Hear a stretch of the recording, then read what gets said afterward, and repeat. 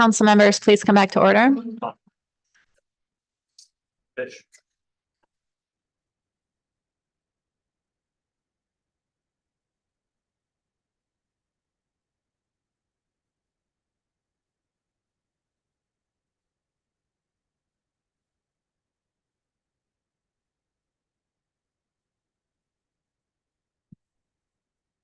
Good morning, everyone. This is our the last day of our meeting, and we have a couple agenda items left after finishing up with D2. I just wanted to notice for the public that we may have to drop one of our agenda items because of time constraints. That would be, if we do have to do that, I'll make that call after we finish action on D2. But it'll likely be D4, the AFA program review. But again, I'll make that determination based on timing this morning. So we are on public testimony for D2 as a reminder to the public. Because of the amount of people signed up, the time limitation is 3 minutes for individuals, companies, associations, and organizations. And appreciate efficient testimony, and you'll have for those participating remotely, please be in a place with good internet connection so we are able to hear you clearly. So next on our list for public testimony is Michael Heligso, and he's scheduled to join us remotely.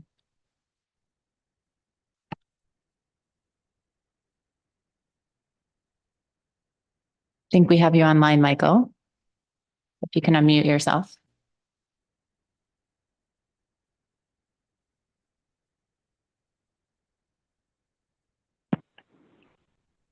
Hello, can you hear me now?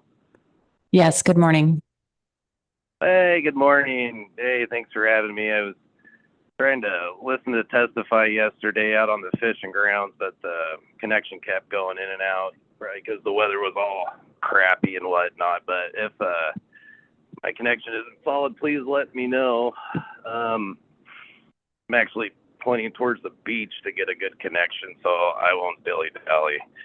My name is Mike Heligso. I'm a third-generation fisherman with 3 young kids that have lived and fished around Kodiak all my life. I participated in many fisheries around the island, and I'm currently still involved in crab, trawl, halibut, and tendering. I'm part owner of a vessel that depends on both crab and trawl to get by and feed the families involved in our operation. These STAD areas, 525702 and 525630, are important to all fisher folk regardless of fishing/gear sector and vessel size because of the abundance of multiple species and the fact that it's a windshield in bad northwest weather. For the most part, trawl has had no directed cod fishery in a while, but things are trending up for cod, and there's legitimate optimism for the future. These STAD areas don't just represent some of the most historical cod trawl grounds in the Gulf, but are also abundant in pollock, flats, and more recently, black cod and rockfish. The amount of black cod and rockfish that has shown up in these parts has blown me away, and I wouldn't be surprised if they keep exponentially moving in. Last couple of years, we fished our rockfish, black cod, and cod quotas. We fished in those STAD areas. Looking back over the last 3 years, I've bottom fished those STAD areas over 95% of the time we were observed. We had minimal bycatch, and that's recorded.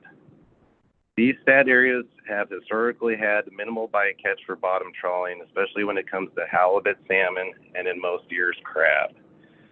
I sincerely feel closing these areas down would undermine the trawl fleet's efforts to mitigate bycatch. I've seen this push before to close down, just area 525702, only to watch the crab continue to thrive into some of the biggest crab quotas in recent memory. Crab closure boxes have been put into place seemingly into perpetuity with apparent ineffectiveness and little to no research into their viability around Kodiak. I know everyone is hurt right now, all sectors, all over the state, and it's an extremely emotional time. But I have no doubts that our awesome community in Kodiak and all the fishers that utilize those grounds can continue to coexist the way we have for decades. I support status quo. I support not closing down any more fishing grounds. Thanks. Thank you for your testimony. See if there are any questions for you.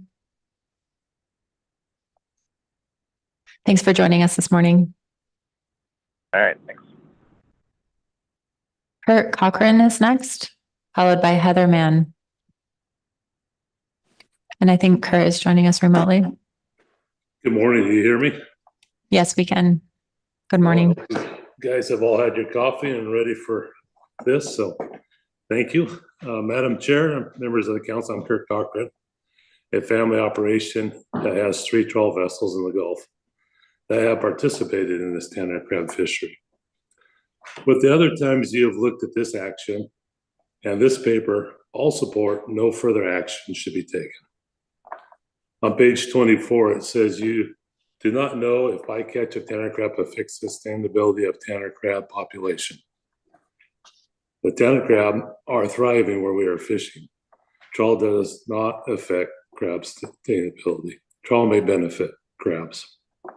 The paper doesn't go into detail about elevated trawl sweeps with no or reduced unobserved crab mortality. If you do move forward, 525-630 is important. It's where we catch most of our sole. Area 525-702, top end, also is important. It has reduced halibut PSC, salmon PSC. In bad weather, heavy freeze and spray, it's where we go to fish for safety reasons. Keeping them open is important to us. This is something I don't usually do, so now listen real closely. If you're going to go forward and look at things, you should look at type 2 Barnabas closure. Close it all year to bottom trawl. It runs from Ugat to Black Point. There's also sea line closures in the area for cod and pollock. Using the same circles to close for bottom trawl would cover the biggest abundance of crab. This would give everyone something or would benefit us all. Then you can look at opening up bottom trawl type 1 Marmot Flats to Alatac Flats, or at least reducing the trawl, the box. Open up type 2 Chirikoff closed box all year to bottom trawl. You can look at hotspot reporting. More observer coverage does not work. And then you should look at how the directed tanner crab fishery has changed. The pot limit, daylight fishing, how often they run the gear.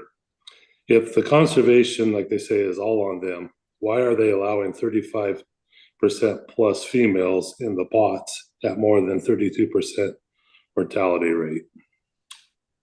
And I think I'll probably stop there with our time restraint. So thank you.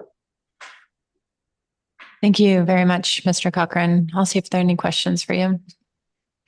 Yes, Ms. Baker. Through the chair, thank you, Mr. Cochran, for your testimony.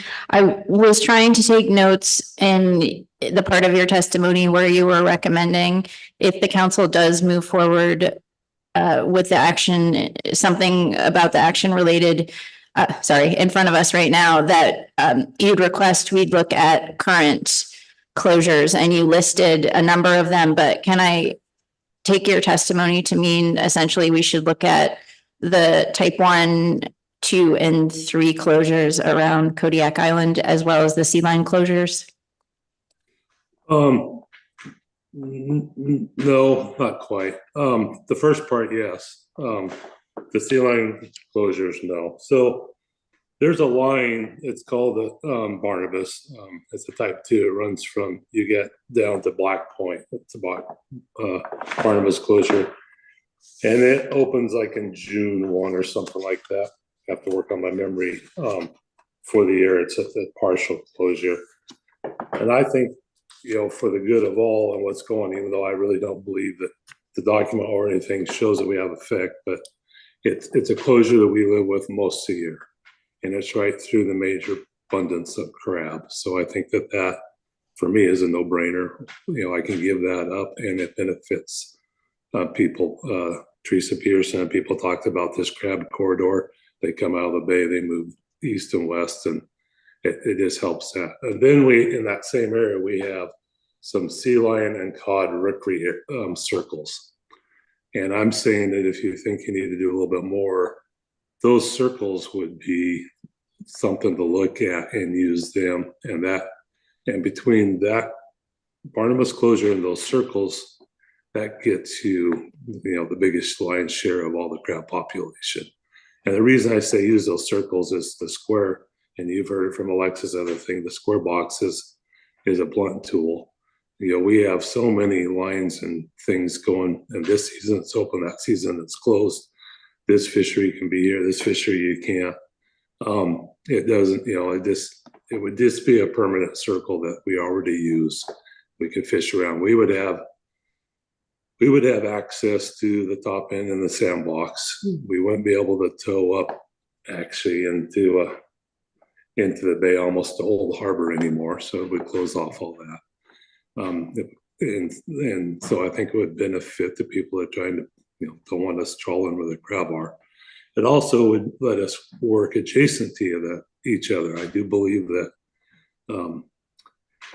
keeping predators down is a big thing. We talk about cod and maybe halibut, but skates and other thing is big. I've had Bering Sea crab fishermen, explain in depth to me how the Mennonite guys not being able to go in and keep the predators down is hurting them out there. And with all our gear technology coexistent alongside it with each other, everybody would not have an effect. And so anyway, I'm just really asking to look at those two closures that we already have and just make them year long. The other type of closures down at Chiricahua and up at Alatac or Alatac or Marmot Flats have been there a long time and don't show much of a crab population, 1% in different places. And I think they should be looked at and opened up.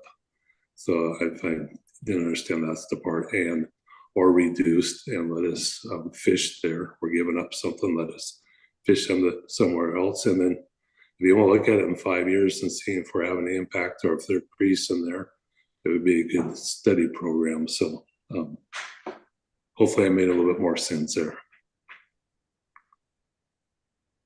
Through the chair. Thank you, Mr. Cochran. That was helpful. No further questions. Thank you for your testimony. Oh, Thank excuse you. me. Excuse me, Mr. Cochran. Yep. We have another question for you, Ms. Kimball. Sorry about that. Thank you for your testimony. And I was trying to follow your list, but I wasn't sure if I heard whether like the entirety of the two stat areas that were the focus of this paper were important for the fisheries that you participate in. They're very important. Yes. So in the 5-630, it's important to us because that's where majority of our soul comes from. And like Mike said, we fish rockfish, black cod. I mean, even gray cod there, everything was there. Then as you move up to the top end where the majority of the crab are, that 5-2-5-702 is important because it has reduced halibut PSC. So if we're trying to put up clean numbers and do good, that's where we go. Salmon PSC is usually lower in that area, especially if we're pollock fishing. They're using bottom gear for pollock. It's really important. And then in the bad weather, with heavy freeze and spray, that's where we go for safety because it blocks that north or northeast wind that brings that up the top end of the island. It's a funnel. The lower end, it's a funnel, but right there's enough mountains that we can fish and be safe. And in the past, we've done a lot of cod fishing and all that. Actually, a broader range of years would show you how important all that area is to us. We've kind of been closed down on cod and we've been kind of closed down on sole in the last few years, but that's a pretty important area. So thank you. Thank you. Thank you again for your testimony. Have a great day. You too. Next up is Heather Mann, followed by Cole Hakima. Is Heather online? Okay. We will circle back to Heather. So Cole Hakima, he's scheduled remotely and there will be no questions during this testimony.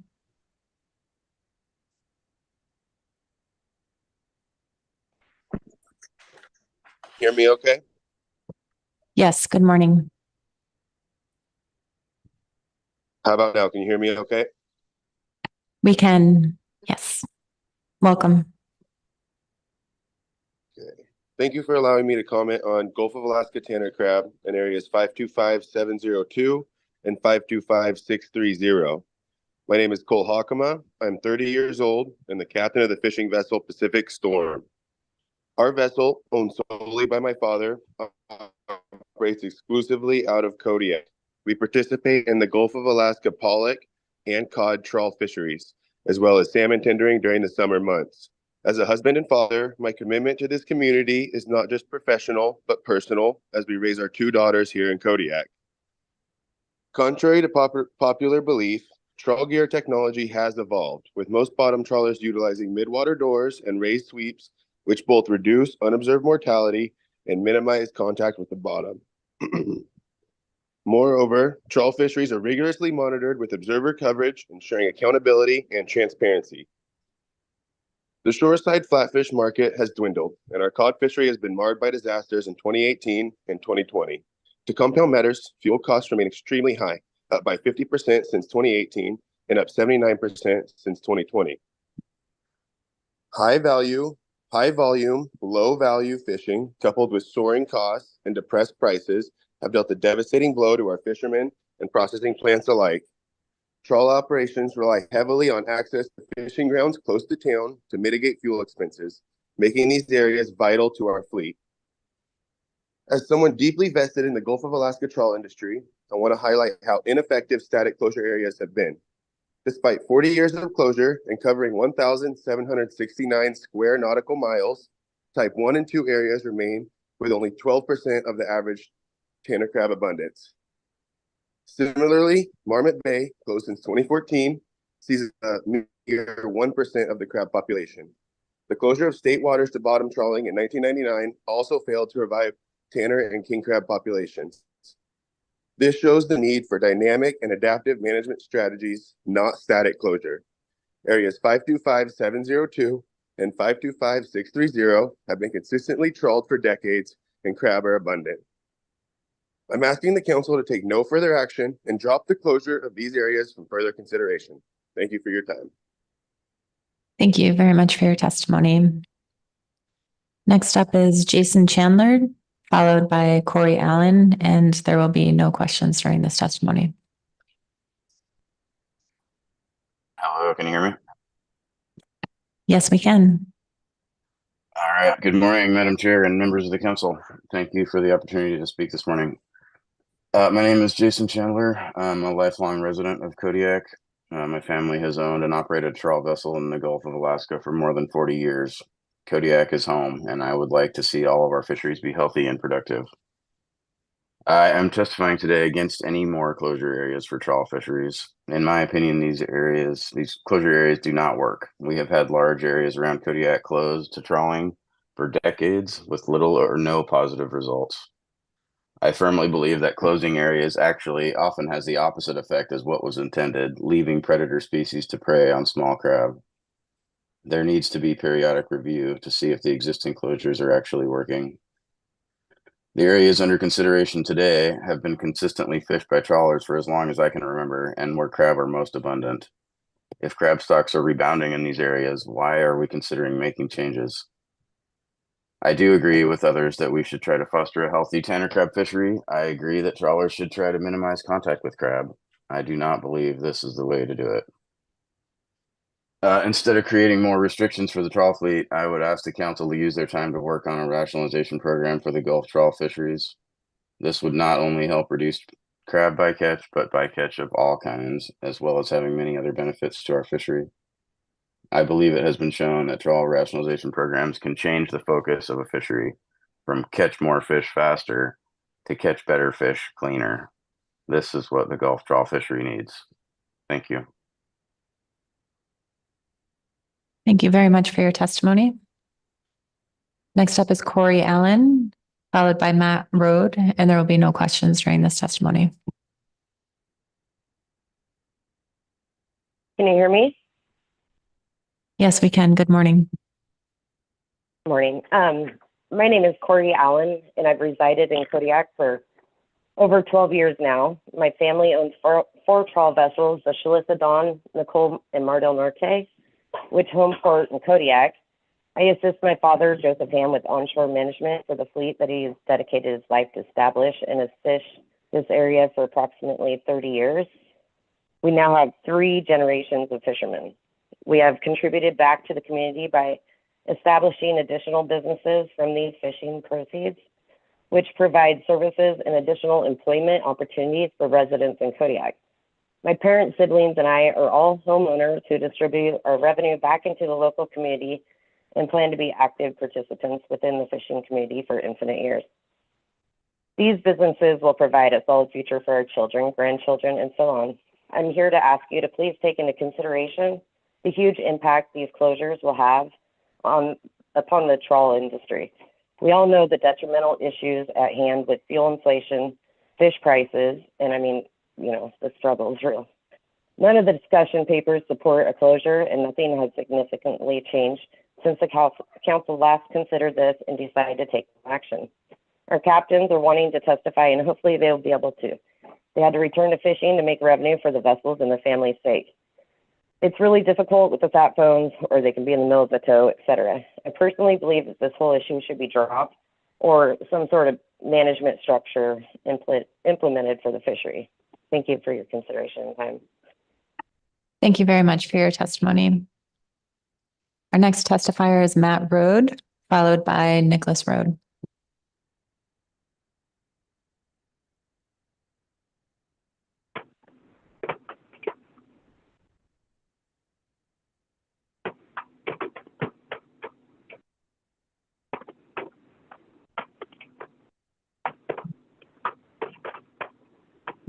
Is Mr. Rode online?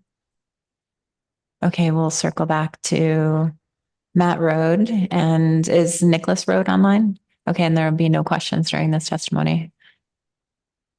Can you hear us, Mr. Rode? It's Nicole Rode. Oh, thank you. Sorry for the mispronunciation. It's okay. Hi, thank you for taking the time to listen to me today. My name is Nicole Rode. I am the wife of Matthew Rode and the mother of our 2 kids. Matt is the captain of the fishing vessel Dawn, one of the smaller boats in the fleet. Fishing has been a struggle for years on our family, and not being able to fish for 3+ months at the end of the year, trying to save up for the winter months off, and then you throw in inflation, consistent high fuel prices, and low fish prices. This year we'll struggle undoubtedly. The fishing grounds we're here to talk about is my family and many families' saving grace. It gives our boats a chance to provide when the weather isn't on our side. It gives our boats and men a safe, close to home area to be able to harvest in our roughest of season and make it home in one piece. If this area gets taken away from my family, we won't survive financially.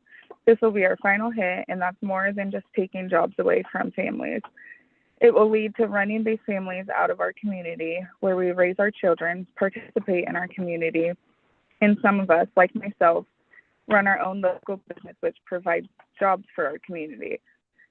But with more declines in our fishing industry, we cannot live life here in Kodiak anymore. Thank you.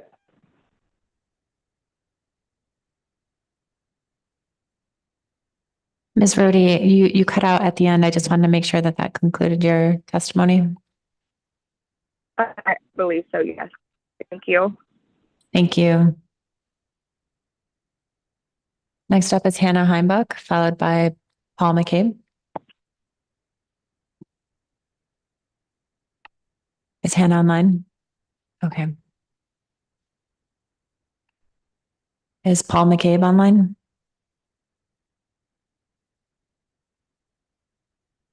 Okay, we'll circle back to Hannah and Paul. Is Brittany McCabe online?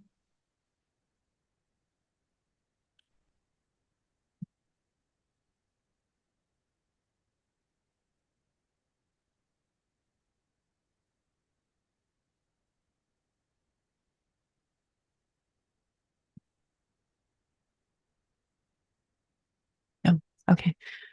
And Robert Harrington is next on our list.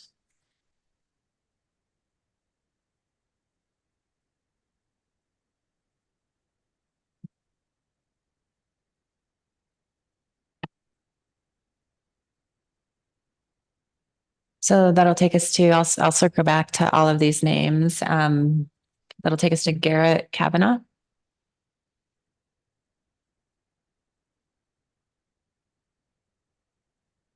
Yes, I think we have Garrett online.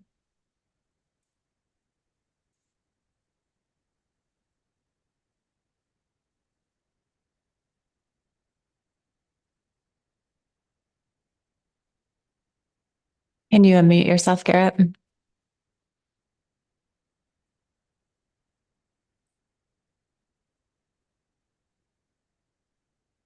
Does he have to press *6?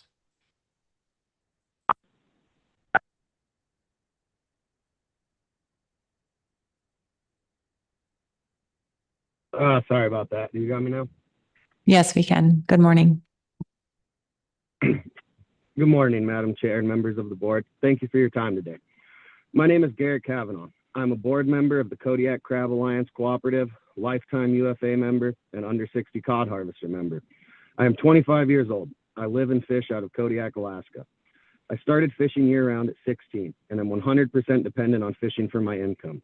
Crab, cod, and salmon are my plan A, B, and C. The stability and health of these stocks directly impact me, my family, and my crew and their families. I am a Kodiak Tanner Crab permit holder and operate our family's 58-foot vessel. Kodiak Tanner Crab stock is the largest in Alaska. The 2022 ADS&G Tanner Survey shows there is another large recruitment year coming up. The same survey illustrates the majority of these crab in all stages of life are located in the southeast and east side sections of Kodiak Island. They rely on a healthy habitat to mate, grow, molt, and thrive. I support the AP motion that asks to move the Gulf of Alaska Tanner Crab protections to initial review. I ask the council focus on the two statistical areas, 525-630 and 525-702. We know that the crab live there year round. I've attached pictures of crab hauls from this year's season. They are examples of how our pots utilize a 7-inch web to sort out juvenile and female crabs. We don't want to handle or sort any crab.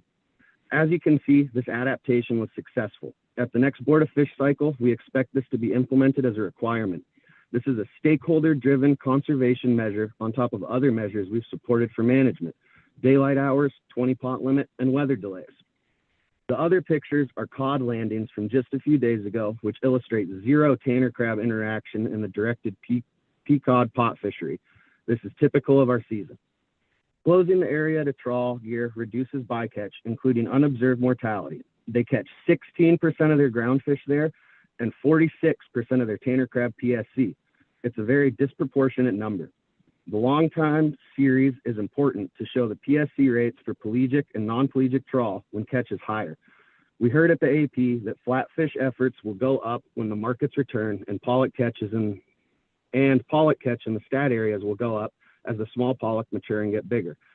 It doesn't seem more observer coverage will help achieve the goals of this discussion paper. The document spells out the issues with the problems and increasing observer coverage would have. What I do know is that it isn't going to reduce bycatch or unobserved mortality. It isn't going to protect the habitat. Trawl closures will. Please move the Tanner crab discussion paper to initial review. We need to start the process of protecting these stocks before it's too late. Thank you. Thank you very much, Mr. Kavanaugh. I have a question for you. Are you seeing the crab fishery participation dispersed pretty extensively across the statistical areas that you're advocating for closure, or is the fishery more concentrated in subregions of these areas? I would say I'm advocating for both regions. I feel like the crab are pretty abundant throughout it as they move up and down that gully. Okay, thank you for that. Next, I'm not seeing any additional questions. Appreciate your testimony. All right, thank you. So next up is Riley Spence, followed by Rebecca Skinner. Riley's not online. Okay, we'll circle back to Riley. Is Rebecca online?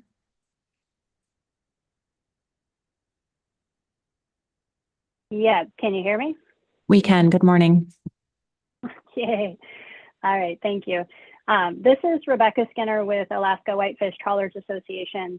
AWTA is a Kodiak-based association whose members trawl, fish tanners, halibut longline, and tender salmon in the summer. Our boats are based in Kodiak with Kodiak captains and crew. I ask the council take no further action. Looking at the big picture, one has to ask, number one, is there a problem? And two, can council action fix that problem? There's not a problem warranting council action. You've heard from lots of tanner fishermen that the stock is doing well, thriving even. Total tanner bycatch from all sources except state pot cod was 0.03% of total abundance in 2022. Is trawling inhibiting tanners? Tanner abundance is concentrated in an area that has been consistently trawled for decades, with 2023 being the highest tanner GHL in 40 years. In order for council action to fix a problem, the problem has to be clearly defined. The problem is not current tanner abundance. The problem is not impacts of trawl on tanner habitat, since tanners are in trawled areas and not at Marmot, which was closed to trawl specifically to benefit tanners. Which begs the question, what does success of any council action look like? Abundance of legal tanners is trending down as forecast by ADF&G and will continue to trend down, but not because of trawl. Static boxes and static closures don't support flexible and climate-ready fisheries. There are lots of information and data gaps. These are not going to be answered sufficiently in the next 2 years to support closure regulations. If tanner bycatch is a problem, then we lack adequate monitoring on federal pot cod fisheries and have zero monitoring on state pot cod fisheries. This despite the papers indicating that pot cod bycatch is comparable to trawl bycatch. If we need to understand where tanners are, we have survey data by station level, but there's a 1-year lag in when that data is available. Catch data tells us something about tanner location, but it is reported by stat area and could not inform smaller scale closures. In addition, we don't fully understand impacts from predation or how removing predators impacts tanners. It would be unfortunate to close these stat areas and cause tanners to crash. The council must consider how to best dedicate its time.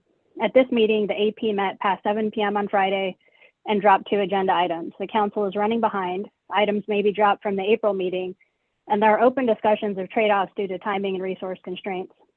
Moving forward with this action will not result in substantial benefits and will needlessly cost trawl fishermen time and energy defending their fishery.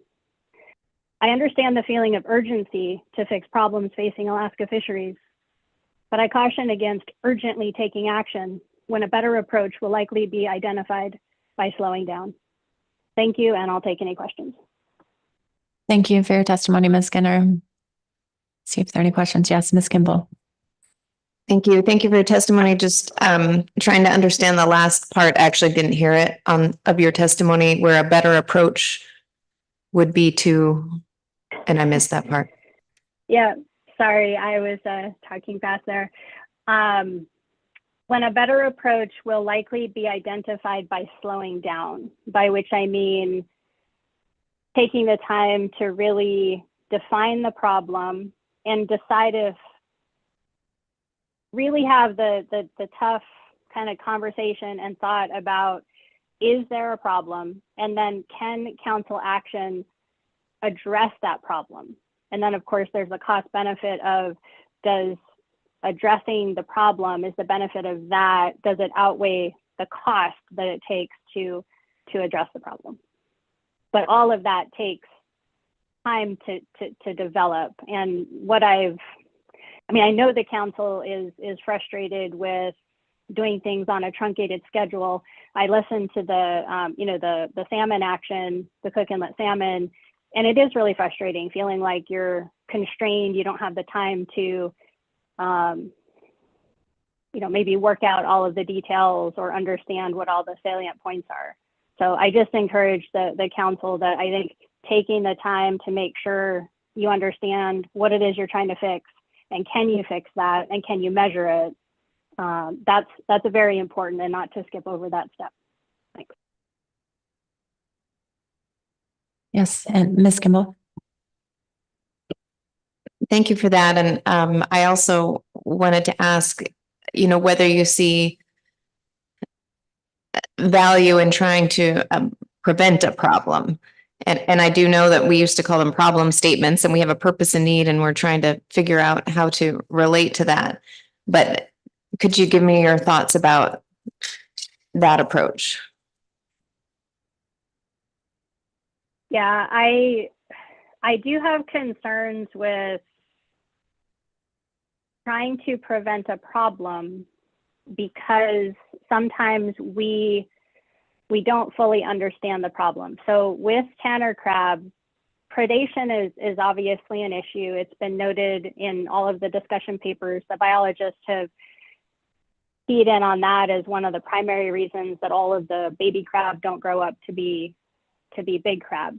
So we know predation is an issue. If we start putting in closures and limiting groundfish fisheries, so of the type of creatures that we know eat crab, baby crab, I feel like we literally don't know what would happen.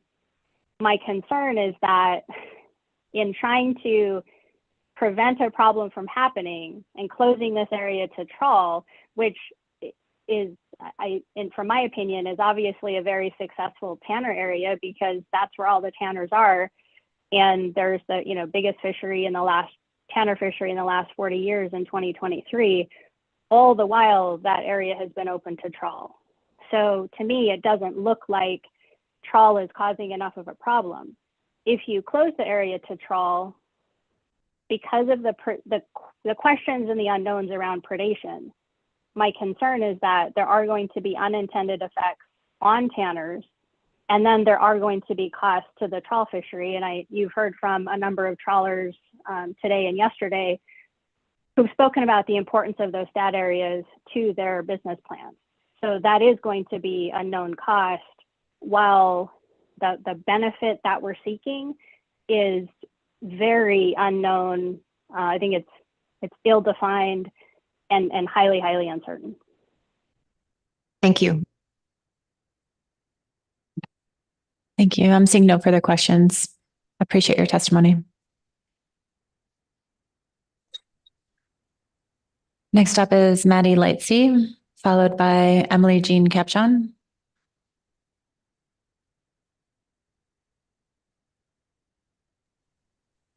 Can you hear me? Yes, we can. Thank you, Madam Chair and council members. My name is Maddie Lightsey. I grew up in a commercial fishing family in Homer, Alaska, and my family owns and operates Alaska Boats and Permits, the largest marine brokerage in Alaska. Today, I'm testifying on behalf of the North Pacific Fisheries Association, of which I am a board member. NPFA is a commercial fishing organization based in Homer, Alaska, representing roughly 65 family fishing operations using a variety of gear types and vessels. NPFA has a long history of involvement in Alaska's crab fisheries. We were originally founded in 1955 as a marketing association for price negotiations with processors for the king crab fishery in Kachemak Bay.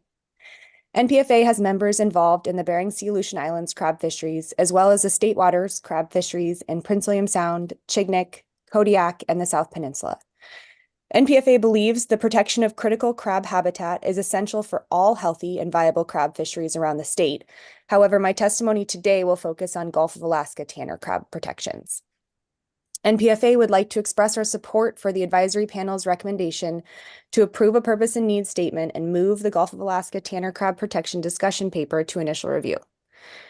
The Kodiak tanner crab fishery has become an important source of winter income for many NPFA members in a time when cod stocks and prices in the Gulf are at historic lows, and poor salmon prices and market conditions have challenged Alaskan community-based fleets. Fishermen from all over the state, as well as Kodiak's local fishing communities and economies, have benefited from the recent cyclical increase in tanner abundance in the Gulf. The Kodiak Tanner fishery finds itself at a recent historical high point in participation and abundance. More than 130 vessels participated in the fishery this year. Without meaningful protections, we risk the disappearance of yet another iconic Alaska crab fishery, which has financial impacts beyond just annual earning potential, employment, and tax revenue. Fishermen have invested heavily into this fishery, including retrofitting vessels, gear investments, and limited entry permits. The value of Kodiak Tanner permits for vessels under 60 feet topped out at $80,000 in both 2022 and 2023. This year, they topped out at $45,000. The discussion paper highlights the importance of statistical areas 702 and 630 as areas of high tanner abundance. Between 2013 and 2023, an average of 41% of legal male tanner crab were found in these two areas alone. Protection of these two areas is paramount to the health and longevity of the stock around Kodiak Island. The discussion paper identifies non-pelagic trawl as the largest bycatch user of tanner crab in these areas, and jig and pot gear as the smallest. NPFA would also like to request that the timeframe for the action be increased from a 5-year period to a 10-year period, given that the COVID-19 pandemic falls directly within the 5-year time series contained in the analysis, wherein data was sparse and we saw a significant reduction in non-pelagic trawl effort. Broadening the time series would help to smooth out data and gaps. The non-pelagic trawl fleets in question are not subject to 100% observer coverage, which leaves too many variables and uncertainties in bycatch accounting. In the Bering Sea Aleutian Islands, tanner crab is above the 10% threshold for habitat disturbance. While the Bering Sea Aleutian Islands is not the Gulf, the species has similar critical habitat regardless of the area. Given such conditions, erring on the side of caution with regard to habitat and species protection should be an easy decision for the Council to make. Absent such a decision, we are inching towards a scenario. Ms. Lightsey, I'm really sorry to interrupt, but it looks like your timer has expired. This is my last sentence. Can I finish? Thank you. Absent such a decision, we're inching towards a scenario in which the Council takes a broad position, whether tacit or express, that trawling doesn't meaningfully impact C4 habitat or that such impacts aren't harmful to other species. Thank you very much for the time and for the opportunity to testify. Thank you for your testimony. We'll see if there are any questions. Seeing none, thanks again.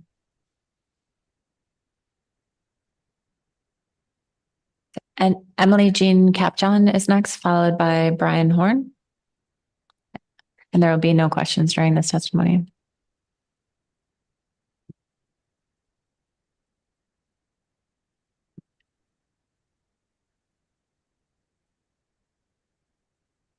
Is Emily here? No, okay.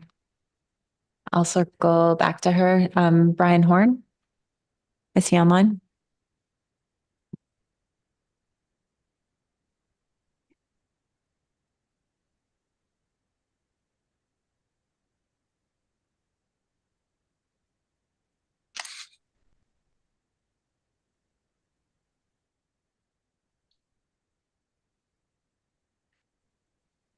And Darius Kasprek, is he online?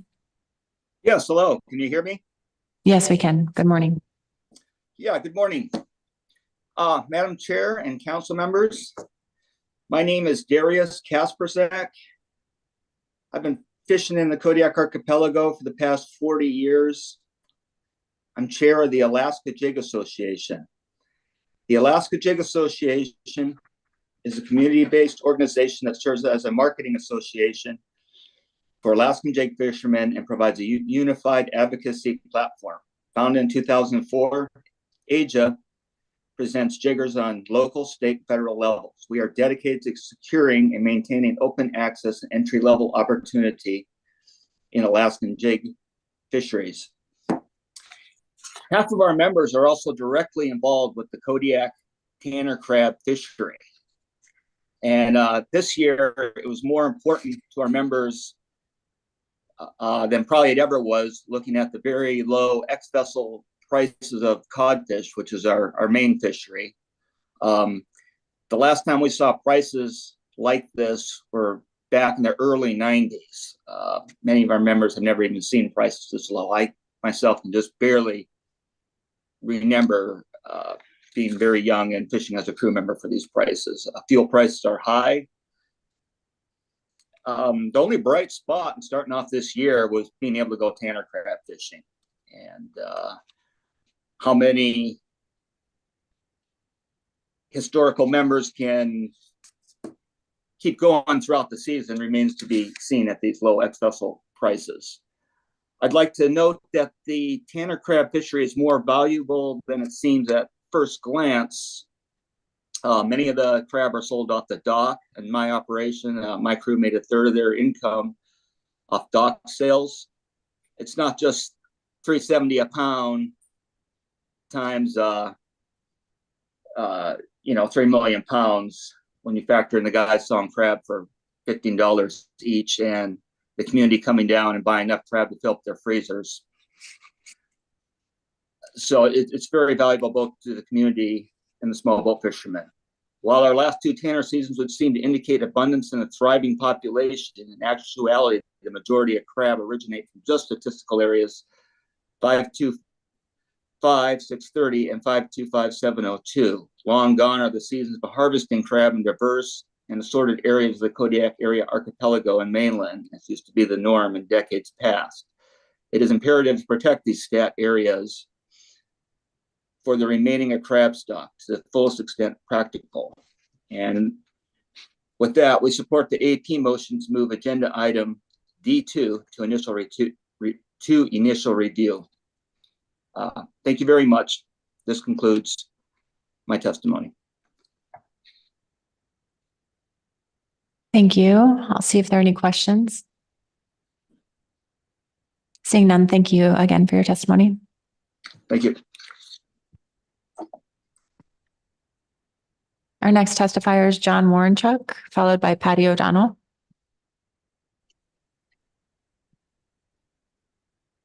Good morning, Madam Chair, members of the council. For Good the morning. record, oh, can you hear me okay? Yes, we can. For the record, my name is John Warrenchuk. I'm Senior Scientist and Campaign Manager for Oceana. Attached to my comments or my sign up is a little visual to help along here. Thank you for the discussion paper. I'd like to thank staff. I think there's enough information here to move forward with an initial review.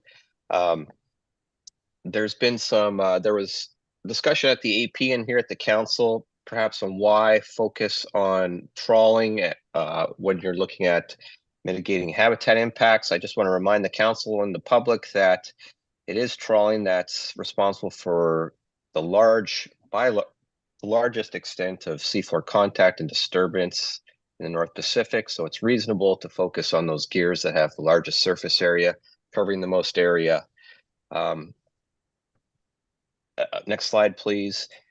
We can see that, what we're asking here, what people are asking for is to take a look at a localized habitat and bycatch and disturbance issue. You're not looking at the impacts on habitat across the entire North Pacific. You're not even looking at impacts of habitat across the entire Gulf of Alaska or across the entire range of a stock. You're looking at a very specific area. Now, Barnabas Gully is particularly important, where the Tanner crab are now concentrated in abundance, and it's kind of their last remaining really good habitat in the Gulf of Alaska. Next slide, please. As you move forward with this issue, we're quite lucky that there's a lot of information to go into an analysis and future to support your decision here. This map here is just a map of trawl tracks that we estimated from AIS satellite data. This just gives you a good visual of the overlap of trawl activity that's occurring now in that Barnabas Gully area. And for whatever reason, that's an area that the crab are now concentrated in. Next slide, please. You do have Dr. Harris and Dr. Rose presented for an hour on all the information that's available to assess trawl impacts. And a lot of money has been spent and a lot of time has been spent talking about the fishing effects model. Well, let's apply that here today to this problem. This slide here is a demonstration of the fishing effects model on a particular habitat feature. Habitat features that take 2 years to grow. You can notice that in Barnabas Gully, a lot of those habitat features are disturbed. Next slide, please. In this next slide, these are habitat features that might take up to 5 years to grow back. Again, Barnabas Gully is starting to lose those features. Next slide, please.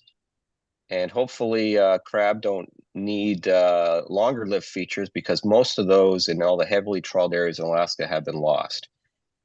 Next slide, last slide to conclude. Again, we're going down a path which is along the lines of best practices for managing trawl impacts and trawl interactions. Again, we're considering you can consider all these alternatives, including limiting the trawl footprint, protecting areas by habitat, changes in gear design, reducing trawl effort, and protecting and actually setting quotas for some of the habitat bycatch. We haven't even gotten to that yet. In Canada, there's bycatch quotas for corals and for sponges, and they are small. They are small on the order of salmon bycatch quotas. So Mr. Warrenchuk, I apologize to interrupt, but do you have a concluding statement? That is it. Thank you. Okay, thank you. We'll see if there are any questions for you.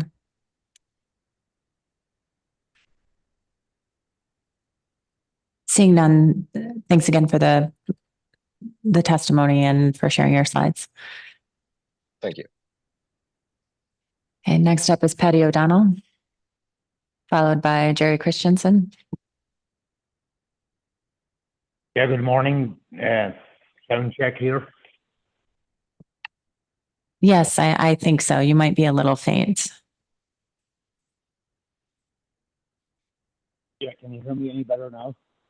No, that's actually a little worse. Sorry about that. Give me a second here, please. It's sounding a lot clearer now.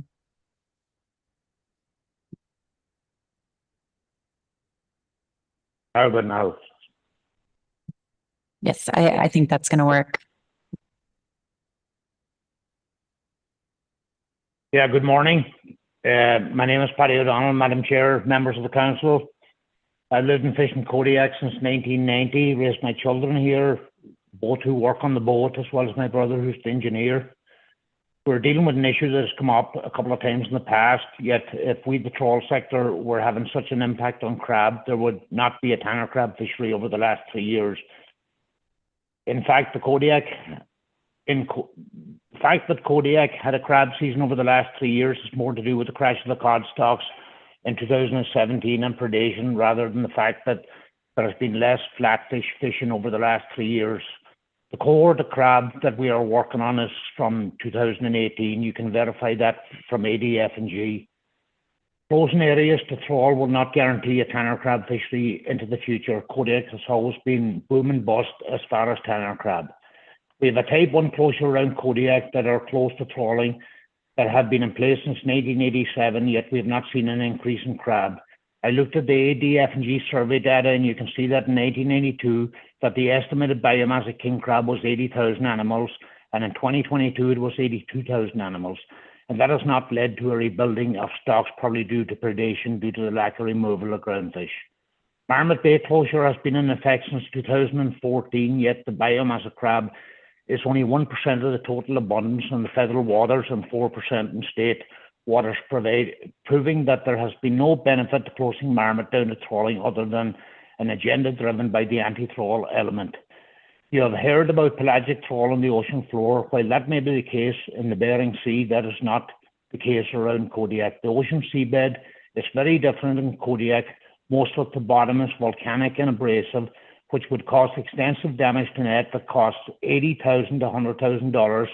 Most of the pollock fishing in A season is done in the Shelikoff in Area 620 and off the shelf in Area 630, with some occurring in a canyon outside Spruce Island, which has a wreck right in the middle of an area fished. With the tanner crab fishery going on, you have 135 vessels deploying 20 pots per vessel for a total of 2,700 pots over the last 3 years. Not all the pots are retrieved. Trawlers run the risk of destroying the pelagic trawls on these pots. In the non-pelagic trawl, we are the very people that remove these ghost pots from the fishing grounds. Oftentimes they still have crab in them. The Kodiak trawl flatfish fishery in the past has been an important part of the Kodiak economy and to the local trawl vessels in Kodiak. We have not always had big quotas of pollock. If you go back in time, you will see that we had pre-announced 6 to 24-hour openers because of low quotas. We may end up there again. Right now, cod stocks are low, markets are depressed for all species, canneries are struggling, and it takes all gear types to keep the community of Kodiak alive. We are all fishermen at the end of the day. I ask that you take no further action at this time, and then if you have any questions on the chart there that's displayed, I will gladly answer them. Thank you. Thank you, Mr. O'Donnell. I'll see if there are any questions for you. Seeing none, thank you again for joining us. So next up, Jerry Christensen, followed by Julie Kavanaugh. I think we have you online, Mr. Christensen. Yeah, can you hear me? Yes, we can. Okay. Madam Chairman and members of the council, my name is Jerry Christensen. I was born in Kodiak and raised in the village of Old Harbor on the east side of Kodiak. These waters have provided for my ancestors for many generations. I'm writing to you as a fourth generation salmon fisherman. I currently own a small seiner, the FD Wendy Ann. We are teaching our commercial and subsistence lifestyle handed down from my Alutiiq heritage to my children.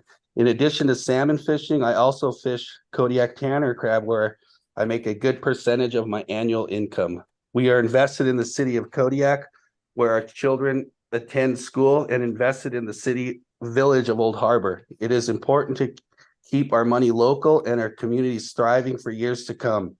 For 10 years, I supported my family off of red king crab and opilio crab in the Bering Sea. We watched our crab counts decline and did not take proper action to protect the crab grounds. Now we are seeing the same thing happen in Kodiak waters. I need to take a better approach in prioritizing and protecting the Kodiak crab grounds. I'm writing to you today to help protect all the traditions and values I stated above. I support the AP motion to move forward. It is important to me that we do our best to protect the areas for breeding, migration, molting, and for the general habitat of our tanner crab populations. Regulations to trawling in the crab grounds where male and female tanner crab are found to migrate, breed, molt, and feed will ensure a healthy future for our small fishery crab stocks for years to come. For the local villages who rely on these stocks, and for a subsistence lifestyle for all. In the research I have done, the areas such as, but not limited to, Marmot Flats, Alitac Flats of the Kodiak District have regulation acts in place restricting trawling in areas dating back several years. We have known that these crab need to be protected and have not taken the proper steps to do so in all areas. I am a small boat owner who is working to evolve and sustain our fisheries. I'm not anti-trawl, but as these boats get larger and the amount of seafloor damage and the returns declining, it is hard not to speak out. Kodiak Island is small, and all of our fishermen need to work together for the greater good of our future harvest and ecosystem. As the owner of a small vessel, I need to express to the Madam Chair and Council the importance of the safety of our small boat fleet. Fishing closer to shore plays key roles in our tanner crab season. Winter holds a variety of weather challenges. We seek shelter in small bays, coves, and surrounding islands because of the very dangerous situations of a small boat. If the trawl fisheries are catching even a small portion of crab, as bycatch the crab grounds, that tells us crab are present and their habitats need to not be disrupted. I have stated some of my concerns regarding add-ins to the AP motion. However, I am not concerned about this additional observer coverage. Thank you for taking the time to hear my testimony and my support of the AP motion to move forward to the initial review for considering making protection to the crab species a priority. Thank you. Thank you, Mr. Christensen. Next up is Julie Kavanaugh, followed by Kirill Basarjan. Okay. Circle back to Julie. Oh. Okay. Kirill Basarjan.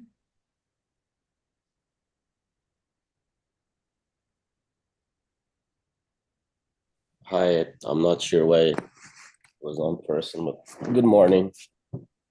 Good morning. Morning, council members. If you can push the slides from 0 to 1 here while I'm reading the testimony, would be great. Council members, good morning. Thank you for letting me testify here. I urge you to protect the GOA's crab population by broadening the closure area, not just the closure area where it's at, but we need to broaden because the crab sits further out. The current proposal to close areas 52572 and 52560 is a step in the right direction, but I strongly believe that the closure area needs to be broadened to ensure the long-term sustainability of the crab fishery. The crab population moves beyond the proposed area, and trawl with a small buffer zone will still catch them. Expanding the closure area will ensure their protection, benefit fishing who depend on a sustainable fishery. Additionally, I urge you to revise the definition of pelagic trawl geared to prohibit bottom trawling. The current loophole harms ocean floors and ecosystems. It's time for responsible fishing practices. Please take a precautionary approach and prioritize conservation. Protect the crab population in our oceans health for future generations. This is the 2023 crab waste that was tossed. If you can go to the next slide, please. And you'll see, I believe on image 2, there how the trawlers destroy the ocean there. And if you can go to the next slide, please. And you'll see the dumping of trawlers fish, which they have caught and just dump it in the ocean, overfishing. There was a trawler argument saying that they put a lot of money into the community. While it's true that some trawlers contribute to the Kodiak community, it's misleading to suggest that the industry as a whole is thriving in reality. Trident is closing down most of their canneries, and most other canneries are struggling and are shutting down. Many businesses in Kodiak are struggling to stay open, and the local economy is in a dire situation. Also, there's let's see here, losing myself. The habitat needs to be saved, and the industry is suffering overall. The Canadian, the Kodiak fleet, trawler fleet, is owned by the canneries, majority of them. And what they're doing is they're taking the advantage and taking out the small fleet. What they're doing is they're dropping prices. And then even the jig fleet is suffering. We're in a dire situation. The jig fleet can't afford to go, and that's the slowest of the low fishery. We need to really look at this and see what the destruction that trawlers are doing to the whole industry of Alaska. That's all I have for now. I had to do my cut my testimony short. Thank you. Appreciate your time. Thank you for your testimony. See if there are any questions for you. Okay. Seeing none, thanks for calling in. Next up is Chelsea Riddell, followed by Tucker Allen.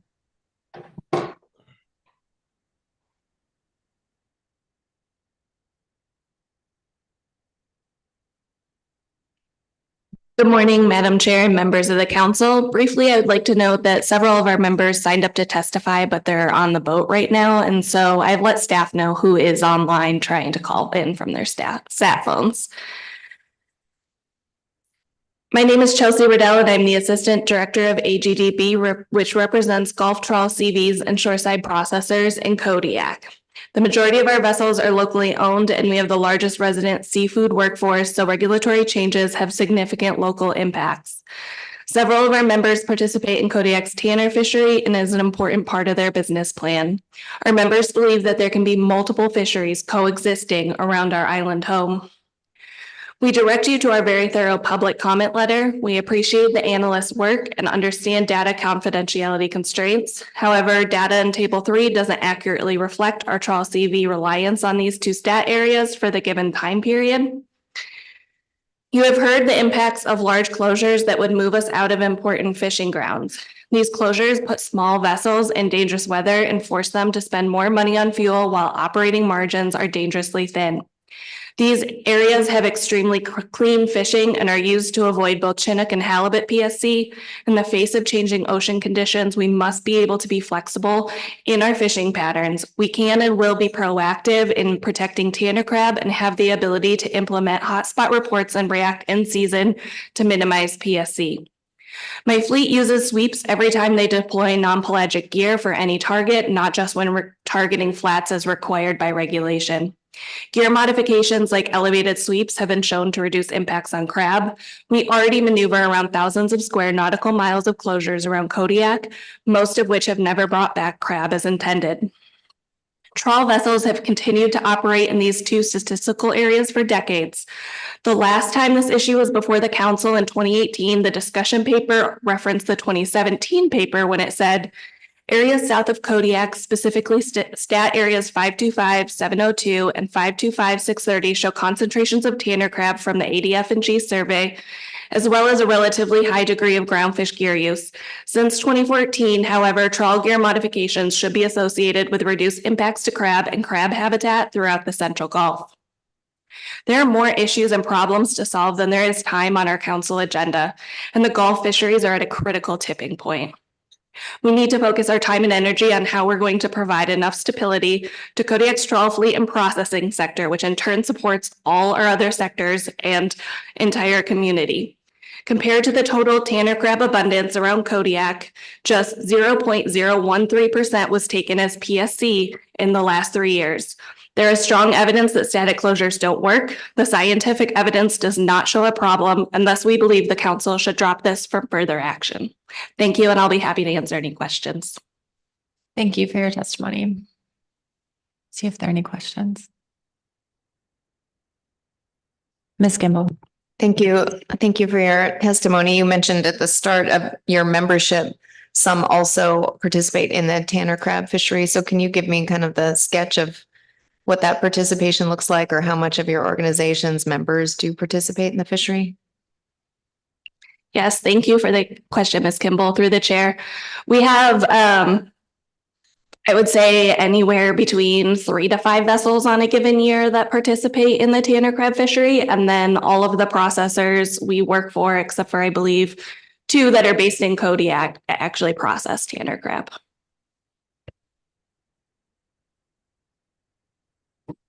Thank you. Tucker Allen is next, followed by Julie Bonney.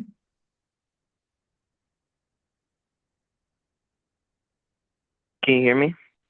Yes, we can. Okay. I'd like to start out by saying a wise woman once told me to never let my education get in the way of learning something valuable. Hi, my name is Tucker Allen. I'm 13 years old and I'm missing school today to be here to speak about my future. I am a third-generation fisherman. I have worked on 2 of my grandpa's boats over the last 5 years. I have tendered every summer with my younger cousin since I was 8. I have flat fished in the area that is being talked about on the fishing vessel Nicole. They are taking so many things away that will affect the fishing industry, and I am worried about our future. I would like to continue to fish on the boats and hope to be a captain like my dad and uncle someday. Thank you. Thank you, Mr. Allen. Not seeing any questions. Thank you for your testimony. Next up is Julie Bonney, followed by Ron Kavanaugh.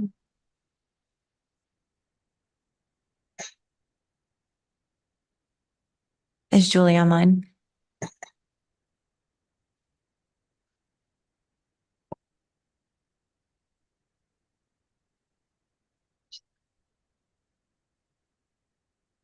She's not online. Okay. Ron Kavanaugh.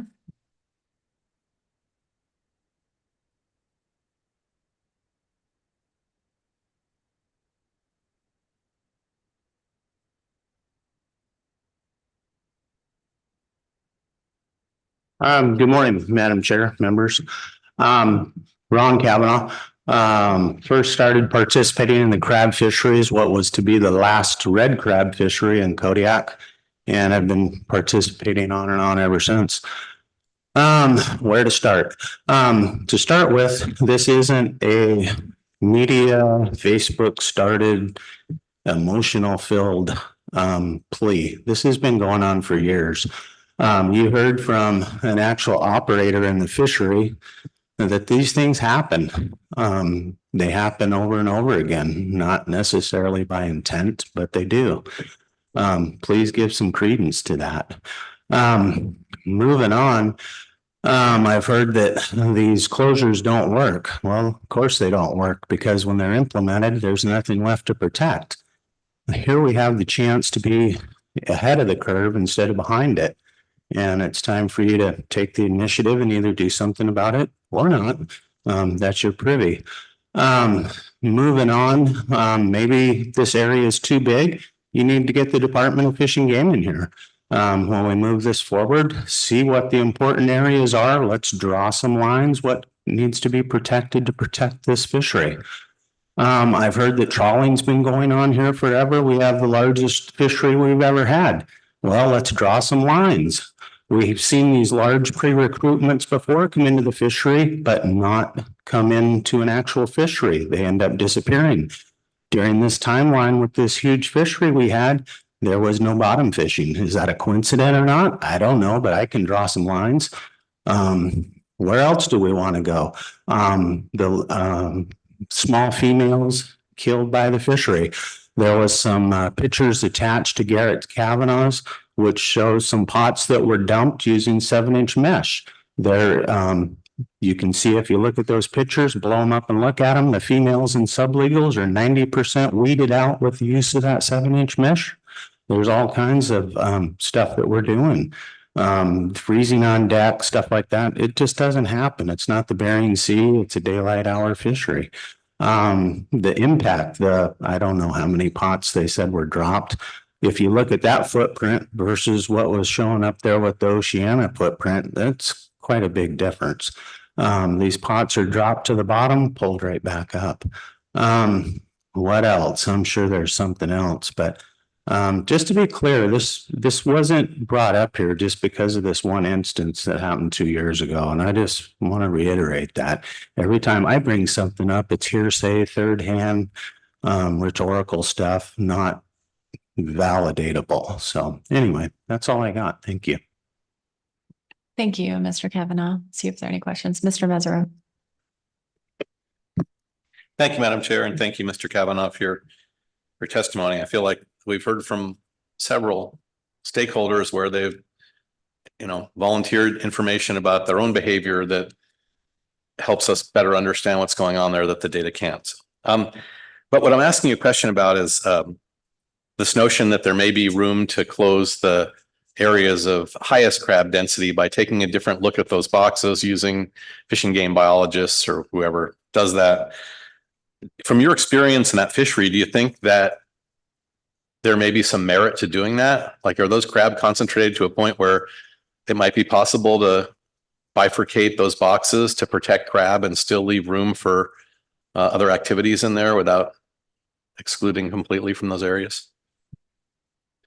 Yeah, I believe that's a discussion that needs to be had with the department and the biologists. And I mean, from looking at that area, I would believe so, but without having that discussion and having them at the table, I think that's a little problematic just to assume one way or the other. Yes, Ms. Vanderhoven. Thank you, Madam Chair. Thank you, Mr. Kavanaugh. So to that point, then, wouldn't it be more efficient for us in this process to get some of that information before launching into an analysis with alternatives that we know would be likely to change? I'm currently told that I don't understand the process. So this process needs to move forward because it's a very slow moving process. And I think it can be integrated into that process as it moves forward. if that's possible. Like I said, I get scolded because I don't understand it. Thank you, Mr. Kavanaugh. Appreciate your testimony. Thank you. Next up is Jamie Goen, followed by Natasha Hayden. Morning, Madam Chair and members of the council. Can you hear me all right? Yes, good morning. I'm Jamie Goen with Alaska Bering Sea Crabbers. We represent harvesters of tanners in the Bering Sea. So you may be wondering why I'm testifying under Kodiak tanner agenda item.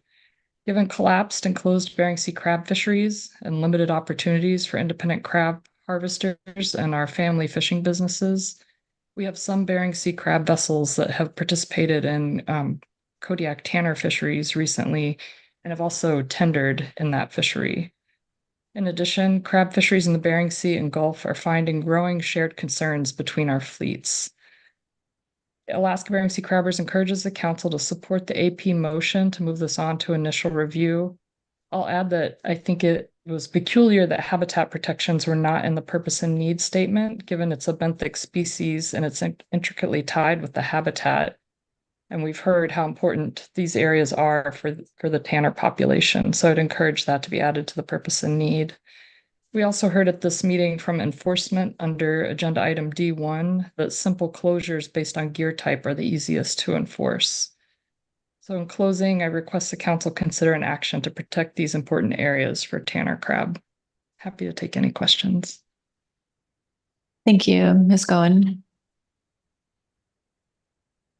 I have just a quick question for you. You mentioned that some of your membership was recently participating in the Gulf. Can you give us an idea of how many or what that looks like? Sorry to cut you off there. Through the chair, yeah, thank you for the question. There's only been a handful of vessels that have participated in recent years. Thank you for that. Okay, seeing no further questions. Thanks for calling in. Okay, next up is Natasha Hayden, followed by Freddie Christensen. Good morning, Madam Chair. Can you hear me? Yes, we can. Good morning. All right. Good morning, Madam Chair and council members. My name is Natasha Hayden. For the record, I represent the Kodiak Island Tribal Coalition. Commenting on the D2 tanner crab protections, we're submitting, I did attach my letter to my testimony, submitting this to request the express support to the council to develop a purpose and needs statement, as well as the elements and options for analysis, and merge the tanner crab protection white paper into an amendment package analysis. The Kodiak Island tribal organizations developed the Kodiak Island Tribal Coalition to provide unified voice of advocacy for Kodiak Island tribes. Currently, our coalition focus is to conserve and protect the health and sustainability of marine resources of the Gulf of Alaska. We're working together to open access to marine resources for rural villagers and small boat fishermen, and providing equitable allocation of marine resources. In 2021, our representatives from 8 of the 10 tribes adopted resolution to organize the Kodiak Island Tribal Coalition and authorized Freddie Christensen as the chair and myself as the vice chair.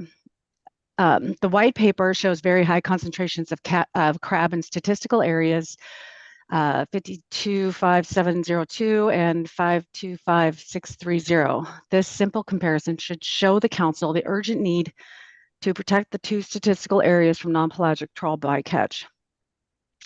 Full or partial closures, observer coverage, as well as a conversation regarding why pelagic trawling is catching so many tanner crabs should all be part of the council's amendment package that moves forward. We emphatically support the National Marine Fisheries Equity and Environmental Justice Strategy, as well as the council's attempts to integrate local and traditional knowledge into council discussions. The equity portion of the strategy is defined in part. The community's contribution will inform NOAA fisheries decisions, and community concerns will be considered in the decision-making process. Local and traditional knowledge held by the Kodiak Alutiiq people strongly assert that it is wrong to waste food, especially food killed and discarded. The decision for the council to move ahead with an amendment package to protect Tanner crab from non-pelagic trawl bycatch will demonstrate that the agency and the council is committed to equity and LTK as defined in National Marine Fisheries Equity and Environmental Justice Strategy. We look forward to continued engagement with the council to advance our Native communities on Kodiak Island and restore the inequities that have been bestowed upon our Sugpiaq people. Thank you for your time, Madam Chair and council members. Be happy to take any questions. Thank you, Ms. Hayden. I will see if there are any questions for you. Seeing none, thank you for your testimony. Thank you. Okay, next up is Freddie Christensen. And then I'll circle back to some members that we have missed.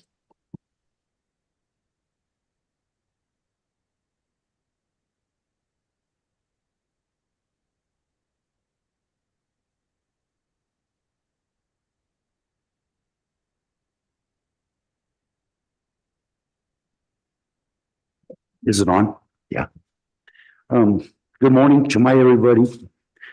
Madam Chair, council members, my name is Freddie Christensen. I apologize for having to use my mask, but I'm doing it because of my wife's health. Anyways, I'm Freddie Christensen, born and raised on Kodiak Island. Fished for over 60 years. Been involved in participating in most species on Kodiak. And I could recall back when I was a kid, the abundance of crab out our back door and the abundance of everything.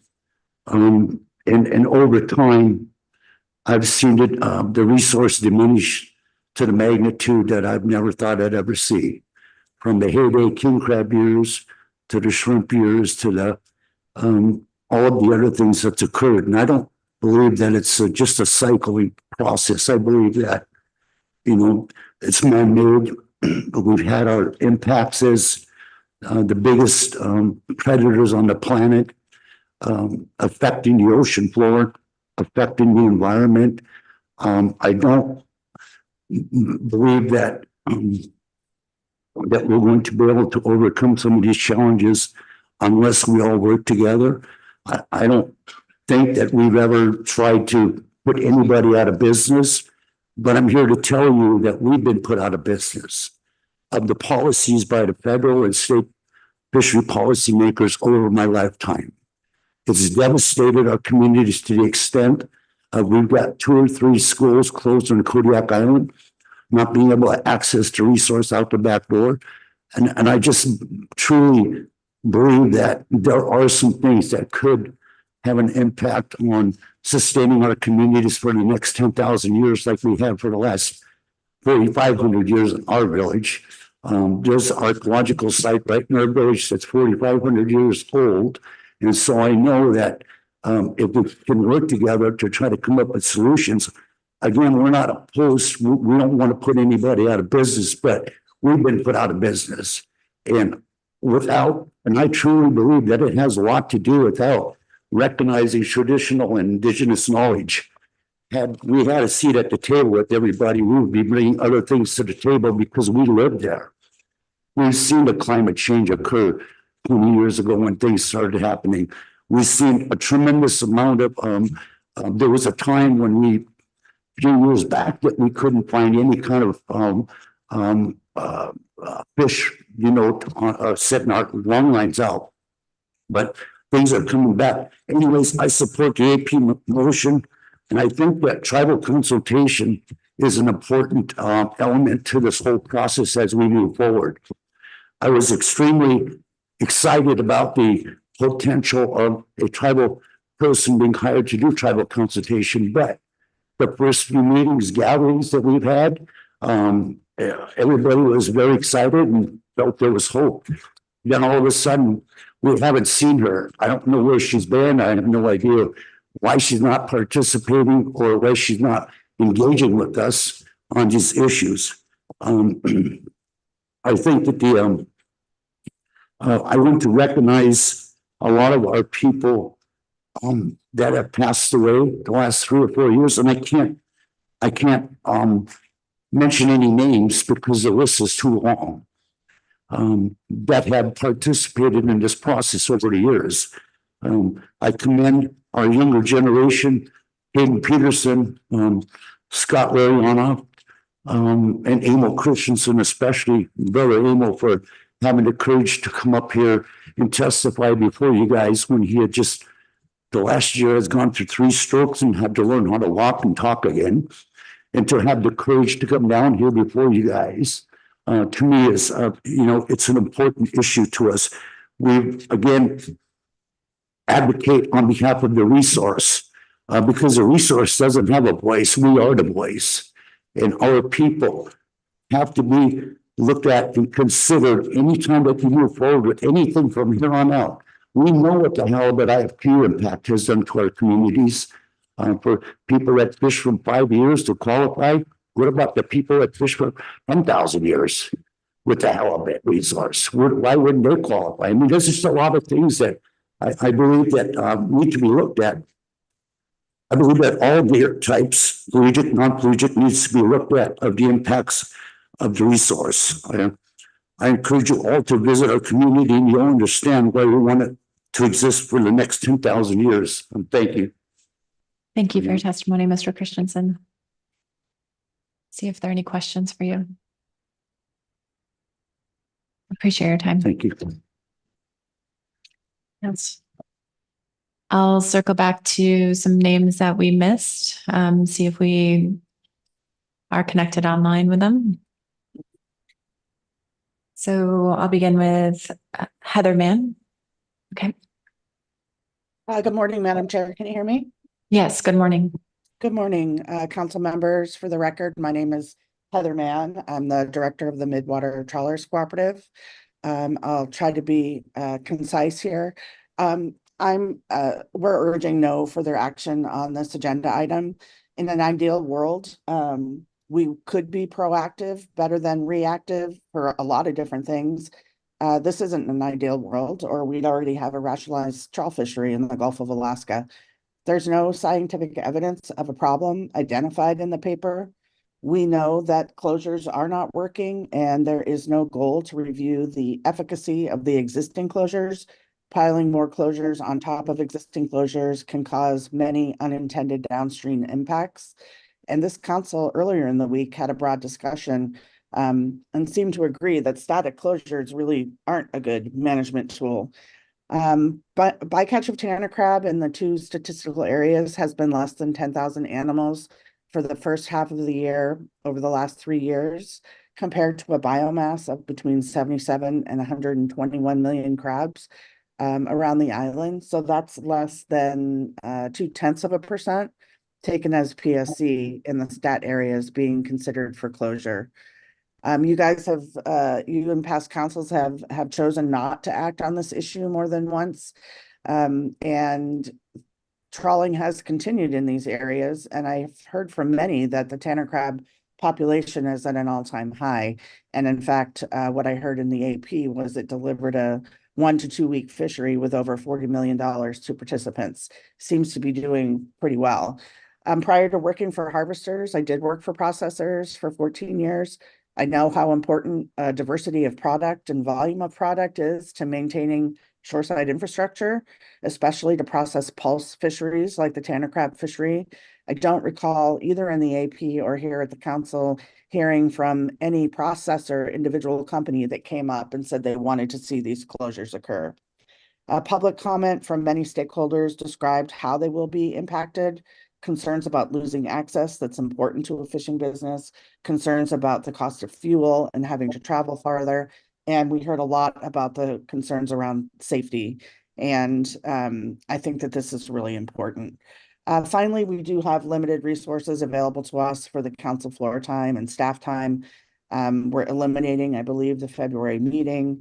We need to use those limited resources, folks, focused on other things like the problems that we have, creating the LAP program for pot cod. Right now, there's 8 items in the batter's box, and that is the pre-meeting, 3-meeting outlook. And so I'm sure that that is going to continue to grow. This does not seem like a good use of our time, energy, and limited resources. So please don't move forward with this at this time. Happy to answer any questions. Thank you, Ms. Mann. I'm not seeing any questions. Thank you. Thank you for your testimony. Okay, Matt Rohde. No, still not online. Hannah Heimbach.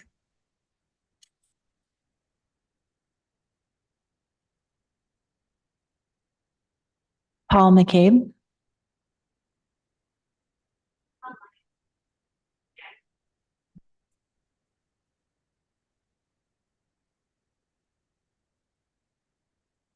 Okay. We'll just pause for a moment and try to establish connection with Mr. McCabe.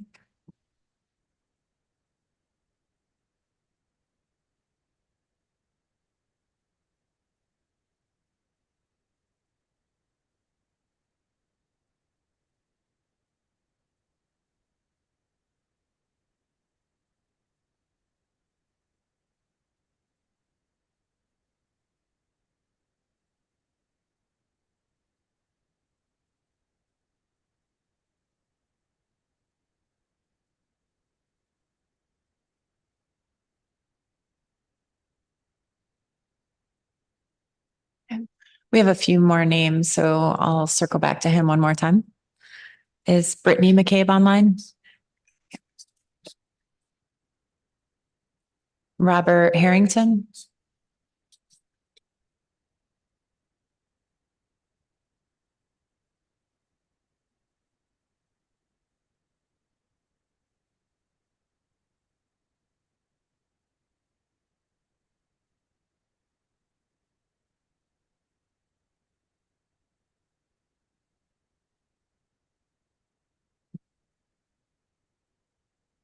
Riley Spence?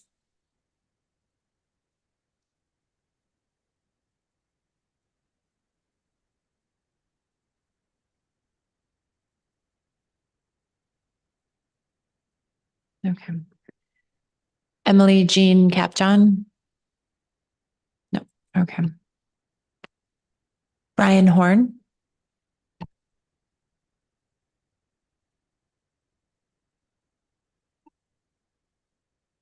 And Julie Bonney?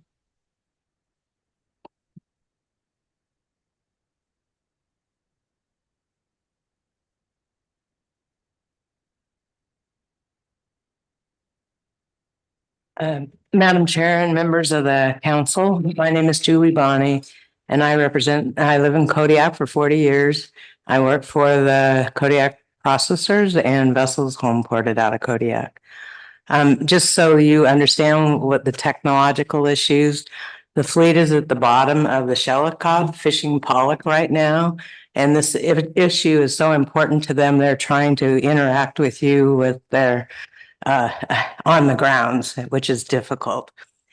The seafood industry is in crisis. Processors under extreme stress due to the inability to sell fish in the marketplace. Ex-vessel pricing has dropped dramatically across all species. The trawl industry is the cornerstone of why Kodiak is a year-round fishing port. Kodiak needs a healthy trawl sector to complement a year-round processing sector, resulting in a healthy Kodiak community overall. The trawl vessels and some processors I work for are in financial crisis, hanging by a thread. Additional regulations that drive up costs may very well drive participants out of the industry to bankruptcy. The council has beat up the Kodiak trawl sector over the last 10 years, yet the council still has not provided the cooperative managements to address bycatch and create efficiencies to control costs. Adding additional management measures such as closing these two stat areas is one more nail in the coffin for our industry, and there isn't even a problem with Tanner crab to solve. The council continues to advocate for climate resilient fisheries and the ability to adapt. Yet based on this action, we would continue to manage based on past practices versus new innovative approaches. This action is not warranted. It is an old school approach. The vision for climate resilient fisheries for the trawl sector, in my mind, include a full portfolio of fisheries, including a viable flatfish, rockfish, pollock, and Pacific cod fishery. This allows participants to move across target fisheries based on quotas, markets, and bycatch management. They need the ability to fish close to town for product quality, control costs, and weather. Static closures do not offer any of these needed additional flexibilities. The discussion paper demonstrates that they have not worked already. Areas that have been closed for 10 years, 40 years don't have crab, and the areas that the trawlers fish do. A much better tool to address interaction with the tanner crab is in-season adaptation reaction to what is going on in the fishing grounds. Large static closures do nothing but hamstring participants. I guess, and then AGD's position is there's no scientific evidence, and so we don't see a problem, and we think this should be dropped. I would note that there's a lot of parallel for what you did with the red king crab savings area approach, where you just really had the close the areas down, and then you went through that whole exercise and ended up because that was really the only alternatives you were looking at. And so at this point, you're looking at the same approach, which is just close there, decide what to close or what to open.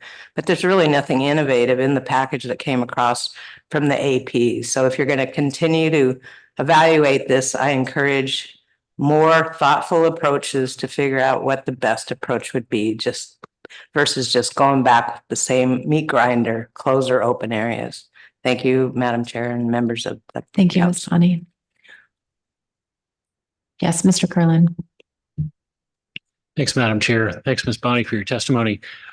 So you referred to in-season adaptive approaches, and what does that look like to you? Is that fishermen making decisions based on real-time information, or are you envisioning some kind of management framework that the council would adopt to help facilitate that? Through the chair, I was envisioning, actually, we had 5 vessels do tanner crab. And so we had an internal discussion about what they saw in the fishery, and then encourage people to avoid one particular area. So I could see and that happened this year, didn't happen before. So I would see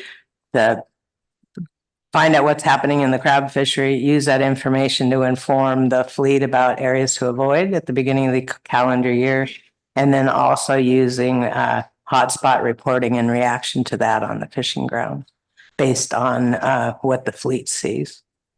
And I would point out the discussion of getting Fish and Game in here to talk about where the crab are and what areas are important or not. I would argue that the trawl sector probably knows better than the agency does, because they spend 52 weeks at sea and fish that area extensively. So they probably know more about the migration and what the areas to avoid would be. So hope that answers your question. Mr. Sagata. Yes, thank you, and through the chair. Thank you for your testimony, Ms. Bonnie. I was wondering if you could just describe for me briefly, it's the first time I've heard processors mentioned as a member group that's testified today, but you also show that trawlers, shore-based trawlers are a part of your group. Can you give me just an understanding of how many of the processors that you represent? Through the chair, thank you for the question, Rudy. We work for all the Kodiak-based processors. And then, I think it's important to talk about the history of that. So that organization was created the Alaska Groundfish was created in 1986. And at that point, the Council of Processes was just getting going, and everybody realized that they needed a science-based approach for management. And so the processors and the trawlers joined together because they felt like that's what the community needed to have year-round processing, would be a healthy trawl sector and also a healthy processor sector. So that was kind of the foundation, the three-legged stool, if you were here for crab, which was community, processor, harvester, is how the stool needs to settle, not one leg shorter than the other. Thank you. And Ms. Gimbel. Thank you. I thank you for your testimony. I just wanted to hear in your response to Mr. Curlin, did you mention whether there's a council role in the alternative approaches that you mentioned? Through the chair, Nicole, thank you for the question.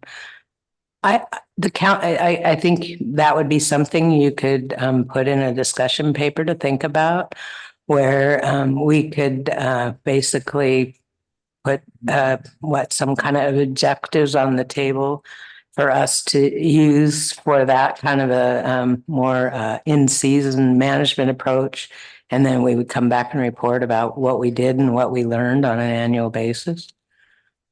That's one possibility. And thinking through that kind of approach and understanding you don't have a co-op or a rationalization program to control how that might work, what kind of proportion of the trawl fleet is in your membership? Or is there an opportunity to work with all trawl vessels in that kind of approach? Through the chair, Nicole, thanks for the question. So we do the co-op management for pollock in the Gulf of Alaska. And so we have a distribution list that includes every trawler that's fished there. When we send out a notice for a fleet meeting, and it includes processors and harvesters, the list is over 100 individuals. So in terms of my organization, I think there's only two vessels that are not members that are, may stay in Kodiak, and Alaska Whitefish Trawlers has those two vessels in their group. So we have 43 vessels in our group. And Mr. Mesereau. Thank you, Madam Chair, and thank you, Ms. Bonnie. I just to get a little clarification on this idea that was brought forth by another testifier regarding bringing fish and game biologists in there to try to look at the areas of highest crab density to perhaps consider some way to share those areas that would provide what everybody might look for. And your response was, I believe, to Mr. Curlin that we'd really be better off to let the trawlers in an unrationalized fishery tell us where those crab are by their encountering them, and then reporting that they're encountering them, so that then the Tanner crab fishery can go to those areas and the trawl fleet can avoid them. Is that what you were suggesting?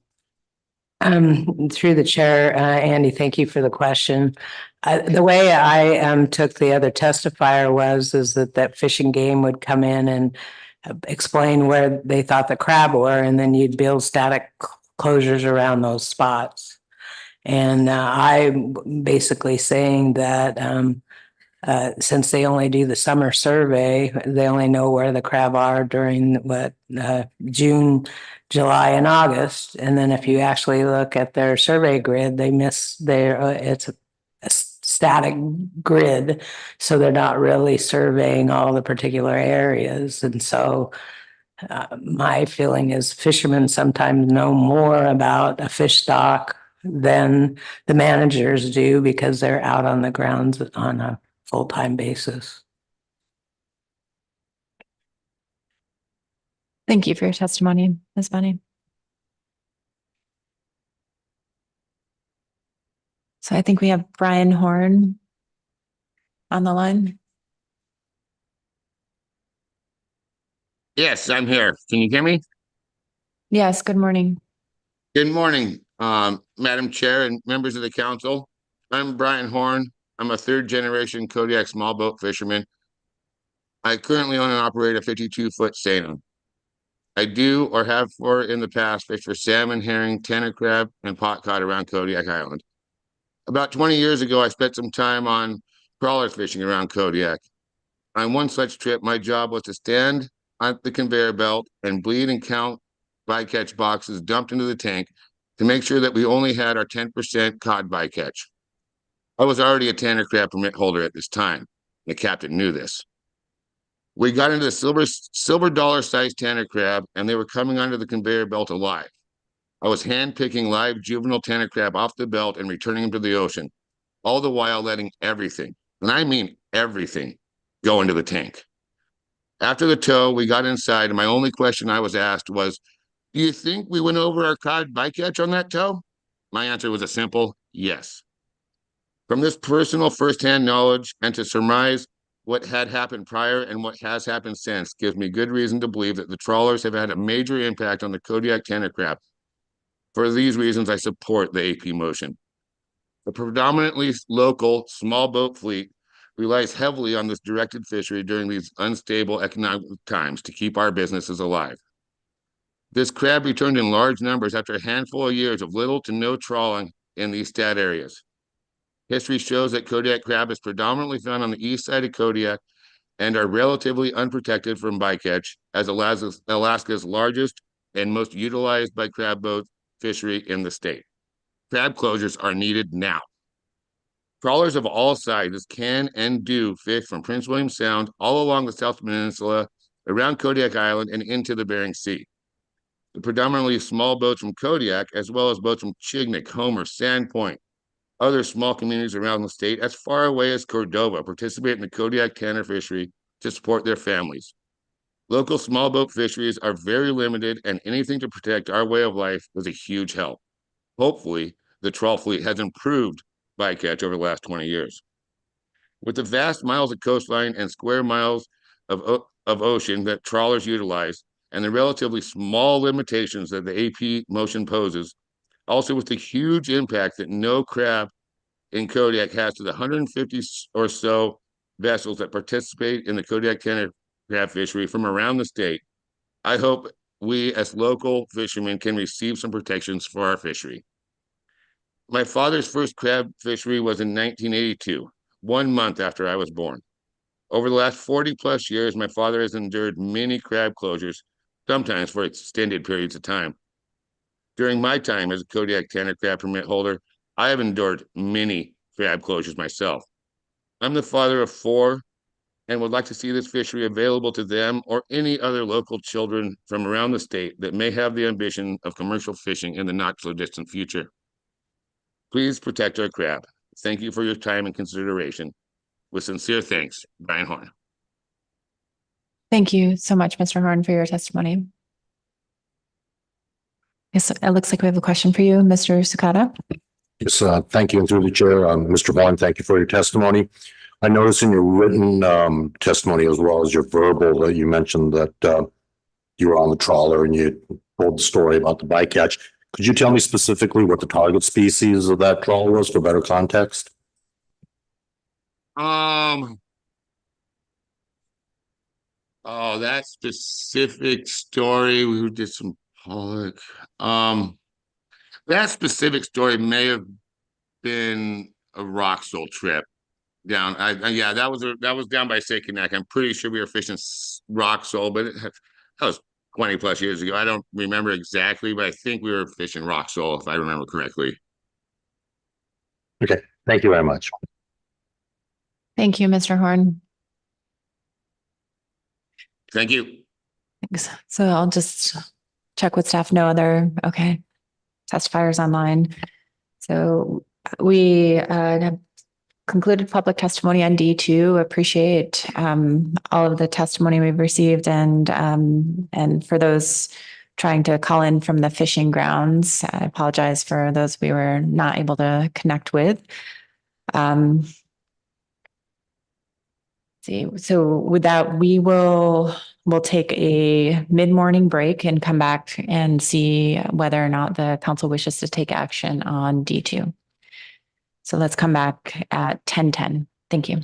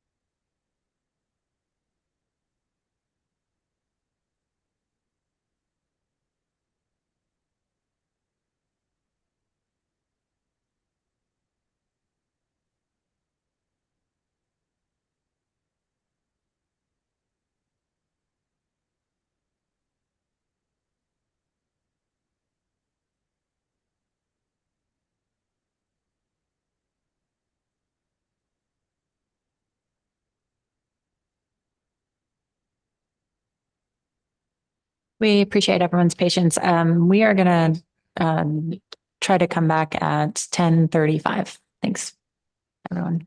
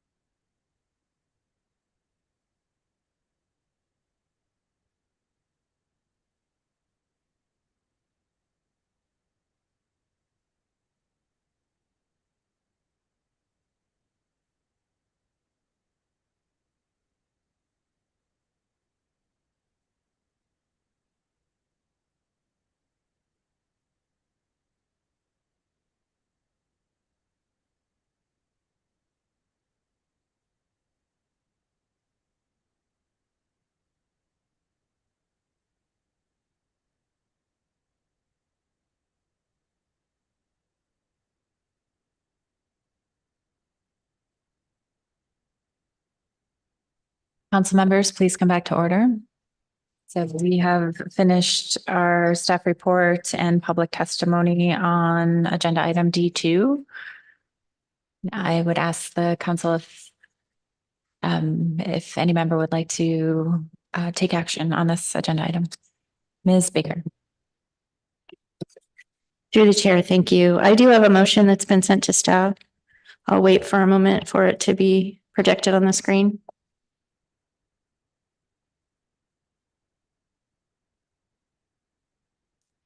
The motion reads, the council requests an expanded discussion paper to inform potential closures to protect Gulf Tanner crab. The paper should also include the following. Staff should work with ADF&G to identify the areas of highest Tanner crab abundance inside the Barnabas Gully in statistical areas 525702 and 525630 for consideration of a smaller closure area.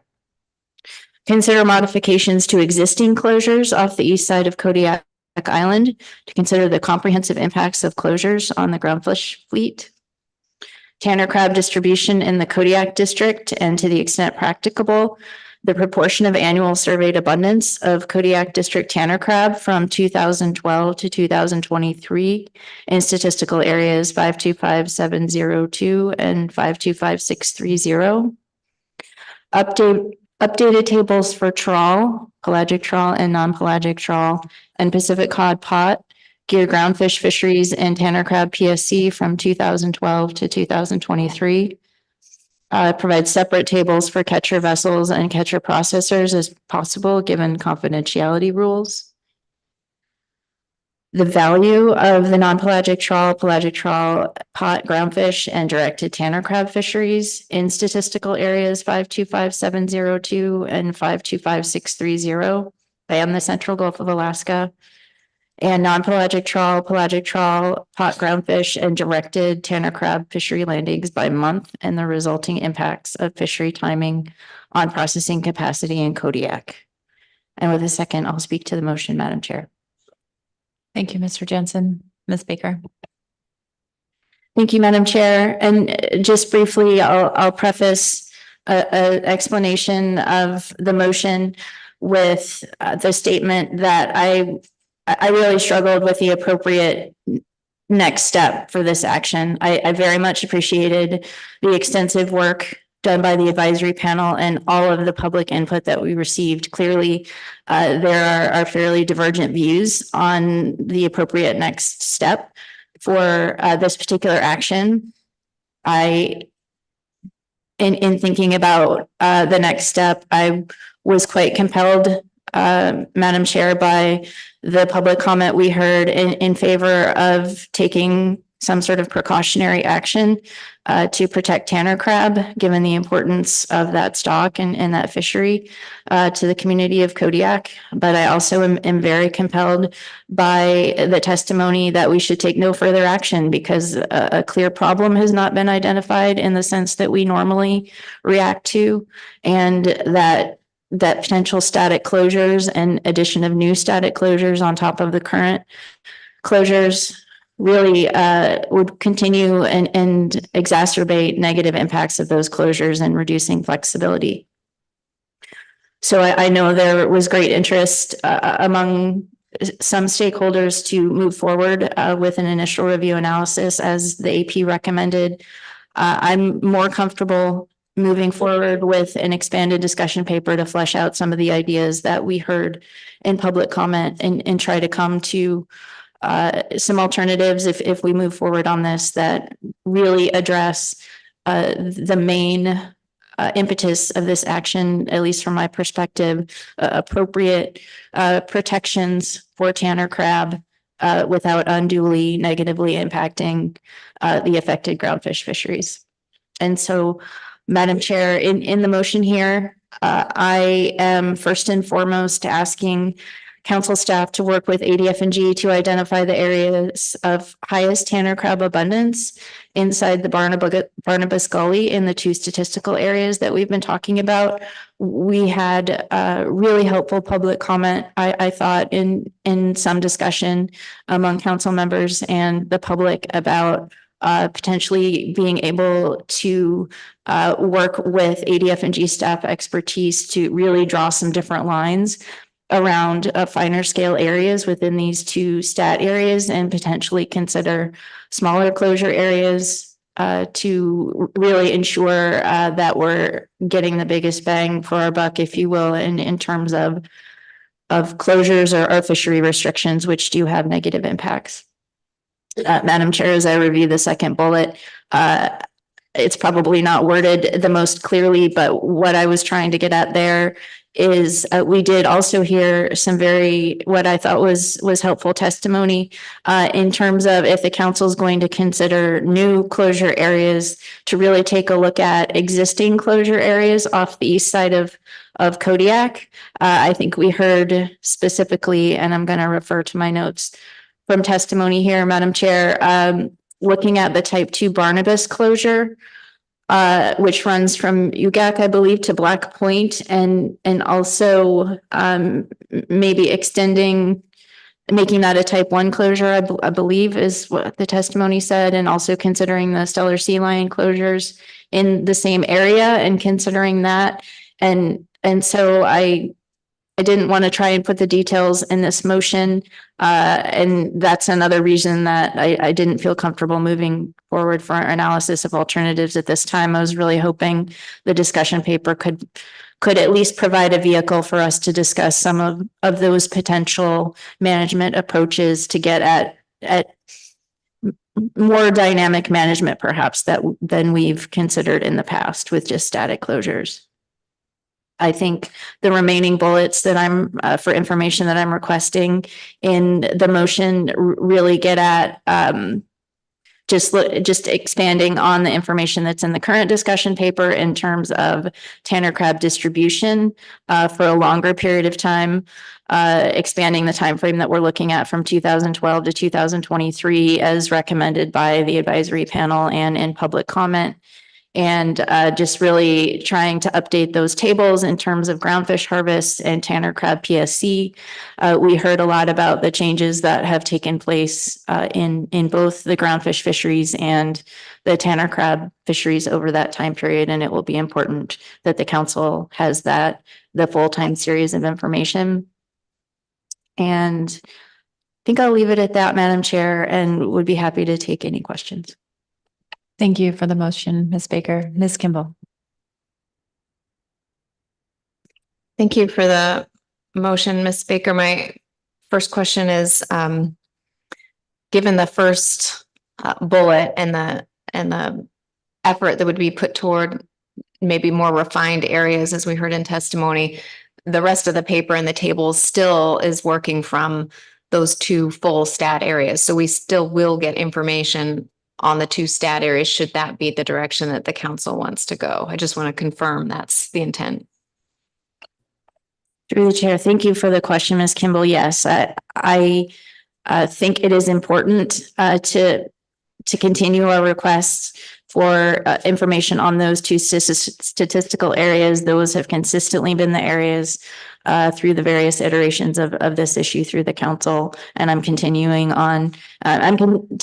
to be interested in getting information for those areas, but also wanting to be responsive to the testimony that there may be sub areas within those two areas that might be worth looking at. Ms. Kimball. Thank you. And then my second question, I was a little surprised to see pot gear continue to be included based on our initial discussion paper. So I wondered if you could speak to that, or if that's because you're also asking for a longer time frame to keep pot included. Through the chair, thank you for the question. Yes, in talking with stakeholders and looking at the discussion paper and being faced with the reality that significant changes have taken place in the fisheries over time, and that the 5-year period the council requested for information in the current discussion paper may not be representative of groundfish harvests and PSC in the groundfish fisheries or the directed Tanner crab fisheries. And so I thought it was important to keep all the groundfish gear types in the paper. Mr. Mesereau. Thank you, Madam Chair, and thank you, Ms. Baker, for the motion. My question is that the third bullet, when you're talking about, I'm sorry, the second bullet, comprehensive impacts. What I'm wondering is, are you encompassing in these bullets the sort of intent of the second motion from the AP, which wants to, look at the effectiveness of these crab conservation areas, and particularly, some of the bullets that go underneath them? I think it looks like that's what the intent is, to do that. But when you're talking about comprehensive impacts, should the staff take from that those comprehensive impacts might be reflected in the bullets in the motion 2 from the AP that talks about a variety of things, which you may or may not have in front of you, but it sounds like that's what you were getting at. I just wanted to clarify that. Through the chair. Thank you, Mr. Mesereau. I think that is a really good explanation of what I was trying to get at with the language in the motion. I acknowledge is less than ideal, and I should have looked at that second AP motion. I was trying to pick up the intent of that motion. Thank you, Mr. Mesereau. Ms. Baker. Any other questions? Oh, Ms. Vanderhoven. Thank you, Madam Chair. Thank you, Ms. Baker, for your motion. I appreciate that you're looking to get additional data that I think will help us if we move this forward to analysis in the future. With this being a discussion paper, I didn't catch anything in there about industry led in season, like rolling hotspot type closures that we did here in public comment. And so I just wanted to make sure there wasn't anything in here that precluded that if we move it forward to analysis in the future. Thanks. Through the chair. Thank you, Ms. Vanderhoven. No, I do not intend for anything in this motion to preclude the information sharing or any type of industry-led initiatives for crab avoidance that might be possible. I was hesitant to lay something out in the motion, given the different management structure, given that we don't have rationalized groundfish fisheries in the Gulf of Alaska. I'm very cognizant of that, and I appreciate the difficulties currently that those fleets are undergoing. But if there are if it is possible for those types of agreements or information sharing to maybe be developed, I am certainly supportive of that. Thank you. Any other questions? Motion. Yeah. Any amendments? Comments on the motion? Yes, Mr. Twight. Thanks, Madam Chair. Thanks, Ms. Baker, for the motion. After reading the analysis and listening to public testimony, I'd come to the same conclusion. But I was thinking about that relative to sort of other times when we've decided to either take no action or move directly to initial review and analysis.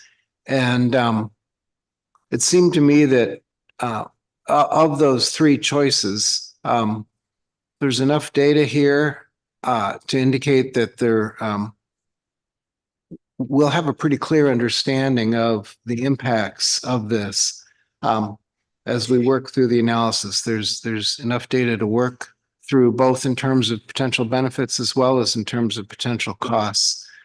So in my mind, at least, it qualified from that standpoint as continuing to be worthy of further investigation.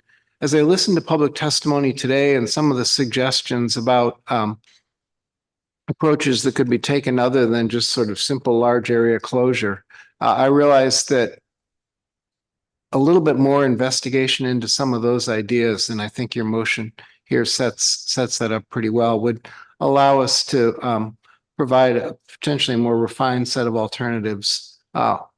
Assuming we do move on to that after reviewing the results of this. And so I realized even though my own inclination going into this based on just the analysis itself and some of the written testimony in advance was to move this along more towards purpose and need and some alternatives. I realized mostly from public testimony that there was probably a broader range of alternatives or some additional refinements of alternatives that might help us get through actual initial and final review more quickly, and that this is probably a good step. So I appreciate, I'm glad you arrived at that same position that I did so that I can support your motion. And I think it is probably the most expeditious way to fully address this problem and balance the various interests that we heard about. Mr. Mesereau.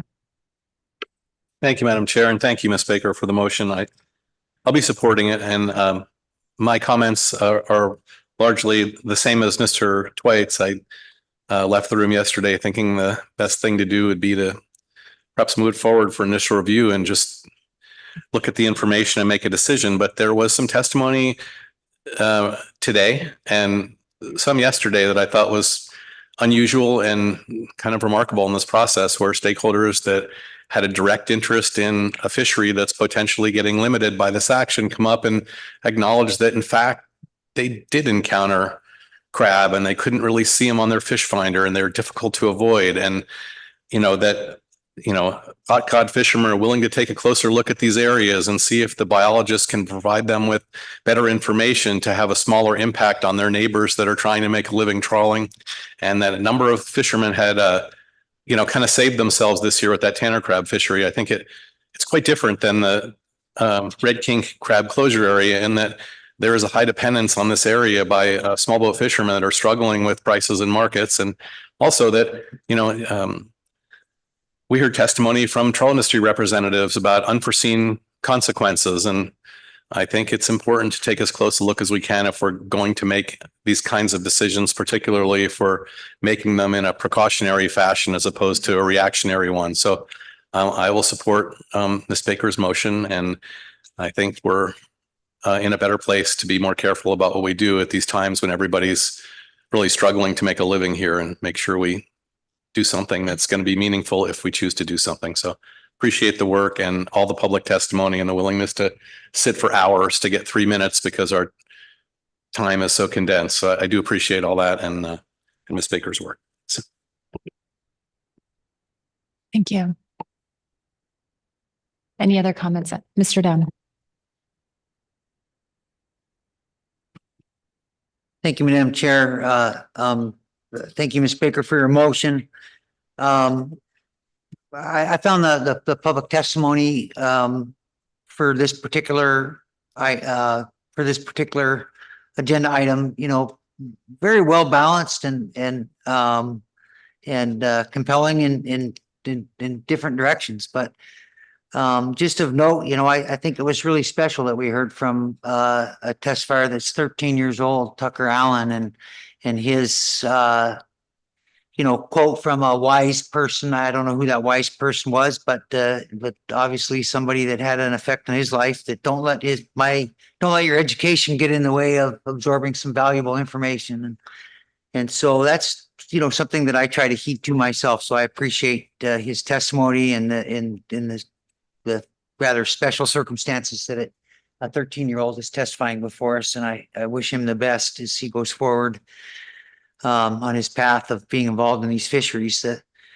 I think that because of that kind of balance that we heard in the thing, I think it's good justification for Ms. Baker's motion. I appreciate the balancing of that we do have 40 to 50% of the crab in these two statistical areas, but I also really support the note that looking at another discussion paper, we're going to be able to get some more information, not only just to have a longer time period to look at, but also to be able to look at these finer areas in the Gully, as you mentioned, that we may be able to find within those stat areas, areas that should be more of the focus of a closure rather than the entire area. So I know things are tough for everybody in Kodiak. One bright spot of note has been the tanner crab fishery and the why other prices have declined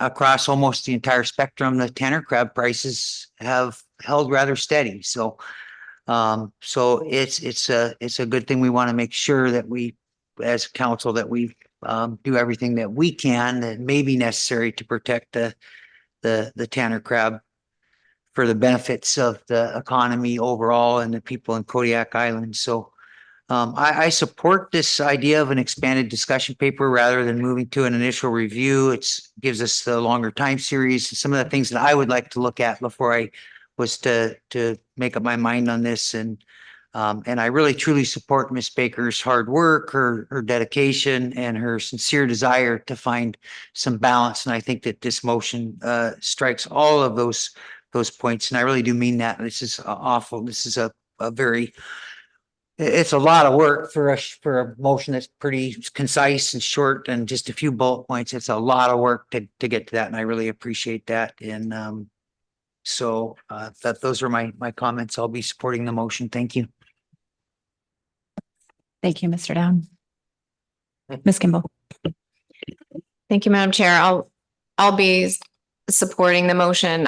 I'm coming from the place that Kodiak needs all fisheries right now, all fisheries. And increasing costs or fuel costs or regulatory burdens for any fishery participant should never be taken lightly, but especially not now. I think that's a similar comment to Mr. Down and Mr. Mesereau.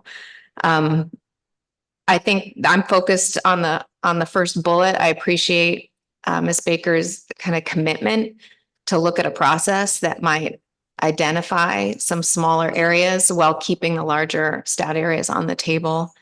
I do think, regardless of the response to Ms. Vanderhoeven about other approaches that could be used aside from closures, this motion is about closures. This is fixed closures to protect Gulf tanner crab. And so I hope that in the meantime, there could be some thought put toward what maybe other alternatives might be to add into a package should this go forward into an initial review at the next round. But in the meantime, I think what is being requested here will really help us determine what that should look like. And I appreciate the Ms. Baker's work going into this motion. Thank you. Thank you, Ms. Kimball. And Mr. Jensen.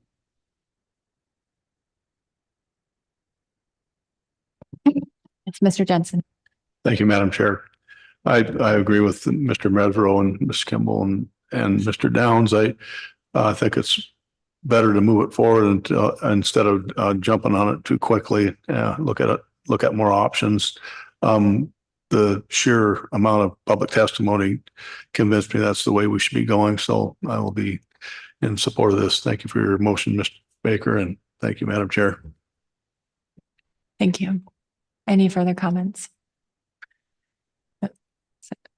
Thank you for your motion, Ms. Baker. It is an incredibly challenging task to intake the tremendous amount of perspectives we receive in the time period during these meetings, and structure pathways forward in our process. So greatly appreciate your work and all of your commitment.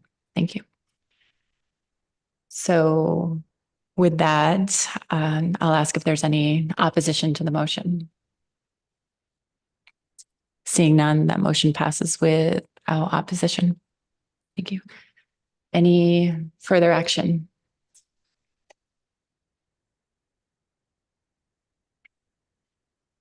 Seeing none, I announced that I may need to make a call to drop an agenda item. Considering where we're at in our schedule, we will not be taking up T4 today. I appreciate everyone's understanding.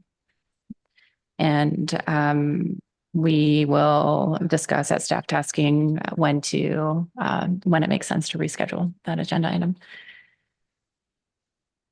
So we are ready to transition to our D3 report and presentation if staff is ready.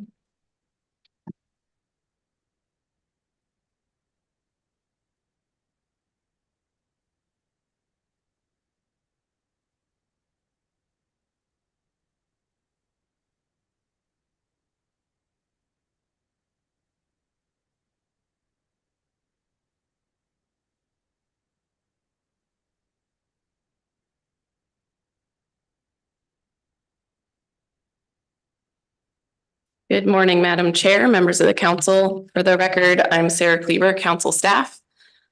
The presentation in front of you is associated with a short discussion paper that's on your e-agenda. There's a couple of appendices in there as well. I'll be referencing during the presentation. So some of this presentation might look familiar to many of you. It's parts of it are adapted from the June 2023 presentation that I provided to the council on the programmatic last year. And my goal with this presentation is to try to clarify from a staff perspective our understanding or what we understand of the action, and to work towards a shared understanding of this action across staff and the council, as well as those who are wishing to engage on this item. Providing transparency regarding what staff understand of this action so far and what questions we still have is necessary so that we can make sure we're receiving informed feedback and further direction. So I'm going to start with just a bit of review, followed by what staff are seeking from the council at this meeting in order to continue making progress on the council's intent to pursue the programmatic evaluation. So on the screen here, this is just the timeline with the history of the action over the past couple of years, and you can click all the underline links to access the meeting agendas, as well as any reports associated with those meetings and council motions. Beginning in October of 2022, the council asked for information regarding a programmatic evaluation of its fisheries management policies with specific reference to impacts of climate change on the marine ecosystems and on the people who are dependent upon those ecosystems. And I'll come back to this timeline, but moving to February 2023, this is the council's motion initiating the process of considering a programmatic EIS. With the purpose of providing a comprehensive analysis of the cumulative impacts of federal groundfish fisheries on the human environment, given the drastic ecosystem changes and management changes that have occurred. The Ecosystem Committee last year was tasked with developing recommendations on a purpose and need statement, as well as alternatives. And as additional guidance, the council asked that ongoing efforts within the council process be incorporated into this programmatic where applicable. And the council stated that the process of the EIS should include opportunity for meaningful engagement of Alaska Native tribes and stakeholders through informal scoping, formal scoping as part of the NEPA process, and tribal consultations conducted by NIMS.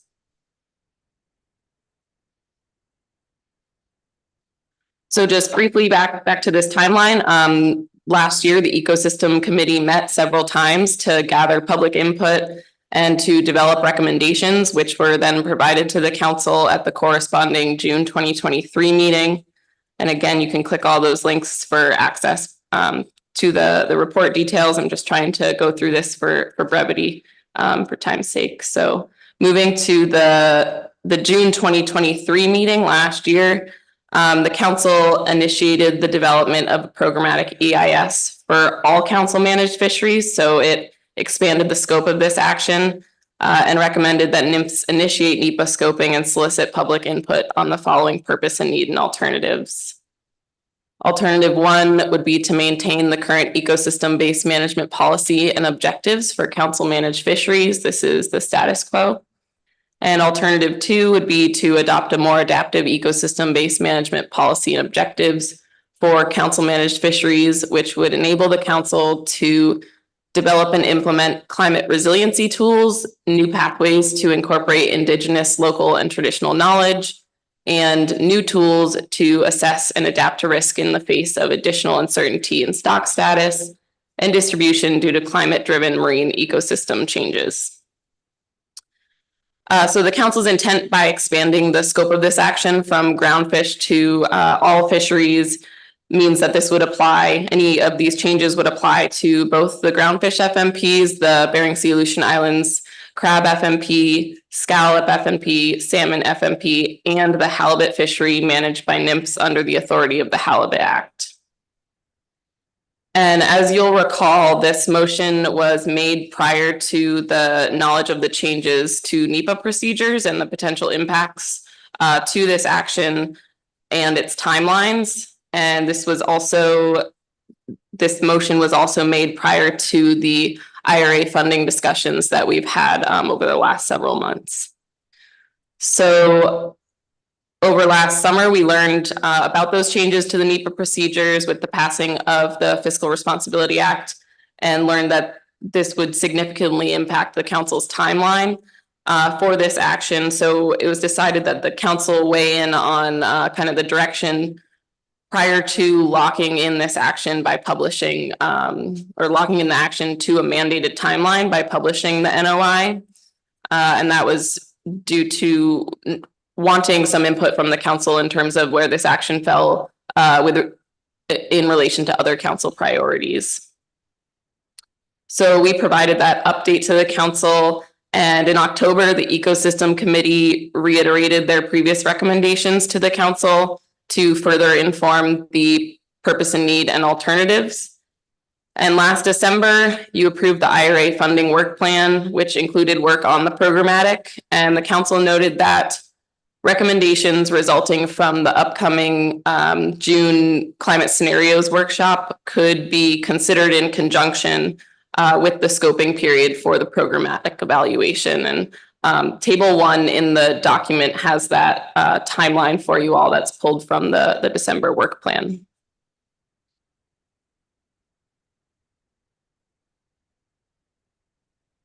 This slide probably looks familiar. In general, as the council well knows, programmatic EISs are prepared for a major program, plan, or a policy with a stepwise approach to a broad analysis that then supports smaller specific actions, such as changes to specific management measures through specific FMP amendments or regulatory changes. But the programmatic evaluation itself is broad and high level in scope, and the council has the potential to focus it in a number of ways and has provided direction on a number of those ways, particularly in terms of climate change and different knowledge pathways. The council could also use the programmatic evaluation as an opportunity to identify some specific areas of our management programs that are a priority for policy adjustment. Again, it's identified some of those ways, and it could also identify specific changes to management measures and regulation that it might anticipate coming out of this larger management policy change.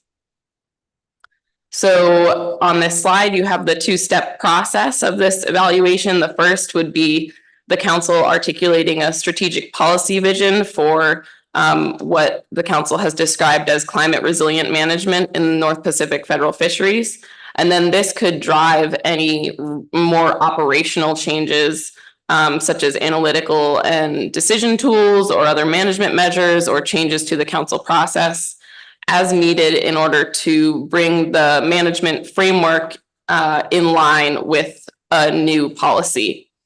And so those would likely be done through other actions, kind of follow-on actions and FMP amendments. A question for you, Mr. Twight.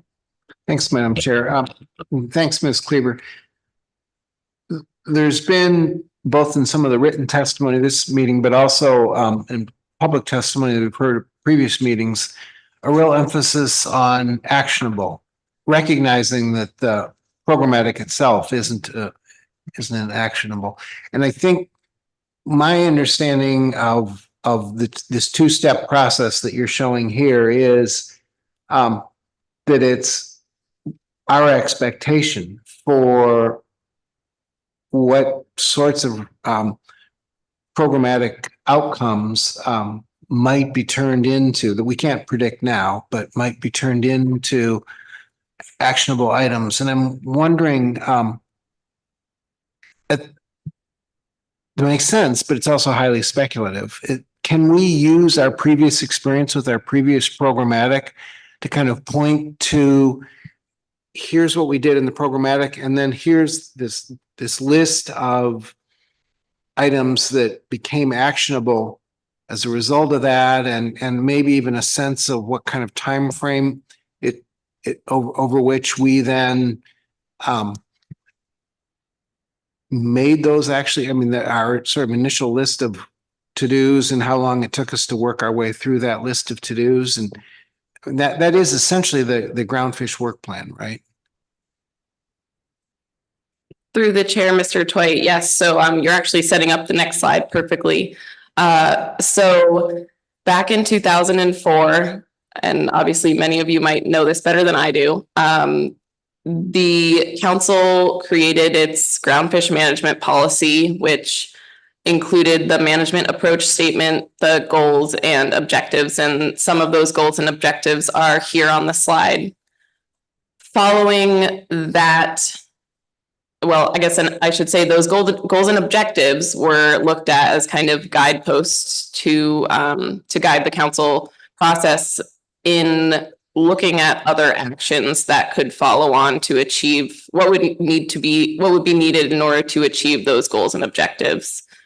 And so the council then had that work plan, as you described, associated with the groundfish management policy that now goes through a triennial review by the council with a status report that's posted at every council meeting. But back in the 2000s, the council really used this work plan and the policy associated with it to drive, I think it was many council actions, specific changes to management measures that occurred in the years that followed. And I don't know, kind of how many actions in how many ever years. I think we actually may have included that in a previous discussion paper. But the work plan was very, very relevant in trying to drive any of the actionable management measures that were associated with the policies. And so it's I actually have a question at the end of the presentation regarding whether or not the council sees, and it's not a question that needs to be answered now, but whether the council would like to have a similar work plan in order to kind of be able to review where its current management structure lies in comparison to the policy goals and objectives. Thanks, Ms. Cleaver. That's really useful.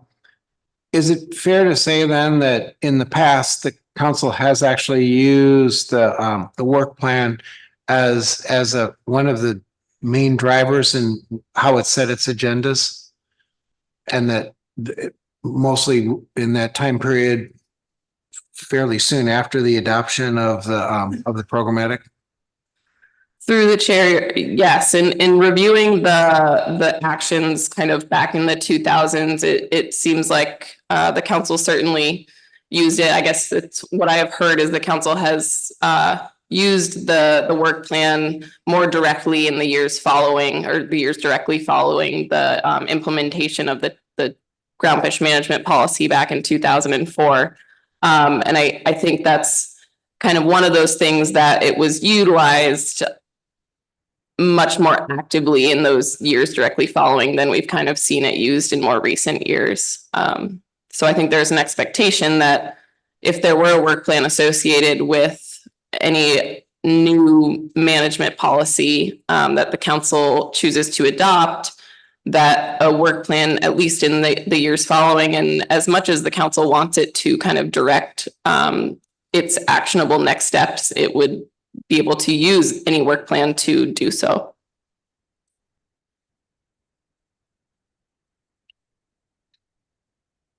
Ms. Kimball. Thank you. And I understand that conversation about, it directing then changes to regulations or management changes in the FMPs.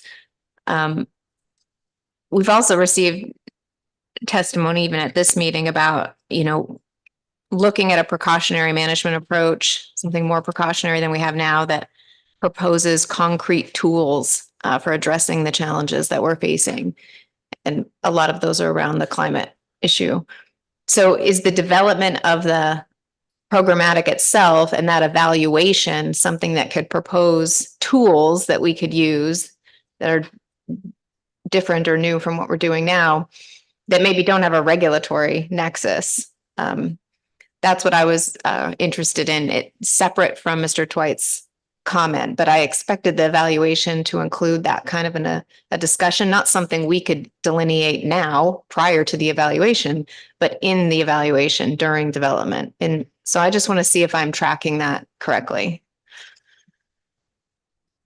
Through the chair, Ms. Kimball, I think that's exactly right. So this is not as straightforward of an action as the council is kind of more used to in terms of its explicit outcome. And so that makes this a challenging one to kind of identify and explain. And I think the tools that can be identified, I mean, this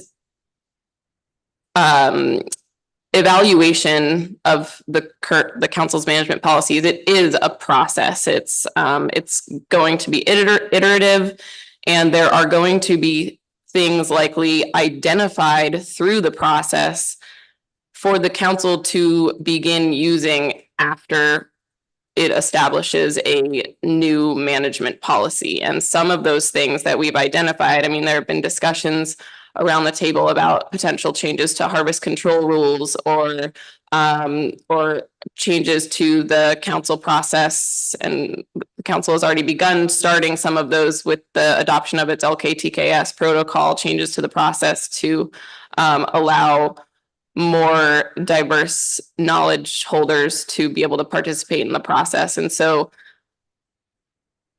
our goal at the direction of the council is that while we are going through this evaluation, which the council has chosen to do the evaluation in the form of an EIS, we, the council, and those who choose to engage on the issue can help us identify any tools or processes or specific management measures that the council would like to see being used in the years beyond implementation of the policy.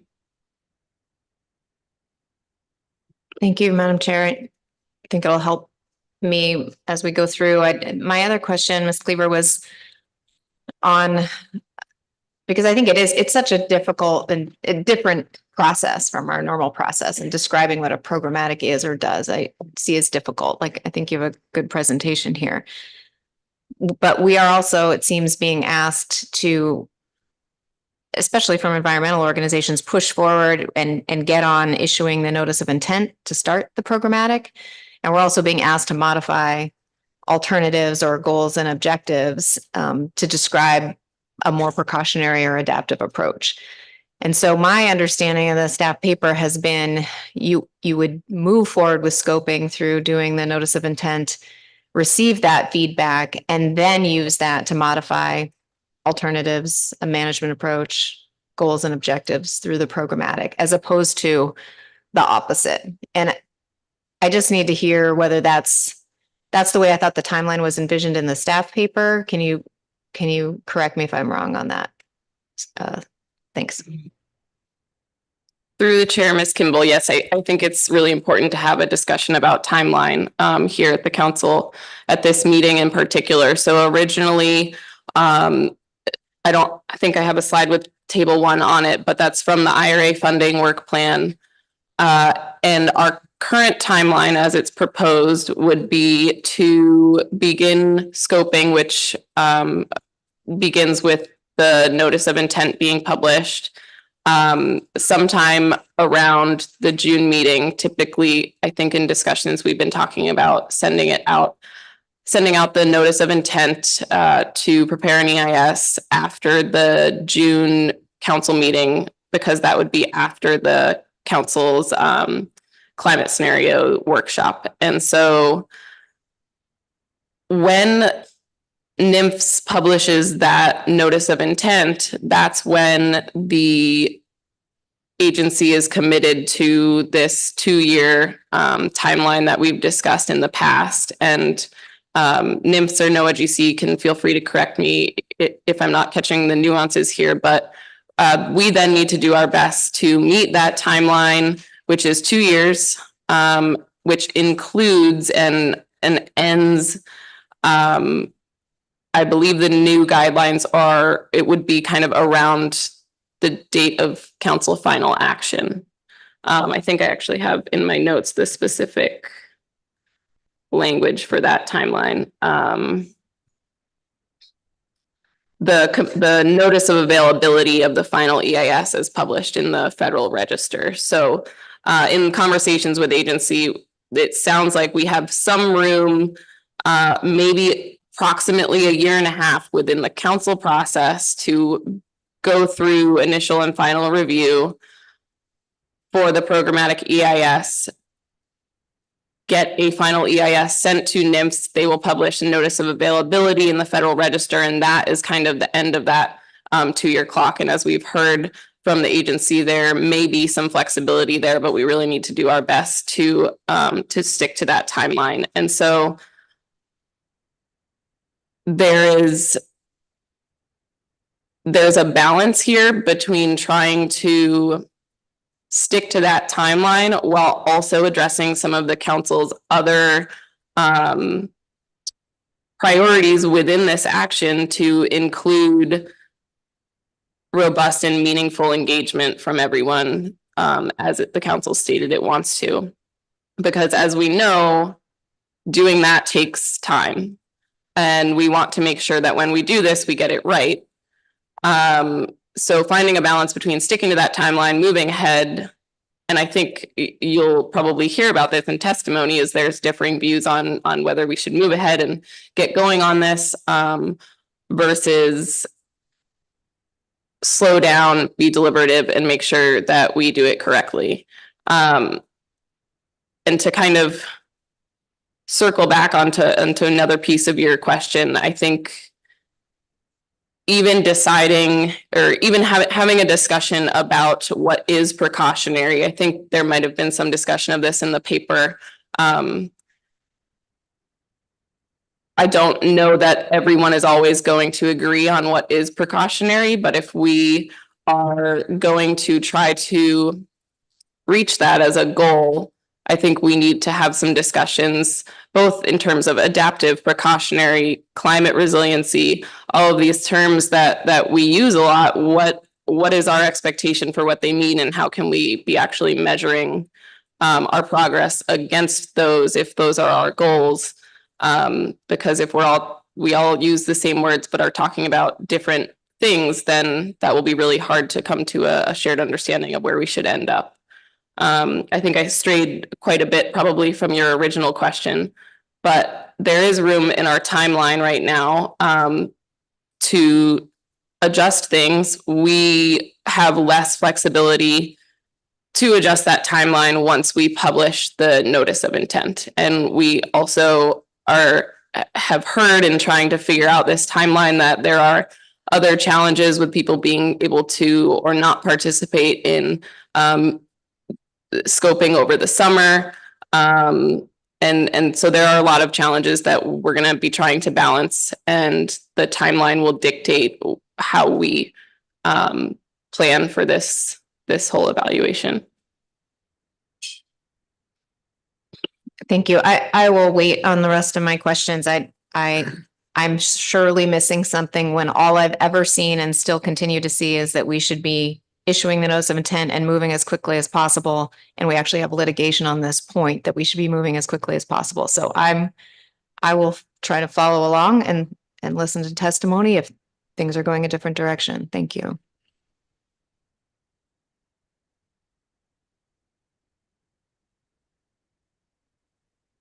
Okay, so we've discussed a little bit of what is on this slide, but kind of to take it a step back and orient everyone to explicitly where we're looking at changes to our management policies. So each FMP obviously has some types of goals and objectives. Some of those have management approach statements. We pulled those from each FMP and they're included in Appendix 1 of the document. And these management goals and objectives were drafted at really different points in the council's history. So they're structured differently across FMPs, and they reflect different points in the evolution of the council process and the evolution of MSA and National Standard 1 guidelines. So as Mr. Twite has mentioned, the Groundfish FMP has this associated work plan. It was utilized a lot in the years following the 2004 programmatic to really align those new management measures with the policy. And then the other FMPs have some language as well. Not all of them have the same exact structure as the Groundfish FMPs in terms of their policy, but to begin thinking about the actual content and structure of these elements, staff have begun to look at where the council's current management policies and goals are consistent across the groundfish, crab, scallop, and salmon FMPs, and where they differ, as well as how they align with the themes that the council has identified in its recent discussions, particularly those related to climate resilience and readiness. And those themes are summarized in Appendix 2 of the document. And as shown on the slide here, there are some significant differences across the FMPs with respect to their current policies, goals, and objectives. Some are shown here on the slide, but for time's sake, I won't go through all of them. The full list is in your paper. And in section 4, that's identified those high-level observations of the FMP's status quo, and that reflects alternative 1.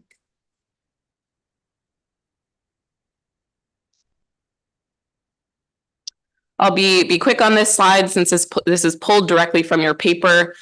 Basically, revise it, or the programmatic evaluation is an opportunity for the council to both increase consistency across FMPs as well as do some cleanup across FMPs in terms of the policy language, as well as looking ahead by addressing the council's purpose and need and incorporating the work that has been done and will continue to be done on climate readiness.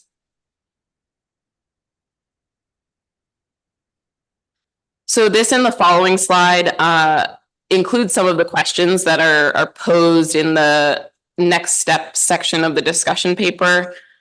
These are pulled out for council feedback, and a few of these questions have also come up since the drafting of the discussion paper, and I thought it was appropriate to include these here. Some of the questions that are posed in this section of the paper are intended to begin helping the council think about draft policy language or any specific goals and objectives that it would like to see within this new policy. Structurally, the council could adopt a single policy to include in all FMPs, or it could include additional FMP specific goals and objectives, or identify those that they really want retained in some of the in each of the FMPs, since there are those significant differences that we've identified. We're also, because Mr. Twite mentioned it, and again, we don't need to, this is looking more forward than the council might need to identify right now, but does the council want to be thinking about a work plan being associated with this new management policy so it can kind of measure where those council actions are tracking with any new policy?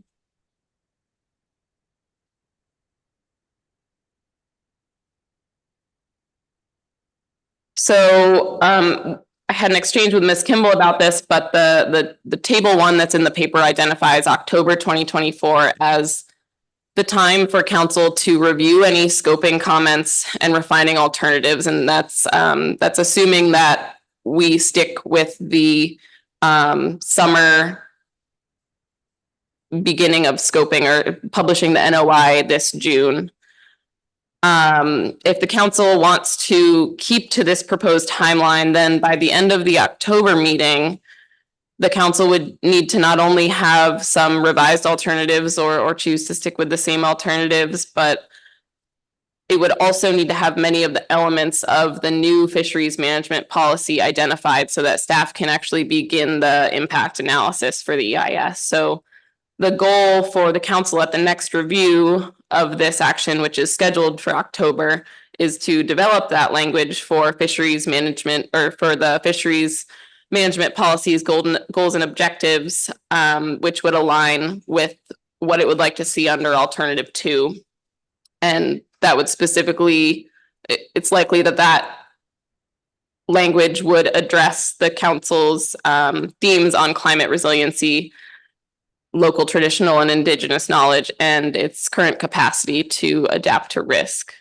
So we're really hoping for that we can receive feedback from the council and stakeholders and at this meeting, as well as take any of the outcomes from the climate scenarios workshop that could guide the programmatic development and lead to eventual drafting of the new management policy or policies, goals, and objectives. And so if the council finds that there are specific questions that either staff have identified or other questions that we haven't identified that the council wants to include in the notice of intent for to begin NEPA scoping, so that we can make sure we are receiving the right kinds of feedback from anyone that chooses to participate in the scoping process, now would be an appropriate time for the council to identify those types of questions.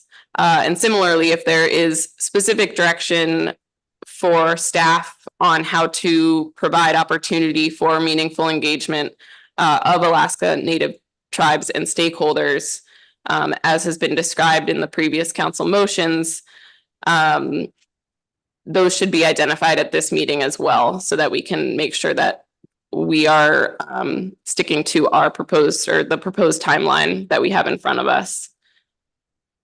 At the council's direction, staff can also consider providing draft or straw man policy language that could be both incorporating anything we get out of scoping and anything that comes out of the workshop. We can bring that to the October meeting if the council chooses, and then the council could spend some time revising that or tearing it apart, whatever needs to be done to kind of get this draft management language on the table. And as a reminder, it's going to be a really iterative process. So once analysis begins, the council still retains the flexibility to make changes to the alternatives at any point prior to final action. And I believe that's, I have some extra slides at the end, but those are just for reference. So happy to take more questions. Before I start with questions, I'd remind members of the public wishing to testify on D3 to please sign up before the end of staff report. I don't think we have an AP report on this agenda item. Thank you. Mr. Mesereau. Thank you, Madam Chair. Thank you, Ms. Kluber. Could you put that last slide up? I have two questions about that. The first one is the first bullet. So what I heard you say, I thought was that the notice of intent would be something that if the council wished would be published after the June council meeting. And my question is, so the public comment would be accepted once it's published until a month before the October meeting. So basically public comment would occur between the middle of June and September. Is that what we should draw from that? Through the chair, Mr. Mesereau. So we have a little bit of flexibility on how long the scoping period would be once the NOI is published. And I've had some conversations with Ms. Gretchen Harrington about this. If NIMS wants to provide specific information on the timeline or what our actual requirements are there, I welcome that. But we have some flexibility on how long. I think in the past we've chosen a 45-day period, but I think it can go all the way up to 90 days.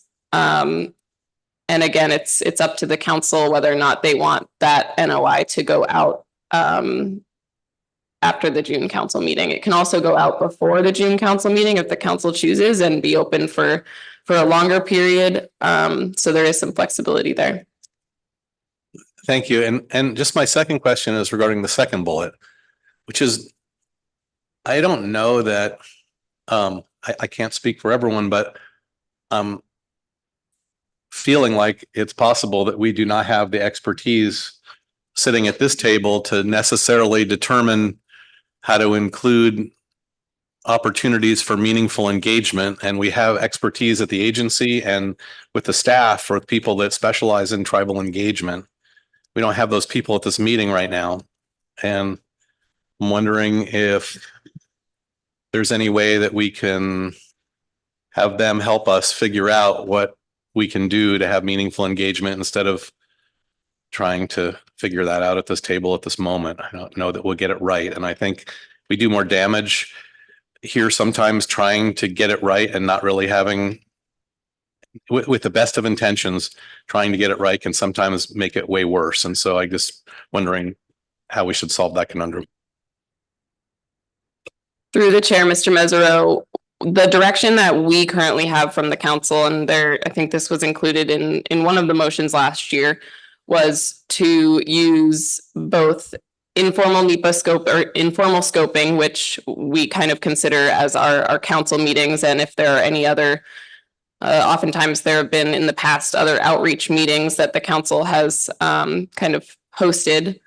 There's then NEPA scoping, which is formally done by the agency. And so we do intend to have that occur. We have to have that process as part of the EIS process.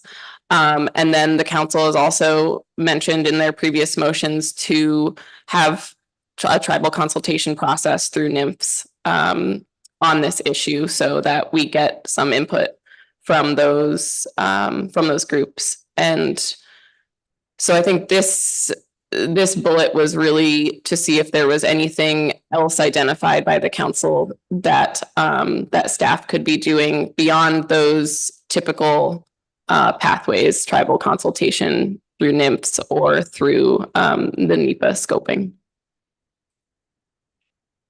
Thank you. And Mr. Twite. Thanks. Not totally sure this is a question, but on the question that Mr. Mesereau brought up in your response, I'm certainly hoping that public testimony will help some on that today too. Because I think one of the best ways to make sure it's meaningful engagement is to take the suggestions of the people who want to meaningfully engage. There were some, I thought, fairly useful suggestions in the written, but I'm hopeful to hear more and certainly interested in asking some questions. I'm thinking that this is a really appropriate question to be asking of the council right now because we've outlined a few ways, but I think there are some other ways too, including meaningful engagement, including doing some outreach early on in the process so that we can hear from Alaska Native tribes in their homes, as well as in council meeting rooms or NIMF's formal consultation rooms. But I think there's probably additional creative ideas that'd be nice to have in front of us as we consider what sort of a motion to put on the floor in response to your questions. And I'm hopeful at some point, maybe Mr. Curlin can talk a little bit about his thoughts about how formal consultation might add some value to this process. Thank you. Through the chair, Mr. Twite, if I can respond, I'm going to pretend it was a question, both for your sake and for mine. I think that, we are hopeful as well that we get a lot of direction from public input at this meeting so that we know how to move forward. I think getting a better idea of what outreach from a staff perspective would exactly look like, would be helpful. And then, you know, it's easy for us to hear a lot of the voices that come in through public comment, but then figuring out which direction we should take things, how the council wants to respond to that public comment would be really helpful from a staff perspective. Thank you. And Ms. Kimball. Thank you. I'm back on thinking about the questions for the council that you've illustrated in the presentation and in the paper. And it seems some of those might be more immediate and some of them not as immediate. So I guess I don't know if there's an opportunity for you to outline for us what things you absolutely need council direction on at this meeting to move forward. Whether the council has a work plan associated with the management policy. We haven't even done scoping. That seems like not a relevant question for today. Whether we want to remove objectives that are no longer relevant, I think we could answer that question for you, but I wouldn't want to propose what they were until we went through scoping. So maybe I'm just not asking a question like Mr. Twite and hoping to solicit some public comment on those kinds of points. But maybe my question is, are there some that are more relevant today than maybe later down the road? Through the chair, Ms. Kimball, absolutely. So, and I particularly pick up on your point that this is kind of a chicken and egg issue where we want input, but we need some direction to figure out what that input could look like in order to send out the NOI. And I believe in you have the last slide in front of you just for reference, which includes what an NOI must include. So I just wanted to point that out. I think the questions that the main question that we need from a staff perspective is it seems like, well, we know we eventually need to get to some draft policy language so that we can figure out how we are going to analyze it in the EIS. And so does the council want staff to take a crack at drafting that language and bringing it back to the council? Because right now we are just kind of at this standstill, who's on first with drafting that language. And so we're looking for feedback on whether or not staff should be bringing back a straw man in October, or if the council has another method through which they want to propose draft language, both for the policy or a management approach statement, as well as goals and objectives. So that's kind of the major question in front of us. Thank you, Ms. Cleaver. I think that's very helpful and an appropriate question, since often the council doesn't want staff to develop alternatives or policy language. So asking whether that's appropriate for staff to do seems very relevant to this meeting. Thank you. Thank you. Any additional questions? Were you going to walk through the remaining slides, or are those just for reference? Madam Chair, those are just for reference, but I'm happy to take any questions on them. Okay, thank you. Okay. So thank you for the presentation.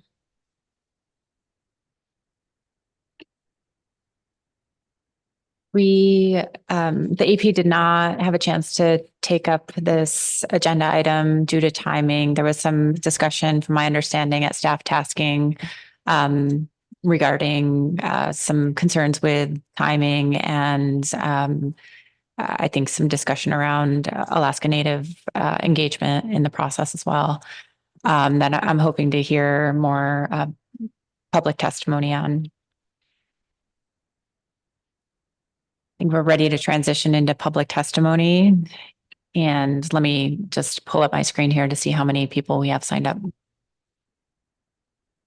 Before we go into this agenda item, I will ask Donald Stile to come up and provide testimony. He was meaning to provide testimony on staff tasking, but has travel conflict. Thank you.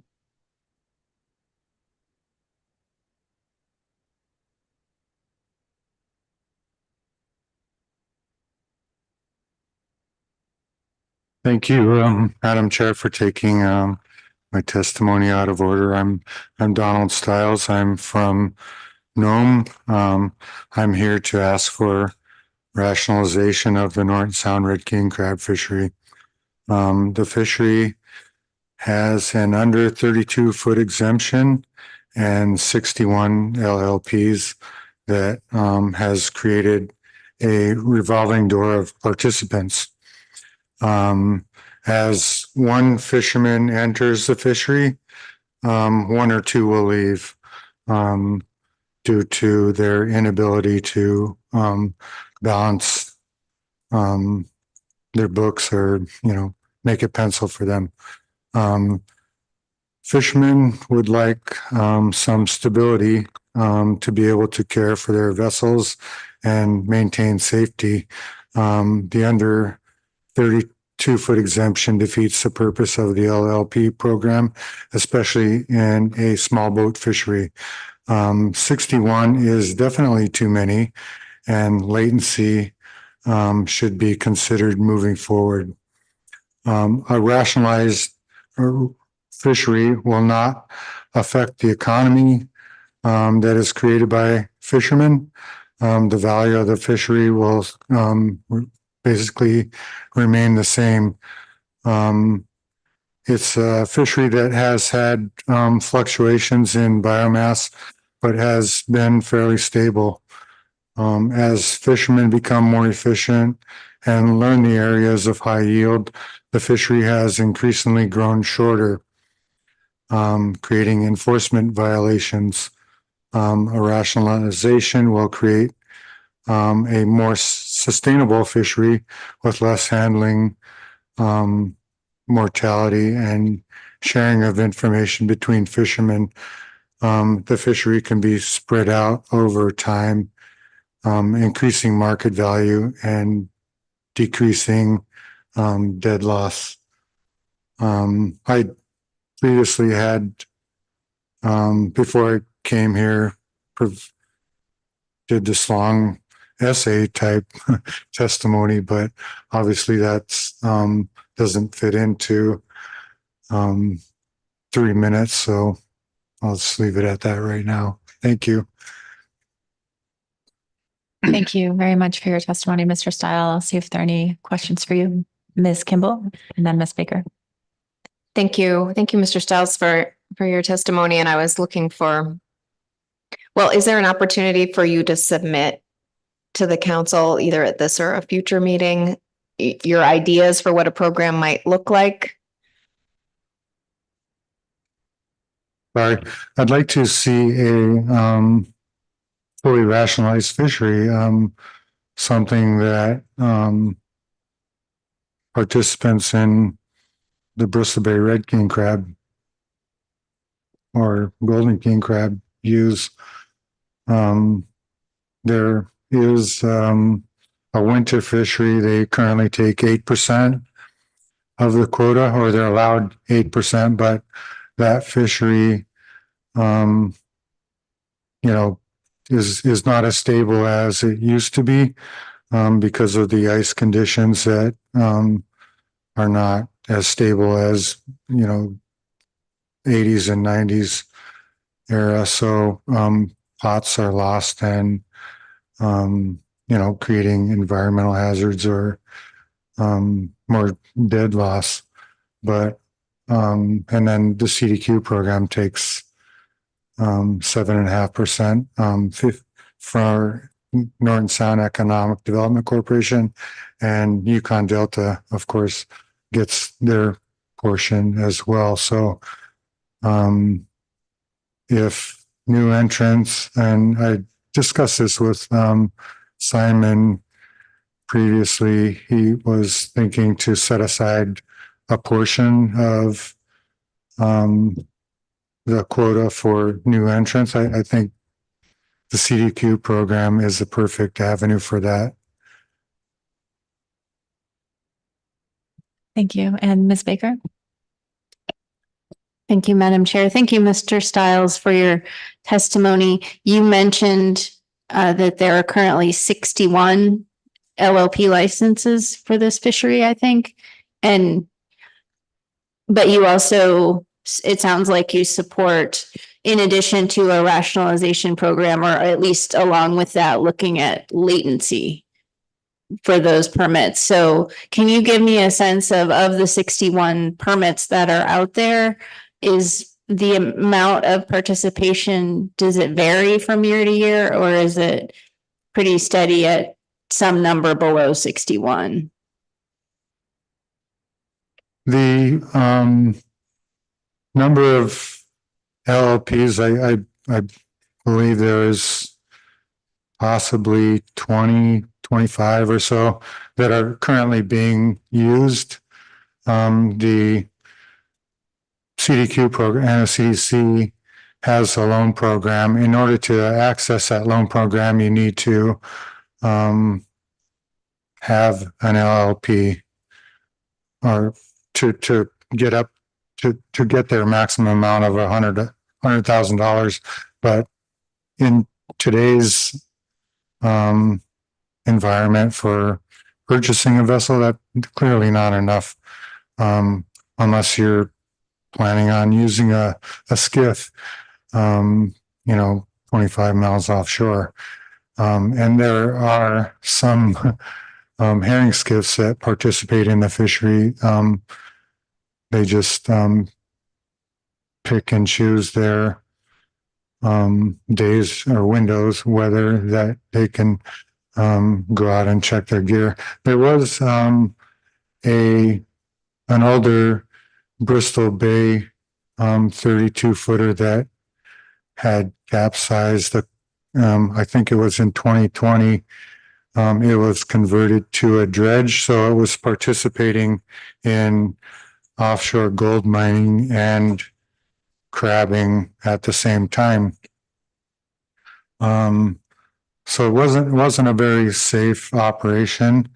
So I think moving forward, I think safety should be the primary concern for rationalizing the fishery. A lot of times your expenses overwhelm you and you end up not renewing your raft or your flares or other items that you may consider to be still useful. And of course, situations happen where people lose their lives or have to be rescued by other vessels.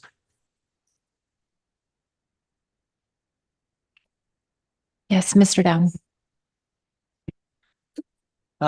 Thank you, Madam Chair. Thank you, Mr. Style. My question for you is I'm just looking at the way you signed up. So if I'm wrong about that, let me know. But that you're just representing yourself here. So my question is there a group or an organization that would be behind this type of a request of the council? And if not, would you be willing to look at bringing us something that would be a little more fleshed out, like bringing back to the council at a future date? If the council was not to take action on this under staff tasking, would you be willing to put some time and effort into, perhaps a letter or something signifying that that these are the group of people that would like this? I'm guessing there's people that would like to see this go forward, and there's probably participants that maybe don't have much history that would be against going with something like this. And traditionally here at the council, these groups have got together and formalized, or even an informal group, putting together a group and then come to the council with this kind of a request. So I just wanted to throw that out, see if you'd be willing to, if the council didn't do anything, be willing to come back to us with something more fleshed out like that. Thank you. Sorry, thank you, Madam Chair. Yes, there are a group of fishermen that are, and I've spoken with them over the years about rationalizing the fishery. And it was brought up, I think, in 2016, and the council met in Nome to take testimony on the subject. There was no action taken. At that time, there was not really a consensus among fishermen. Since then, the people that were not in consensus with a rationalized program have purchased an LLP or try to get another vessel in participation into the fishery. So I think that they were looking forward, and trying to gain more access to the resource through additional vessels or anticipating some sort of rationalization. But as far as developing something, I'm not sure what you're asking. I would definitely take a strong look at providing something that would, I think, be fair to the current participants. It's just that we would like something that I think would be at least provide some stability. There have been a number of fishermen who have older vessels who have missed out on seasons because they've and with $100,000 back in the late 90s, early 2000s, you can't really buy a vessel that is going to be useful for a lot of years moving forward. So those vessels are approaching, over 40 years old. To be able to maintain those is difficult. So kind of off subject, but thank you. Thank you for your testimony, Mr. Stiles. Not seeing any further question. Thank you for taking me out of order. Appreciate it, and looking forward to hearing from you. Thank you. Have a good day. Safe travels home. We have 6 people signed up for public testimony.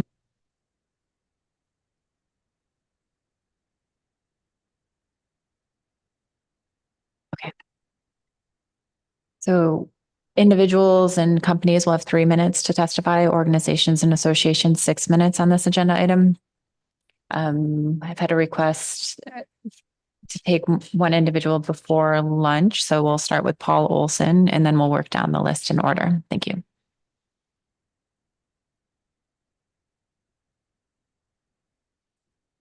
Morning, Mr. Chair, members of the council, Paul Olson, Boat Company, Eco Tours and Sport Fishing.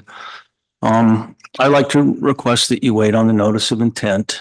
And here's why, or one of the reasons why, is that programmatic EIS is a very common thing. And I think you need to develop more alternatives before going to public scoping. I think it would be helpful for staff. I think it would be prudent.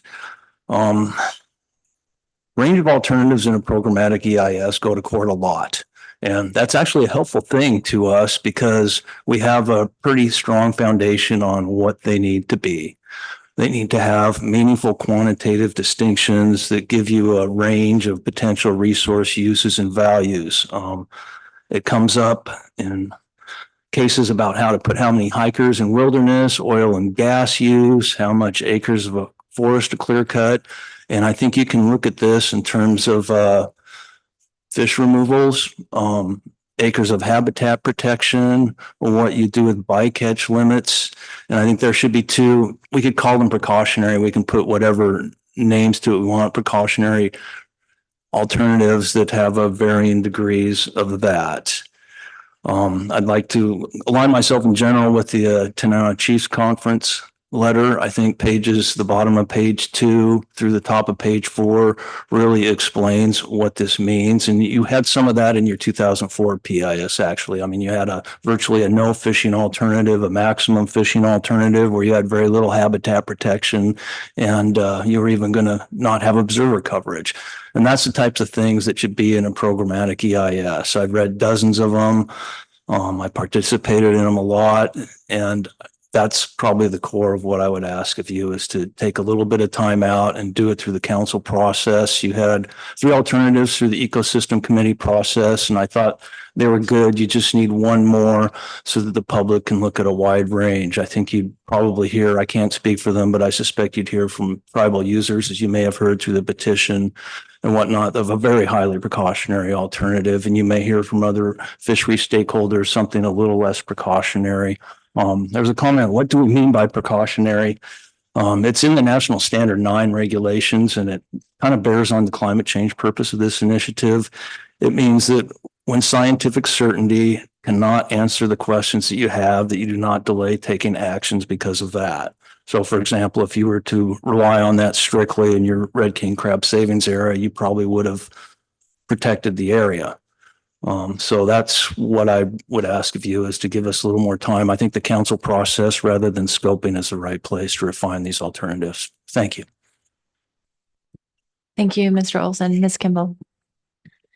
Thank you. I'm clearly going to be the one that's confused by this situation. I'm wondering why we wouldn't use scoping, especially because it's at least proposed as a long process, to then get input to develop or further develop alternatives. I thought that was the point of scoping. So I just need a little more from you, Mr. Olson. And my second question was going to be, going back to the ecosystem committee's alternatives, the alternative that the council didn't pick up was something less precautionary than status quo. So I want to make sure you're asking us to analyze something less precautionary than status quo. Yeah, well, with regards to the first question, quite often environmental impact statements do not change very much from the draft stage to the final stage. So I think in the context of a programmatic EIS, it'd be better to get as much public comment on the different alternatives you're thinking about at the outset. And like I said, you otherwise we're asking your staff, who we talk about them being overwhelmed quite a bit, to go through all this public comment and then develop the alternatives. And I think if you guys do it through your public process, it might save them that, as well as then we're just jumping into the DIS.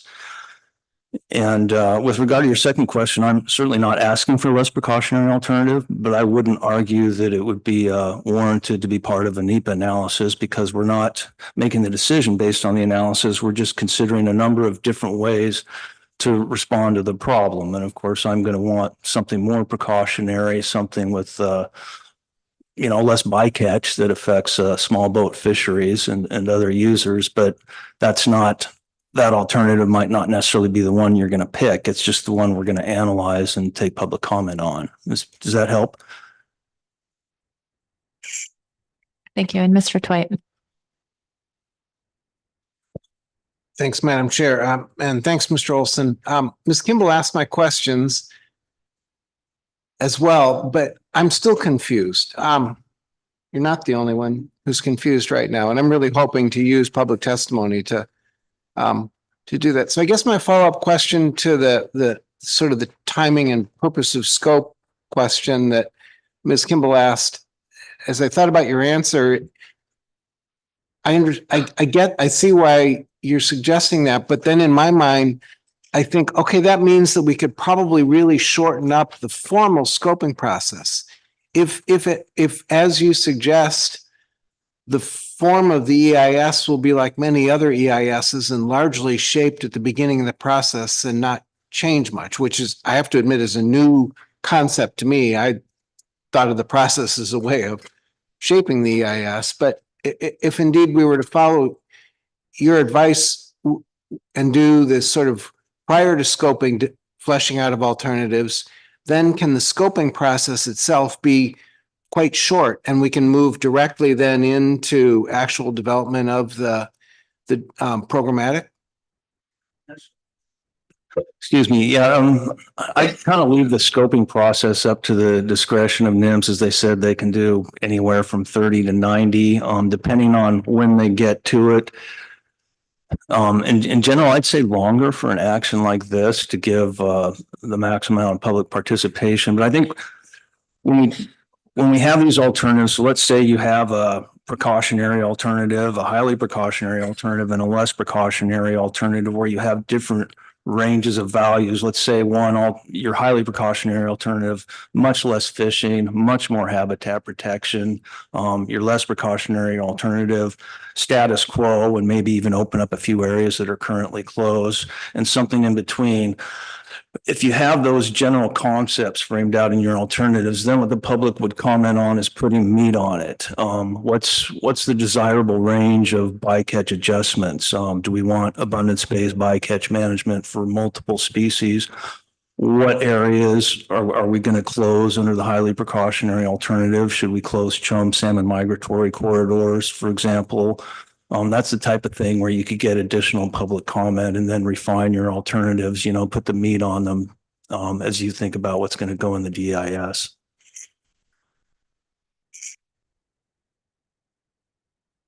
Thanks. That helps me quite a bit. I still think about, as I'm sort of thinking about Ms. Kimball's second question, which in my words is, why would we even consider an alternative, say, with no observers? I mean, what possible value there? I understood your answer some, but what was occurring to me as you were talking is sort of every day that we have an analyst analyzing something like a fishery with no observers is a day we don't have an analyst diving into issues around implementing climate change tools and what the effects of differing levels of precaution around those are. And so for me, it's a little bit of a zero-sum game, and that's why I'm really struggling with why spend any time on concepts that are clearly well out of the bounds of any definition of managing sustainable fisheries. That was an example because it was in your 2004 PIS under your most extreme alternative. And I certainly would not want that. I would want your status quo to be your most aggressive alternative in terms of fishing impacts. But I just wanted to throw that out because that's kind of the way the National Environmental Policy Act worked. I mean, it was your alternative in the 2004 PIS was, it had a lot, no habitat protections, no bycatch limits. And, that was the way it was at that time, but we're obviously in a different time now. I mean, marine heat waves are the #1 cause of fishery disasters over the last decade. So yes, I would hope we would have a much more precautionary range of alternatives than what we did in 2004.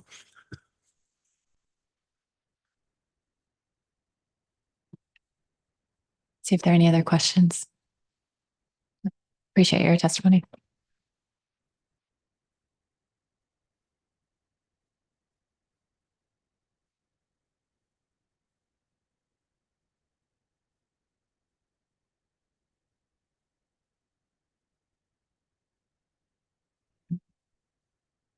Okay, so I think this might be a good breaking point for lunch. We'll take a slightly abbreviated lunch and come back at 1 o'clock and resume public testimony on D3. Thank you.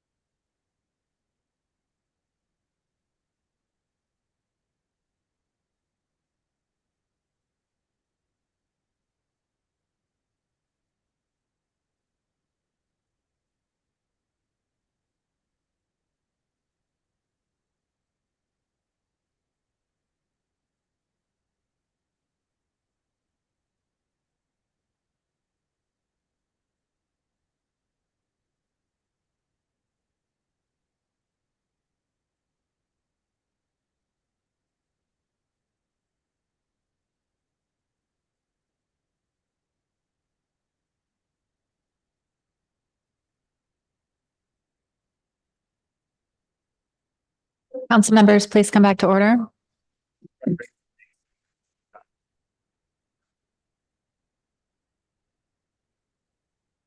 Thank you. So we will be continuing our meeting, resuming public testimony on D3. Jim Simon and Charlie Wright are up next, followed by Mike Levine.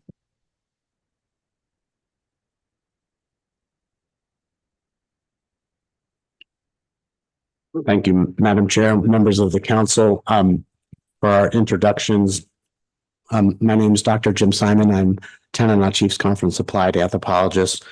And with me today is Charlie Wright, who you've met before, but I'm going to take just a little bit time to give you some more context about his role sitting in the seat next to me today.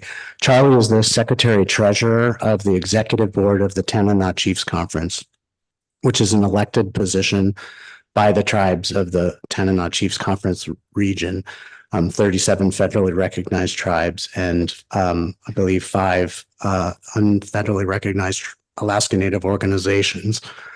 So part of Secretary Wright's duties as a servicing organization to federally recognized tribes is, as resolutions come into the annual full board of convention, they all have to be ratified and signed by Secretary Wright in order for those to then provide marching orders to the Tanana Chiefs Conference staff and programs. And so that is why we are here today. And it seems that it's appropriate to try to expand more of your understanding of tribal governance processes and structures in Alaska. So I appreciate that time for the introduction.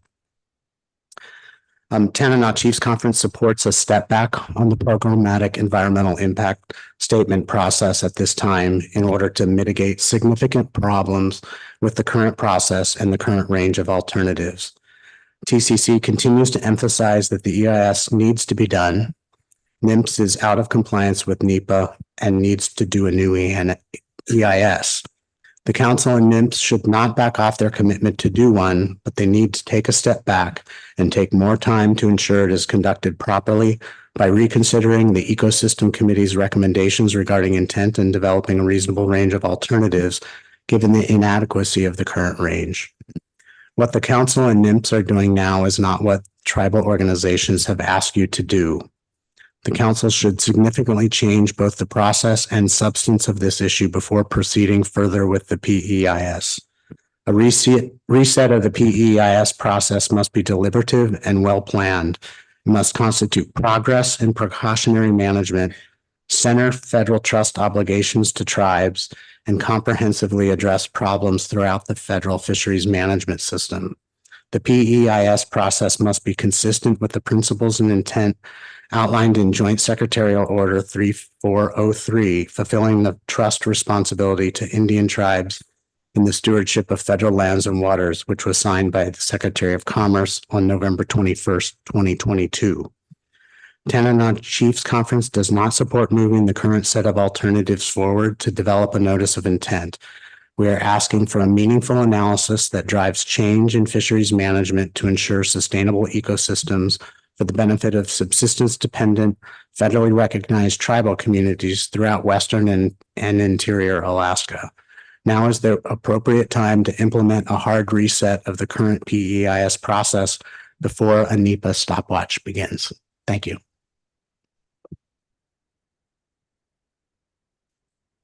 Thank you, Dr. Simon, Secretary Wright. Mr. Curlin, do you have a question? Thank you, Madam Chair. Thanks for your testimony. So I want to ask a little bit about the time frame. The agency had not yet committed to a time for issuing the notice of intent, and the council has been kind of contemplating this and trying to figure out the best timing.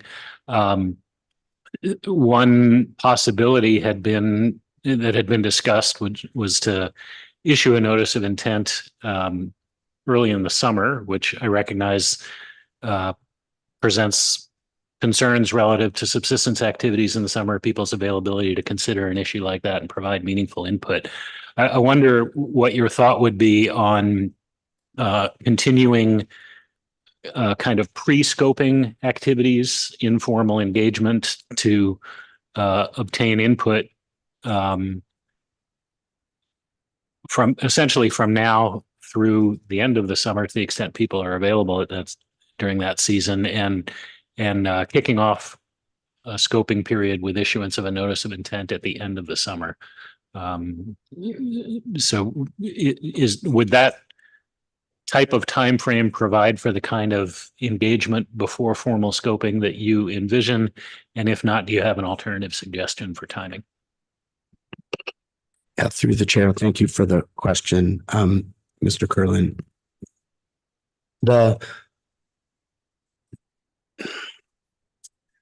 You ask a very good question. Part of my answer relates to sort of as stated during staff reports, the perspective of how the scoping process involves public comment. And so one of the things with respect to timing is that it's important to recognize that sovereign federally recognized tribal governments, which we are not representing right now, we serve our member tribes, are not just relegated to public comment periods. We're supposed to be working in partnership with federal agencies well in advance in order to develop federal decisions, et cetera, with respect to even developing the notice of intent from our perspective.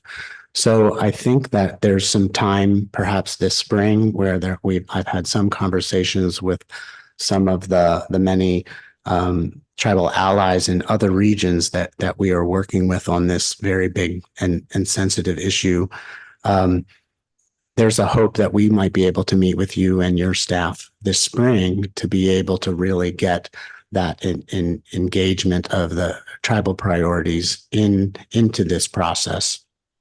We recognize that a lot of this is newer to National Marine Fisheries Service than it is in perhaps some other federal agencies. For example, Secretary Wright and I just got off a call with the Office of the Secretary of Interior, and so about an upcoming proposed rule, and it's hopeful that we will be able to build those kind of collaborative partnerships with NMFS as well, so that we are not then coming in the public comment period, with critiques and frustrations about like what we've just put on the record with the current set of alternatives. I think in speaking with, I'm not an attorney and I'm not in the legal department, but in speaking with our various legal advisors, we're more concerned about the quality of the effort than we are the timing of the effort. So I recognize that many of our allies, written comments, et cetera, are really requesting this to move forward. But many of them, I think you're also going to hear, are more interested in doing it well and appropriately with a good broad range of alternatives, like Mr. Olson had testified to, rather than trying to do something very speedy that may lose the quality and the intent of really fulfilling your mandates for precautionary management and being responsive to various presidential and secretarial directives with respect to climate change and fulfilling federal Indian trust obligations. I hope that's answered your question, but I maybe forgot what your question was too. Sorry, Mr. Curlin, you're the chair. Madam Chair, thanks. That was responsive. I appreciate that. I did ask if you had thoughts on an alternative timeline, if the one that I outlined with starting scoping at the end of the summer, if you don't think that's appropriate. And I'll just say, while I have the mic, I'd welcome the opportunity to meet with you all this spring sometime as you through the chair. Thank you for that, Mr. Curland. Yeah, I think part of that determines on how we are able to work in advance with you with respect. I would need to consult our broad tribal and NGO alliance, as well as our leadership at Tanana Chiefs Conference, our the various chiefs. And but I'm very sensitive to the current plan, which would be right after the climate change workshop in Kodiak, which it will be very challenging for us to get broad representation from the interior Alaska at that meeting, just because of accessibility and limitations on hotel rooms, et cetera. But then have a public comment period through the beginning of September. That is like the worst time, because we hope that chum will come back. We hope that we'll be able to at least do some directed coho fishing. And then that runs right into moose season. So it would be better for it to go a little longer. I am just guessing that's what our formal position would be. Yeah. Thank you. Mr. Twite. Thanks, Madam Chair. Thanks, Mr. Simon and Secretary Wright. And I don't know whether to congratulate you or not. It sounds like a remarkably difficult position, but I always appreciate people who are willing to devote time to public service like that. So thank you for, I'm just from my own perspective, there's actually sort of three reasons why I'm nervous about timing. We've talked about two of them, and I think there's clearly ways around them. I'm not so sure about the third. The third is that there's litigation, and you're plaintiffs in that. And part of our response, and I'm sure I'll mangle this a bit, but part of our response was assuring the court that we recognized that we needed to go through this programmatic process to achieve a lot of what you were requesting, and we intended to be as expeditious about that as possible. And I worry that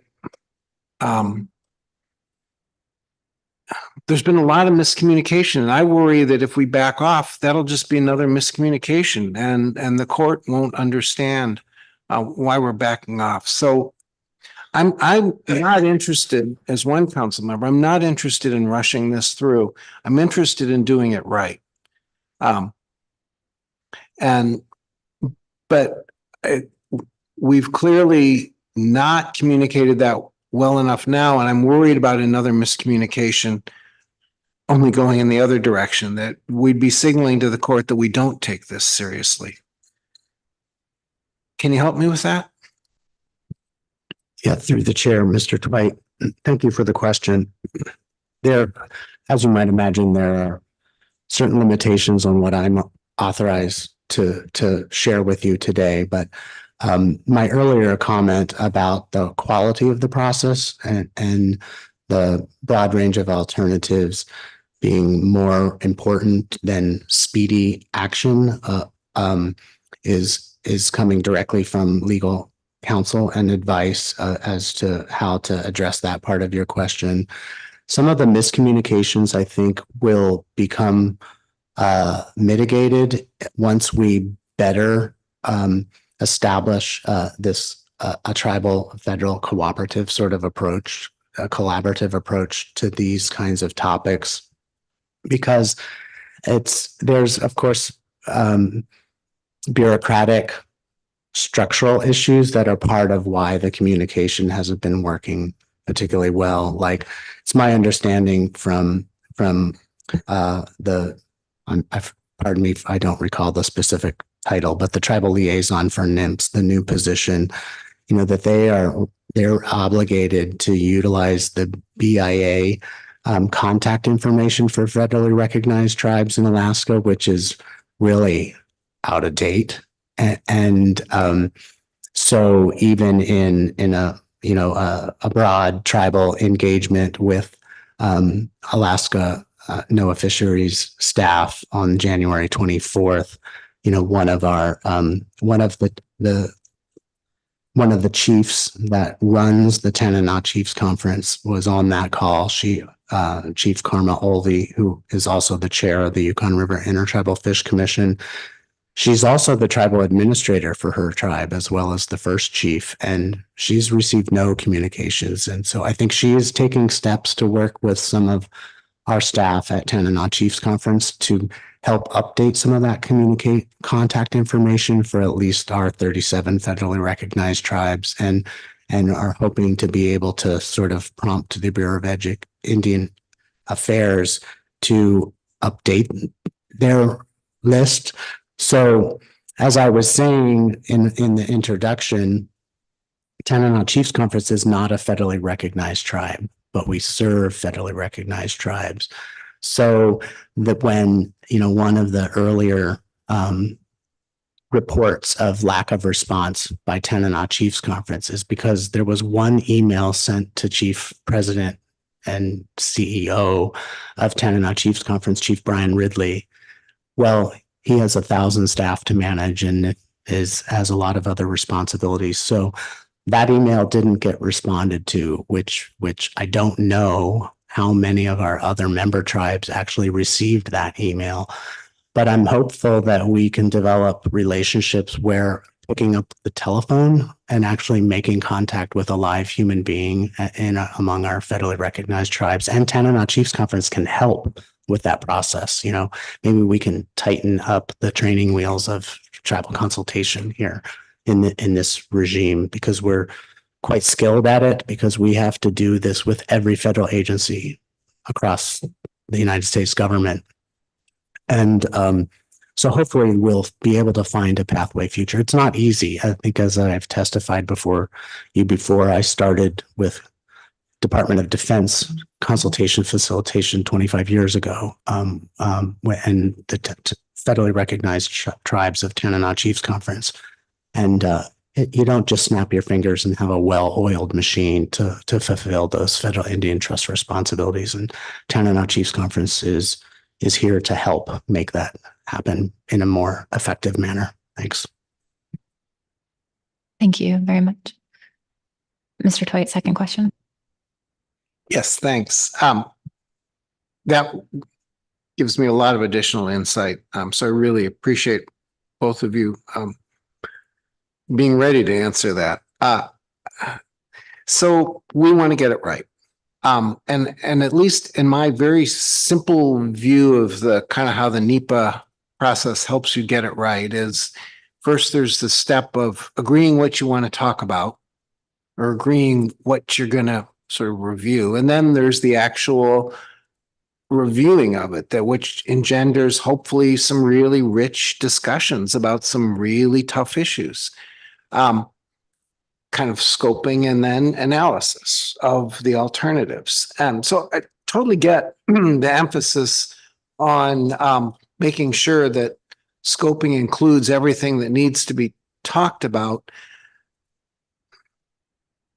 And I also get, because I think we both share this, that sometimes the actual formalities of scoping can make it difficult to keep your eye on the basic ball, which is, here's what we really want to talk about. And so an interest, what I'm hearing from you is, let's get a lot of that, what we want to talk about, maybe not in the details, but in the big picture. What are the big issues that we need to discuss? Let's get that out before we actually initiate the formal scoping. It's kind of, I hadn't been how I was thinking of it, but there's nothing wrong with that approach, at least from where I sit, and it makes a lot of sense. So how do we, at this point, if indeed my fellow council members sort of share that sentiment, how do we signal today that we're interested in doing that differently? Because sometimes we still try and say exactly what I just said, but our words end up obscuring the real message. And so I'm looking to both of you to how do we get across from your perspective in ways that you can then easily relate to the people you represent, that we are serious about this, that we do want to agree up front what we're going to try to address in this process, and then start candid, full conversations.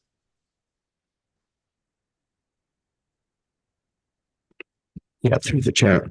Pardon me. Thank you, Mr. Twite. I appreciate the question. And I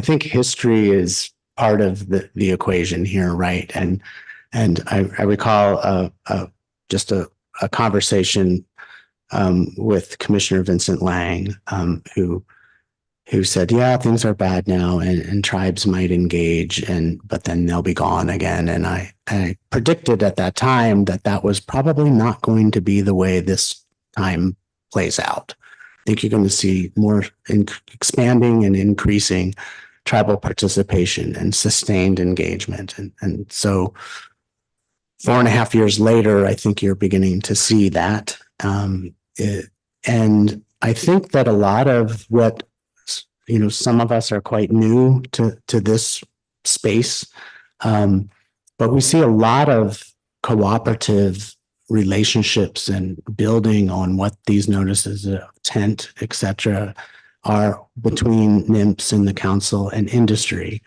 And so I don't think this is breaking any kind of mold. It's just really centering the federal trust responsibility that NMFS has for pursuing co-stewardship with federally recognized tribes, as was recently signed by the Secretary of Commerce in 2022, November 21st, as well as the new guidance on government-to-government consultation that NOAA has adopted, and the indigenous knowledge protocols. All of that is, not even a year old yet, as I understand it. So I think that it can happen, but it's, your time is very precious. I am learning that, and with reducing a meeting, even per your year, and as Mr. Curlin's Native Liaison has told us, the tribal engagement budget is being cut. So it's going to be challenging, but I think that space is made and that time is made to really work closely with industry. And so I think we just need to carve out a little more time to fulfill the federal Indian trust responsibilities. I hope that answers your question. Thank you. Ms. Kimball. Thank you. Thank you for your testimony and coming to the meeting. I was initially thinking, after having read the staff paper, that we would be looking for input from tribes, from the public, from industry, through the scoping process, that formal NOI process, and then take that input to develop kind of a more final set of alternatives for the programmatic. And so I've read your letter and listened to your testimony. Are you envisioning more these kinds of activities that happen prior to that formal notice of intent, whereby the tribes or Tanana chiefs may come with ideas for additional alternatives that you would discuss in tribal consultation, and then we would receive, because we're not a government, so we're not part of that, but we would receive information based on the results of that tribal consultation that we could fold into the NOI or our final list of alternatives?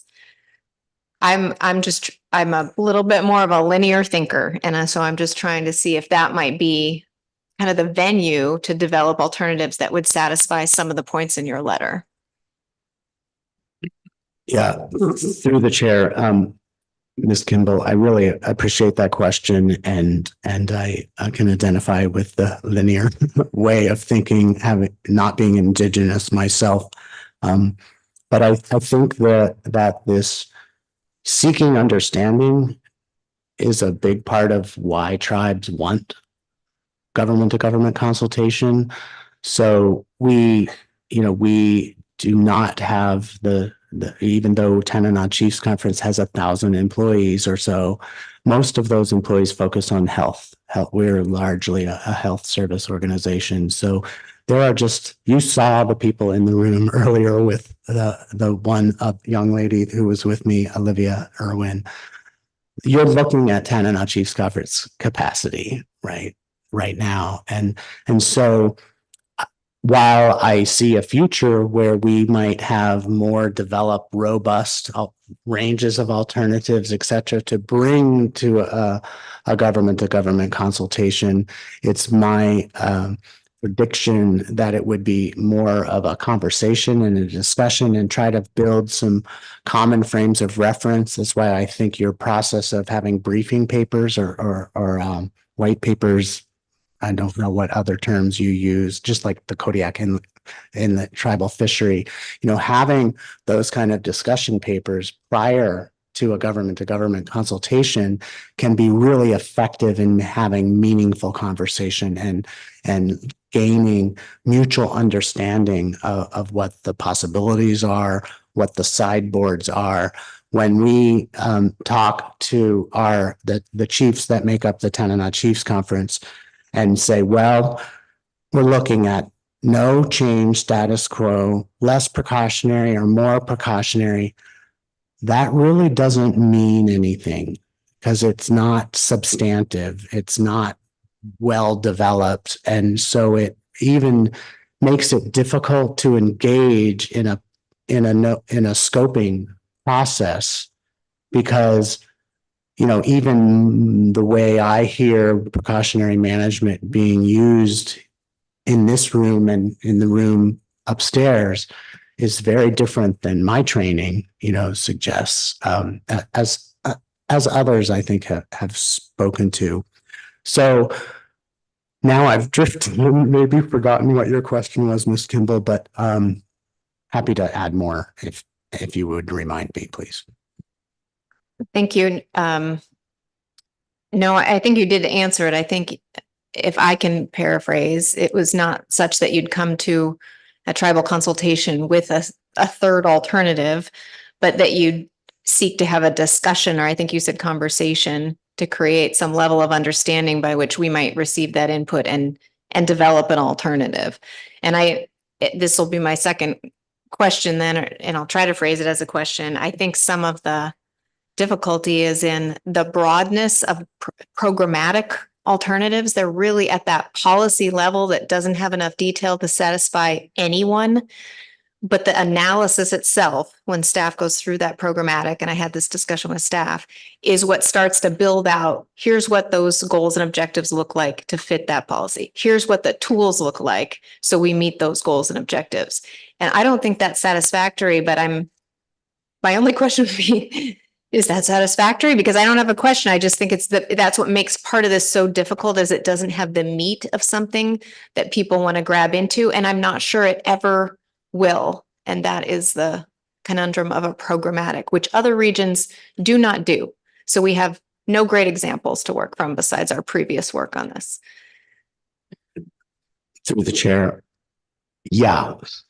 I agree with you a lot. I mean, we're somewhat familiar with the programmatic EIS associated with the Federal Subsistence Board, but that was all a very long time ago, right?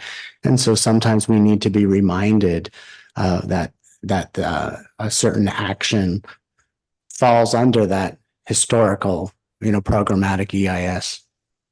I think from a more practical standpoint of just from an applied anthropologist perspective, it's my hope that this process can be broadly engaging of tribal leadership and Alaska Native people so that they, as a large group, feel that these concerns that have been going on for decades have been heard and that there are adjustments made to be more precautionary given what every tribe that I'm familiar with is seeing play out in the environmental regime shifts and changes associated with climate change or whatever is happening. Things are changing, and it's making even indigenous knowledge predictions more challenging in certain places because the scale of the environmental regime shift is so significant and unprecedented, at least in the context of indigenous knowledge and oral history.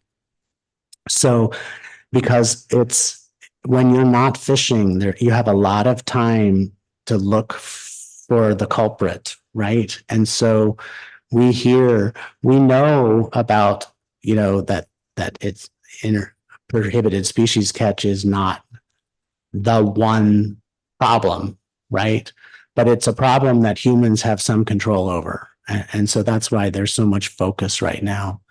But You know, I think the more, and this is a challenging goal, right? 229 tribes in Alaska. I mean, that's a lot. And you have one person who's getting a budget cut, right? To effectively do that. Just like pretty much every other federal agency is in the same boat. And we have the same 3 or 4 people that have to deal with all of them. So that's also, it's a bandwidth also issue for us. But that's why I think building some good relationships and trying to build mutual understandings and partnerships with organizations like Tanana Chiefs Conference, so that then we can help further educate our member tribes, and similar organizations can do the same. So that then they can make informed resolutions that then will eventually end up on Secretary Wright's desk for ratification, so that then gives Tanana Chiefs Conference marching orders of, here's the range of alternatives we'd like to see, right? So there's the ideal, right? And then there's what's, to the extent practicable, can be achieved, right? But we really need to push the envelope on that with respect to budget, et cetera. If it takes more time to do it the right way, then that's what we recommend, that you recommend to NIMS to do. Thanks. Thank you both very much for your testimony. Okay, next up is Mike Levine, followed by Lauren Devine.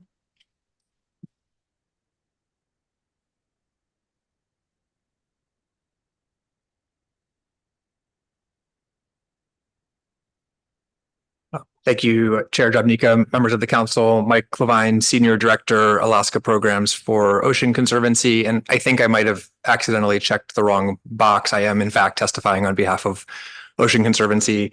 And I'd like to identify myself and us with the testimony from Mr. Simon and Mr. Wright before, and the gist of much of the testimony of Mr. Olson. And would like to use the time that I have here to try to respond to some of the questions that have been going around the table. And first, to acknowledge that I'm in the somewhat unenviable position of having to modify some of the written comments that we submitted per Ms. Kimball's comments and questions earlier, after some extensive listening and conversation with partners. We as well support taking the time that's needed to engage tribal and other constituencies to ensure that the programmatic EIS is not done fast, but is done right. And so we're very supportive of the previous comments that were just made, and the discussion. And we would be encouraging of doing the outreach that is needed to ensure that there's the right level of understanding, participation, and collaboration that is needed. And in part, we, as we've testified here before, agree that the NEPA documents that the council and agency rely on are outdated and in need of updating, and as well that a programmatic EIS, as Ms. Kimball just identified, which has these broad policy level alternatives and at times unsatisfactory descriptions of the ways that the process will proceed, also creates opportunity for collaboration and for an approach that moves us forward together. And so we're encouraging of trying to take that opportunity to build understanding and collaboration, and advance a process that allows for participation, and coming together to try to address the problems. And similarly, while the policy level alternatives may not be satisfactory, the council can establish goals and objectives to further through those policy changes. And so one potential avenue here that might in part address the conversation that was being had earlier with Mr. Twite and Mr. Olson would be for the council to clearly state the objectives that it has in pursuing a programmatic EIS, and then to define alternatives that could fulfill those objectives. So for example, objective could be to advance more climate resilient mechanisms in fisheries could be to better include Indigenous knowledge and tribal participation in the process.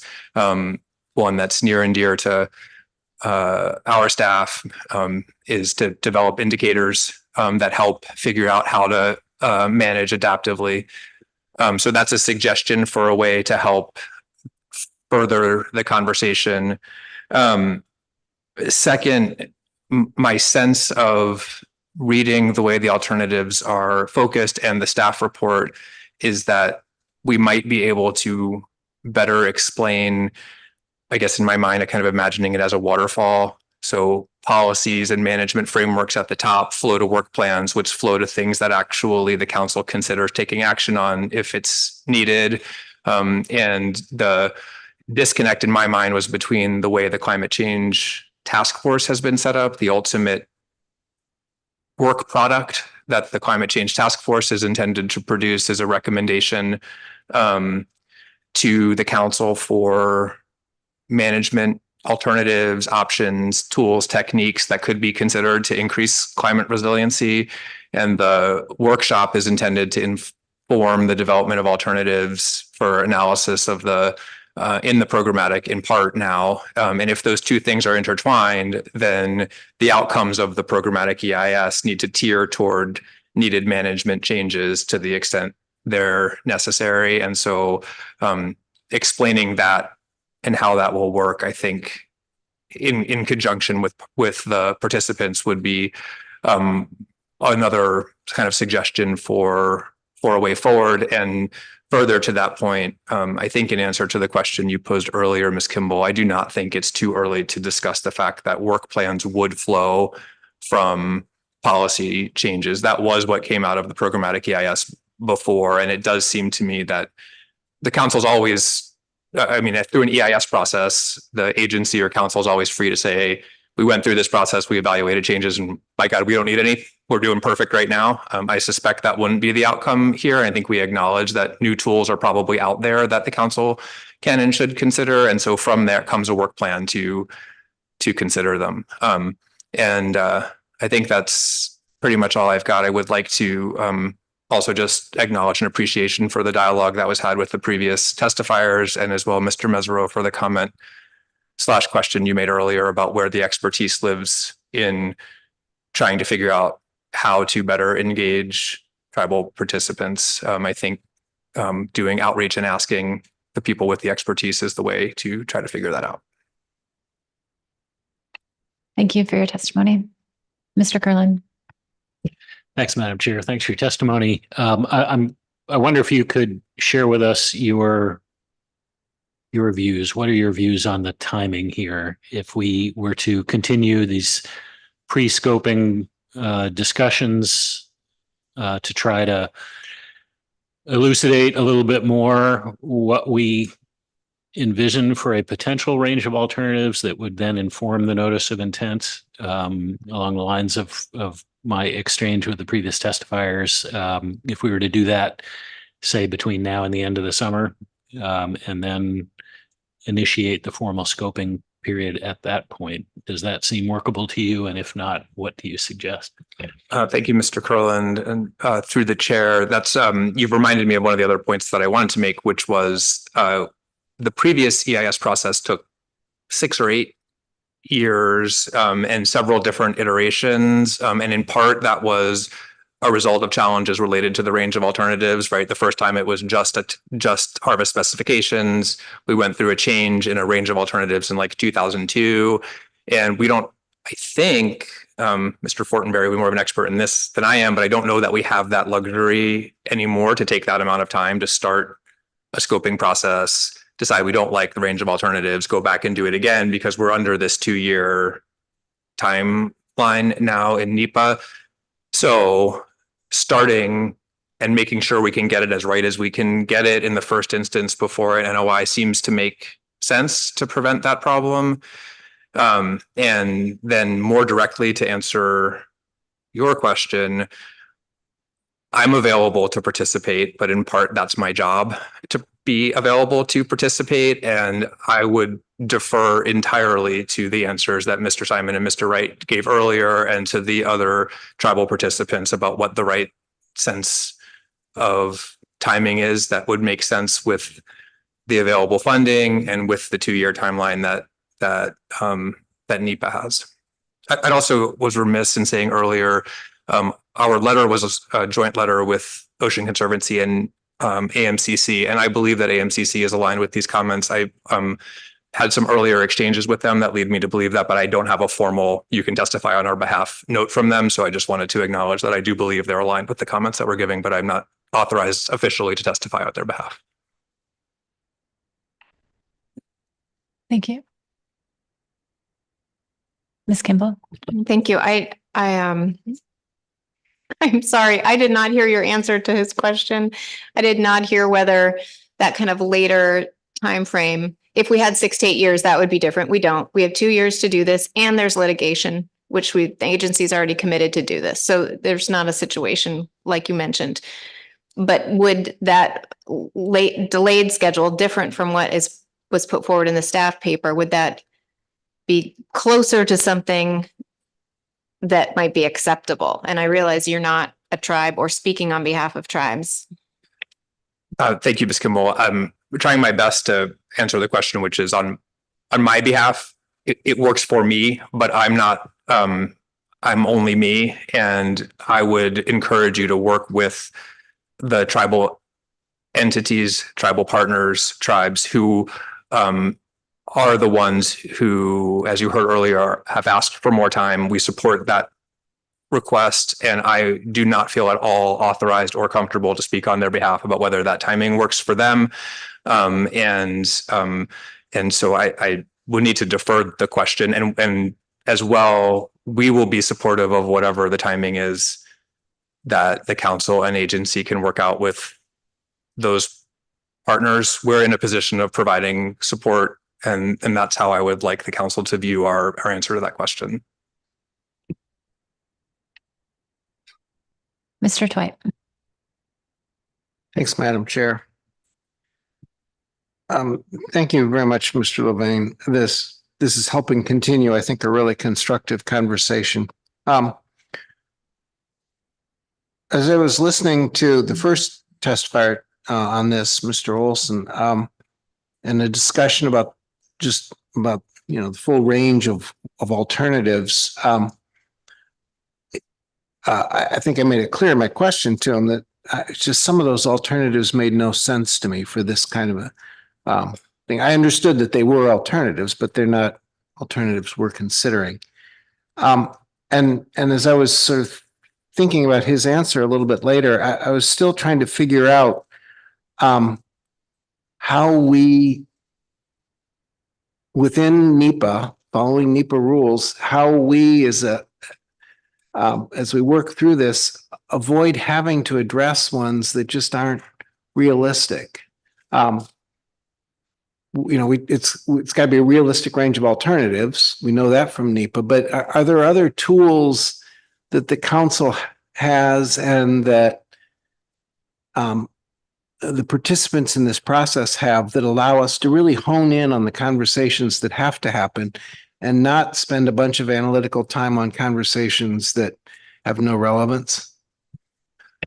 Thank you, Mr. Twite, and through the chair. I think it's a good question.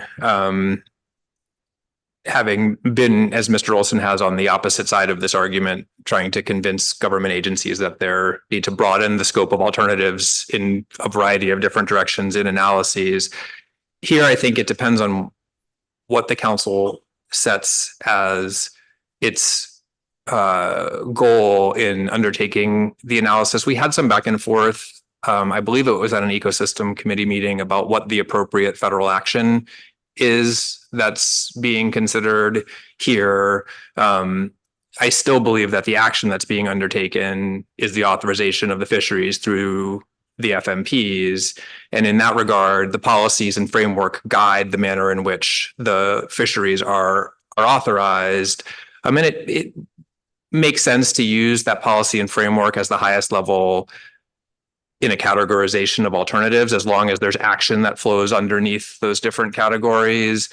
And so then to build all the way back up, the council's goal is to better ensure that the fisheries I'm hypothesizing the council's goal could be to better meet those management goals and authorize those fisheries with more climate resilient tools and mechanisms, with a better incorporation of indigenous knowledge. And in that regard, by framing the goals for the action that's being taken, you can create alternatives that only meet those goals and objectives. And I believe that would satisfy the legal strictures of the National Environmental Policy Act, rather than having to have you consider alternatives that will demonstrably not meet the goals that the council has established. And to the extent your question was about tools or techniques outside of NEPA, I'm not sure there are any once you get into the NEPA process, aside from the strictures of the Magnuson-Stevens Act or the Endangered Species Act or Marine Mammal Protection Act that obviously influence the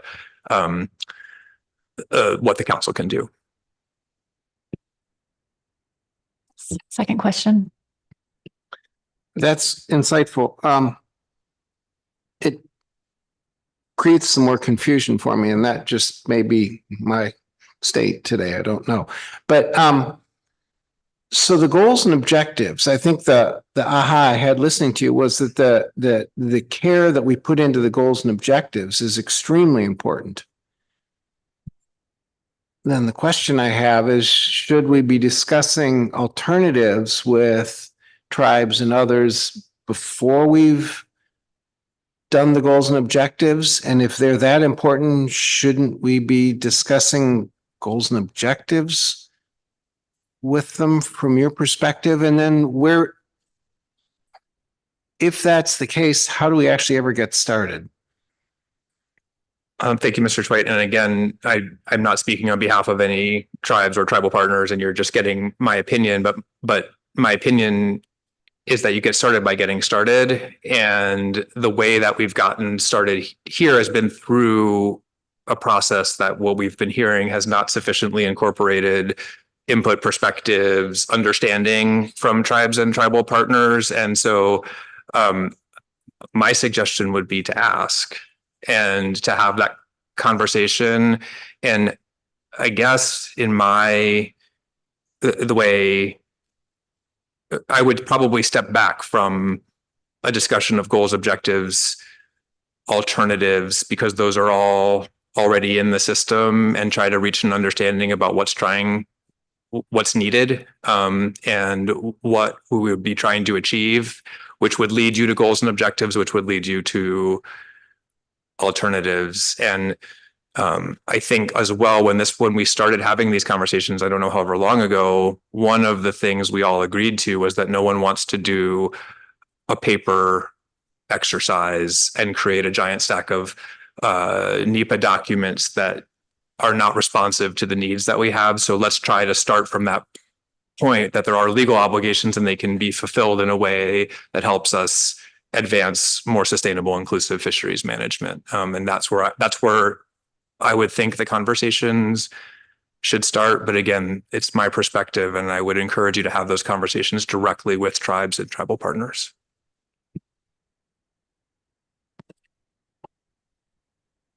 Thank you for your testimony, Mr. Levine. Lauren Devine is up next, followed by Melissa Mactuya Johnson. Neither one. Okay.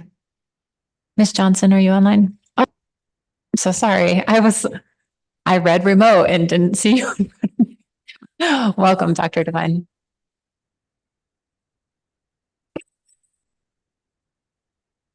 You threw me off now. Okay. Good afternoon, Madam Chair, members of the council. My name is Lauren Devine. I represent the tribal government of St. Paul Island. I don't want to repeat everything you've heard, and there's been a lot of questions. So in the interest of time, I will just say I align our comments with Tanana Chiefs Conference, the comments that you heard earlier. I think that the process is a bit unclear. We have been engaged as much as we can with limited capacity in the conversations to date on the PEIS. And it doesn't seem to be that the council has wanted to follow the input that we've provided thus far. And so we've been trying to figure out how to be helpful to the process and engage in the process. The time clock that seems to be running that everyone's talking about is a bit concerning and worrying to us. We want this process to be collaborative, inclusive, effective, enduring, sustainable, equitable, everything we've heard today. I think the questions to TCC were well answered. And so we do align ourselves with those. I hope that I can offer myself as a resource. Tribal government of St. Paul is but one tribe in Alaska and part of this process, but I do think that we have historically had quite active participation in the council process. We intend to have an active role in this process as well to the extent that we can. And so I think that there are tools that we have found to be effective in other issues that we are welcome into this process, such as listening sessions. We actually co-facilitated with Emily Wilson a listening session on a previous council meeting that was very well received by our tribes, well attended. We got great feedback. We'd like to do more of those. I think that could be applied in this process.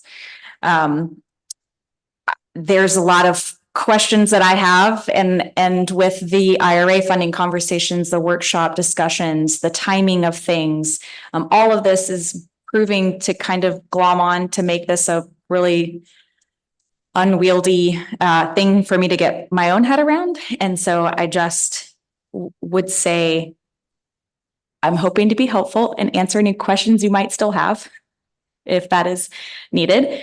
And that we hope that we can see enough room and space in this process that tribal engagement outside of just public testimony during council meetings or written comments and oral comments, but real engagement. TCC mentioned picking up the phone and calling people. I know that that's quite burdensome, but we're, again, here as a resource to help engage with other tribes and tribal entities as much as we can. And I'm a bit confused about how the process will most effectively move forward with the workshop considerations and deliberations, publishing of a notice of intent, starting the time clock versus getting this process to be back to the area that I think we all envisioned when it began. That's all I'll say. Thank you. Thank you, Dr. Devine. Mr. Curlin. Thanks, Madam Chair. Thanks for your testimony. From the St. Paul perspective, if the agency were to continue pre-scoping discussions with you all in the coming weeks, months around this issue to help inform a notice of intent, and to do so with the idea of shooting to issue that notice of intent and starting the scoping process at the end of the summer, does that time frame seem reasonable to you? Through the chair, Mr. Curlin, I don't love the timeline that we're on at the moment. I know you asked earlier testifiers about timing. I advocate for a bit later in the fall. I think that the June workshop will happen early June. And then if the notice of intent goes out in July, then the comment period opens. As TCC mentioned, that's horrible timing.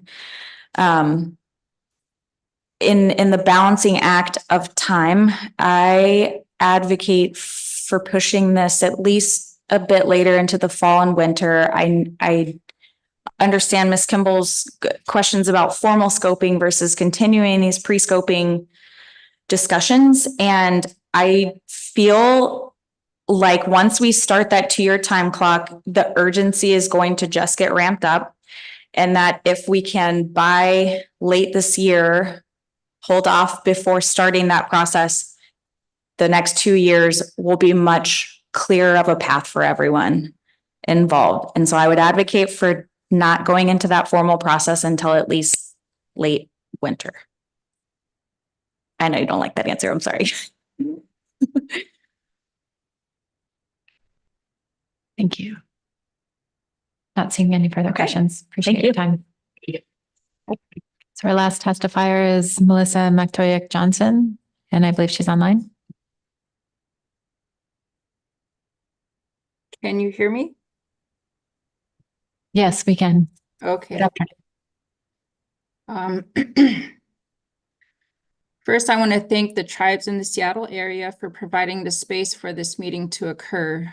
Uvanga Nalakmutun Melissa Johnson, Inupiaq Sinira Maktoyak, Nom Eskimo Community Tribal Member Me, Sitnasong Mi Aningaronga, Pangmapak Kisakring Mi Inyurunga, Johnson Koyakarunga, Angayukaka Alan Johnson Jr. Lu, Sarah Jack Lu, Asia Tataka Alan Johnson Senior Lu, Teresa Norbert Lu, Sully Raymond Sidamona Lu, Edna Snagatuk Lu, Sully Louis Jack Lu, Daisy Nuakak Lu, Savaktunga, Akara Pelarakalu, Mukuluralu, Azukuluralu, Sully Arctic Yukon Kuskokwimi Government Affairs Policy Director Me. So my name is Melissa McToyak Johnson, speaking as a tribal member of Nome Eskimo community, but not speaking on behalf of my tribe. But I am speaking on behalf of my ancestors who have and continue to guide me to the place I am now. It's evident that our current process lacks clarity and fails to incorporate vital input from the estimated 189 out of 229 federally recognized tribal communities who have long stewarded our marine ecosystems. Tribes are not stakeholders. Listing tribes as stakeholders removes their sovereign government-to-government relationships. Stakeholders have an active voice in this process. Tribes do not. As indigenous stewards of our sovereign lands and waters, providing testimonies have fallen on deaf ears for well over 20 years. Stakeholders actually have a voice that affects policy and tangible change, which this body has managed to stifle and prolong our ability to cohabitate within our communities. Starting from such an unclear standpoint, especially with time constraints looming, is counterproductive. Future effort should learn from past successes and propel federal fishery management forward inclusively. There is a pressing need for transparent and deliberative discussions to collaboratively shape an enduring, equitable, and sustainable marine future. It's crucial to understand past achievements and failures to inform our path forward. Without acknowledging past shortcomings, we cannot effectively chart a new course.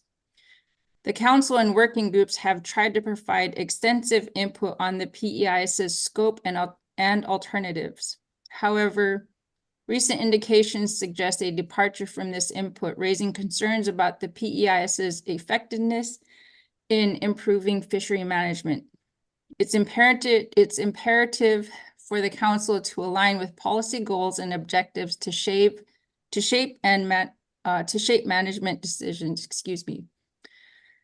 There have been significant calls for a more precautionary approach in revising alternatives, ensuring tangible management changes, and committing to robust engagement, particularly with tribal communities.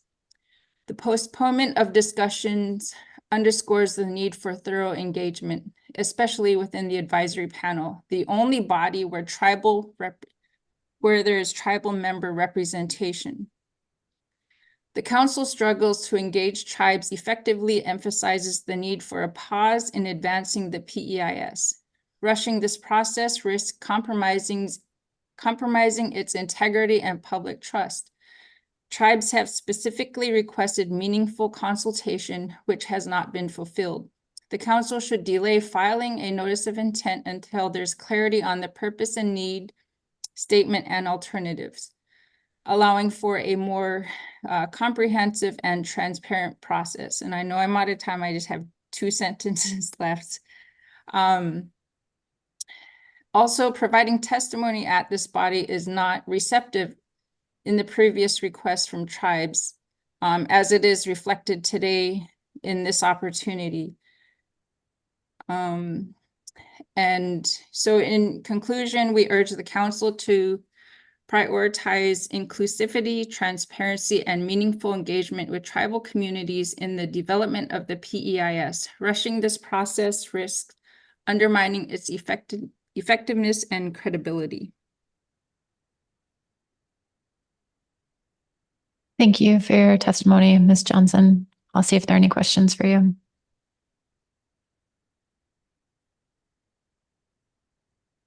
Seeing none, thank you for joining us this afternoon.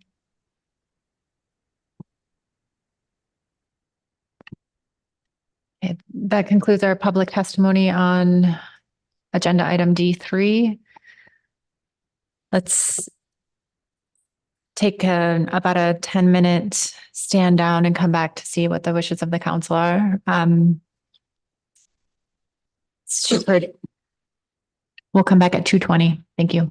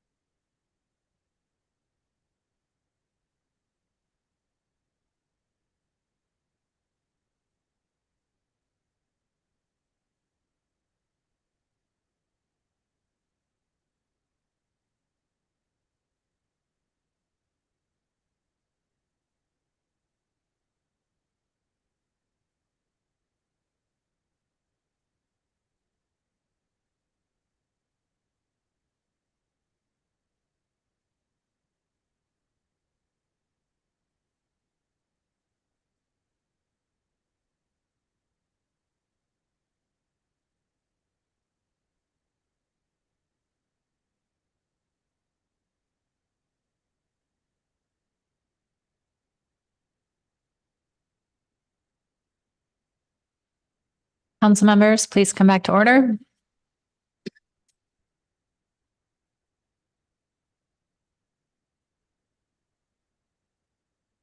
We've heard staff presentation and taken testimony on agenda item D3. What are the wishes of the council? Mr. Toy.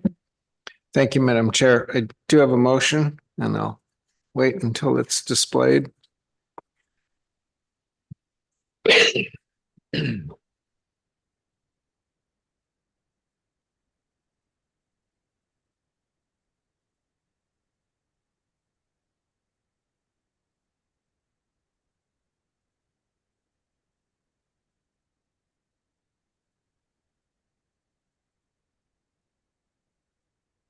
Nope.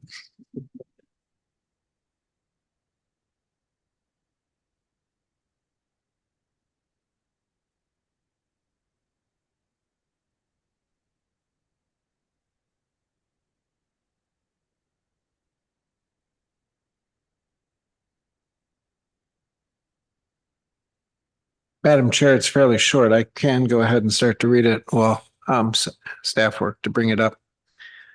My motion on D3 is as follows.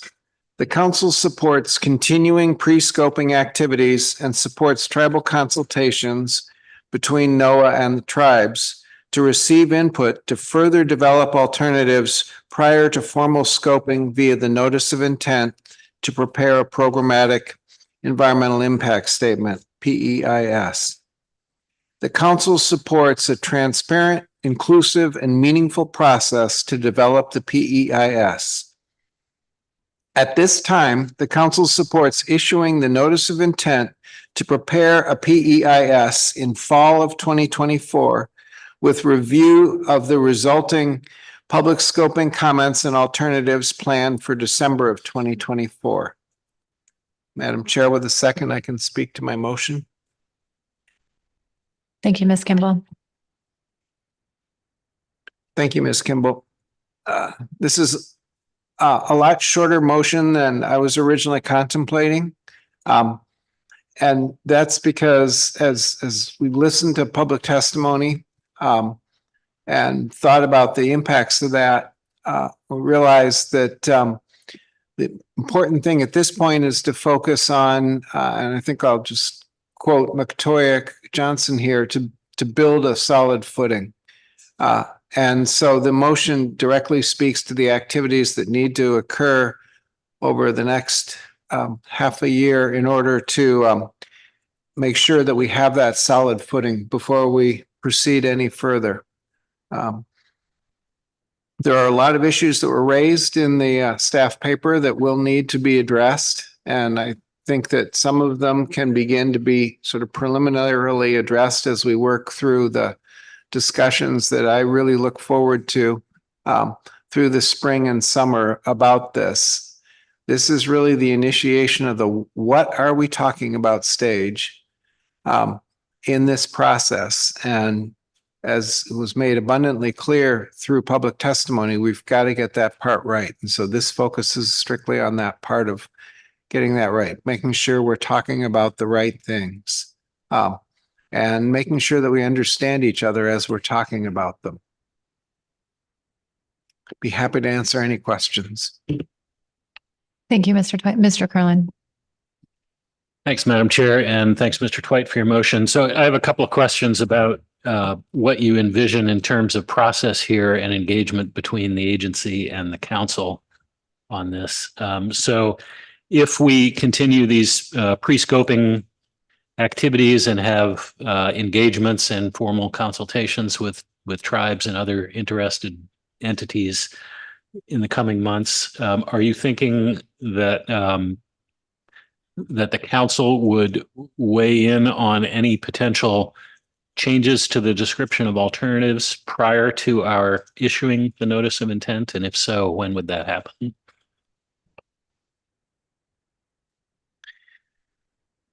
I don't know. I think it will be useful for the agency and the tribes to keep the council fully apprised of those discussions I think it's also useful for the council to think of other forms of outreach and gathering input and trying to make sure that we don't get ahead of ourselves again. And that's why I said I don't know. It's clear to me that we inadvertently got ahead of ourselves here. It was not because we intended to, but just we started to look a little too far down the road, I think, at least my personal opinion, in terms of next steps. And so I, at least as one council member, and I think inherent in this motion is the concept that as we hear back how the tribal consultations have been going, as we get other input from other forms of outreach, we think about at what time is it best to begin putting pen to paper in the way that you were asking. Is it actually part of the formal scoping, or is it enough in advance of the formal scoping that you can use that? The main focus, I think, needs to be making sure that we don't take any actions that begin to feel exclusionary for any of the parties who need to be part of this. And if putting pen to paper is helpful, and in fact helps make it a more inclusive process, great. If it begins to seem like it would be exclusionary or getting ahead of ourselves, then I think that would be unfortunate.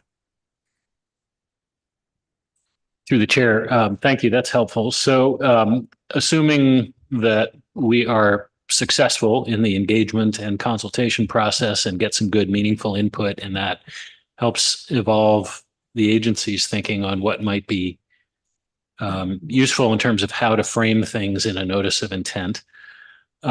Your motion here refers to issuing that notice of intent in the fall. So, for example, would it fall within the scope of what you envision under your motion if the agency were to bring that information back to the council for the October meeting and get input from the council at that stage before issuing a scoping notice immediately after the October meeting? That seems like one realistic scenario. And given the timing of the lengthy summer, it might be the most realistic. And certainly, I think we all have a strong interest in getting the scoping process started this year still. So it does seem like a fairly realistic. Again, I just think it'd be unwise of us to be too definitive at this point about exactly how that'll play out. But I think it's useful to think of that as one scenario that seems to navigate the different dynamics as we understand them right now. Well, through the chair, Mr. Twite, your hesitation there is mine as well, because the end of your motion refers to reviewing the results of public scoping comments by December. And so even if we were to wait until October to actually issue that notice of intent, mid to late October, we would still be in the midst of the scoping period then. So that's why I was trying to understand your thought process behind the motion here and whether all those pieces fit together. So I wonder if you could shed any more light on that to help us identify a path forward. Maybe it's a mistake to put a month in there. Maybe the better approach would have been to, with review of the resulting comments and alternatives, to occur as soon as is feasible. Following that, issuing the notice of intent might be a better way of leaving ourselves some leeway. So substitute as soon as feasible rather than planned for December is one possibility. I think I at least am very hopeful that we'll be able to, within the space of this year,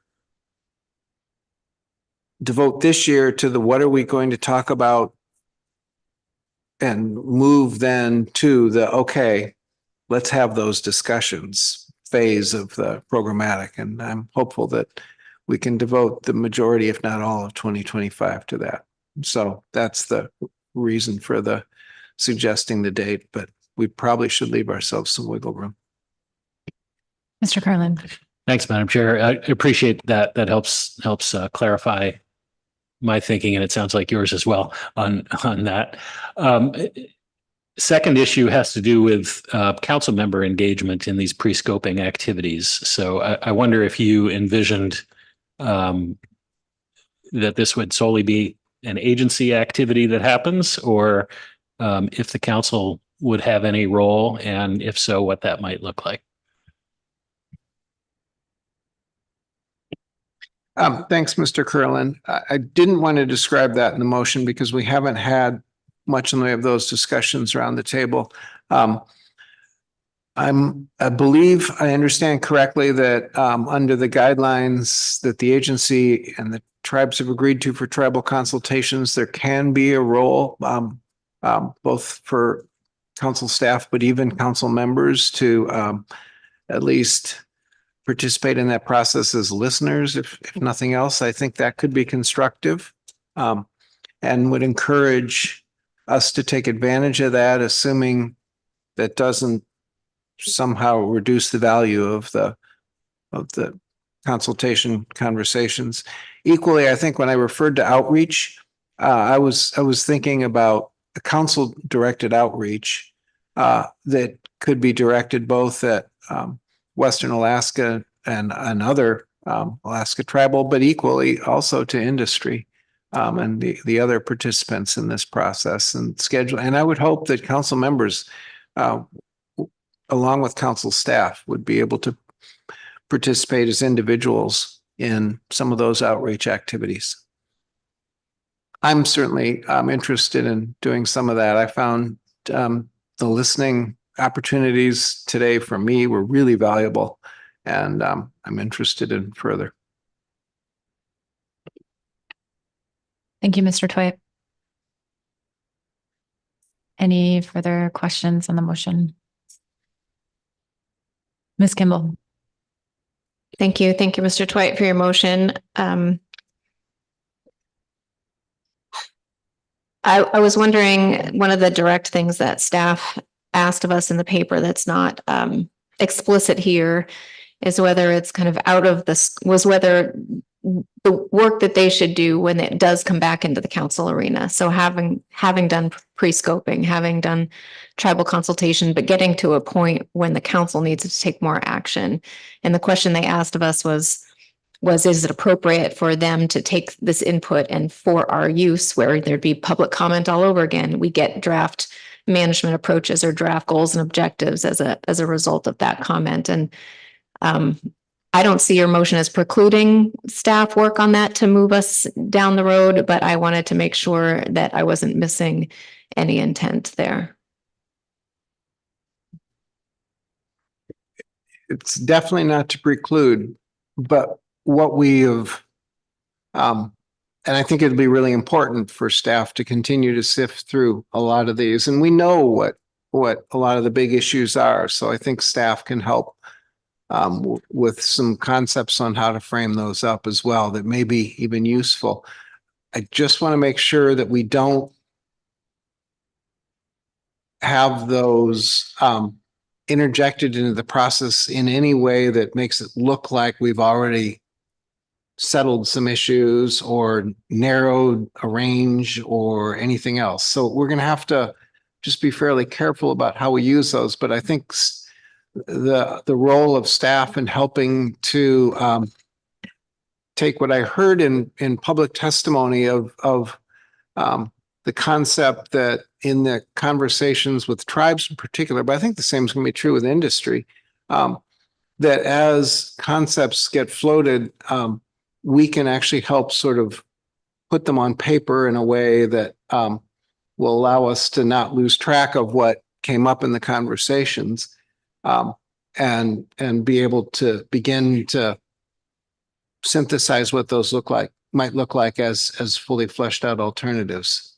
So there's room for work there, but we as council members are going to have to be really careful about treating it as conceptual work, not as a signal of any council decisions or even leanings.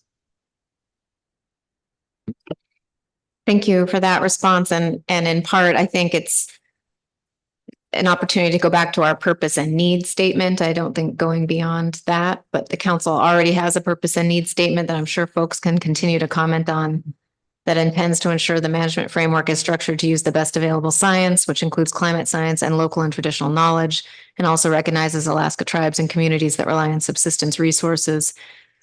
That's the kind of direction I guess we've already provided, where staff could use that direction plus what we receive between now and whenever this comes back to provide us some draft language, as opposed to us trying to draft it around the table. And that's what I was getting at, not to preclude any input that would be part of the initial part of your motion. So I'm just, again, looking for confirmation that that's okay. I think that makes sense with, and again, is another way of helping make sure that we aren't losing the opportunity to begin to really flesh these out. So yes.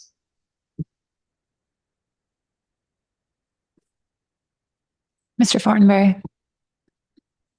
Thank you to the chair. Maybe just an additional follow on to some of Mr. Curlin's process questions in terms of what the council's next step would be.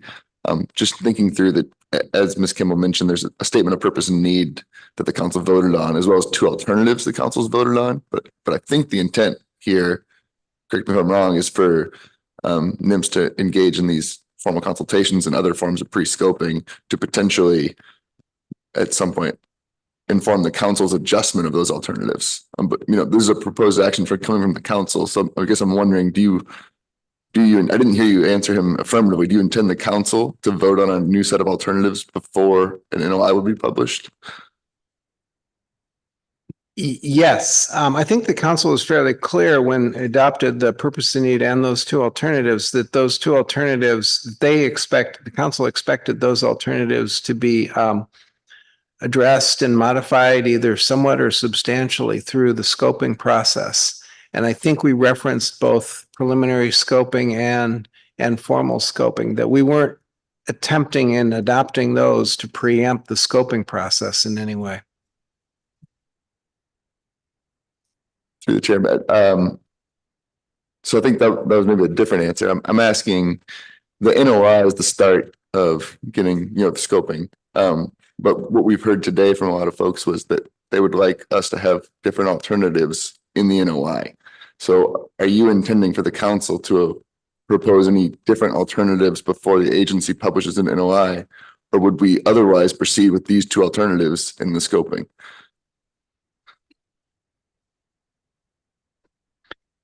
Sorry to have misunderstood to some extent. What the council did at the time, I don't think the council's motion back then didn't anticipate what you're suggesting. We think the council's assumption was that alternatives themselves could be modified through the formal scoping process. What we've heard today, and that this motion is intended to leave room for, is the idea that that puts too many constraints on the process right from the start, and that that's not the right way to approach it. And so this motion contemplates council receiving back the results of both council outreach and consultations, and then makes a further decision about whether to alter their already adopted alternatives, which can always be altered, obviously, prior to requesting formal, or at the same time that they request formal, the initiation of formal scoping. So this motion is intended to leave the door very much open for that approach. Ms. Kimball. Thank you. And just to clarify between all your discussions, to me, that meant that the opportunity for that revisiting alternatives prior to scoping would be October of 2024. And then at some meeting after that, we would get, you'd issue the NOI, and then at some meeting after that, we would get the results of the formal scoping and be able to look further as to how to modify. So everyone's nodding their head. So now I feel good about what I know. Mr. Witherell. Thank you, Madam Chair. Mr. Twite, I heard you mention council directed outreach a few times, and I just kind of explore with you what you had in mind, because it sounds like a commitment of resources between now and October, and I'd just kind of like to know what it is we're committing to.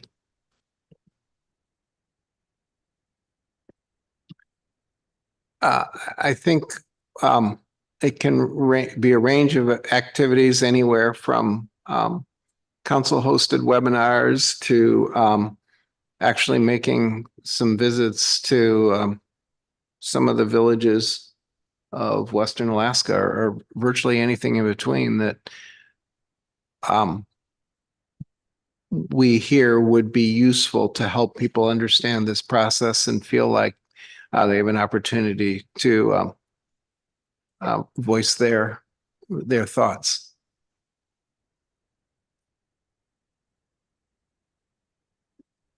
Yes, Mr. Witherell.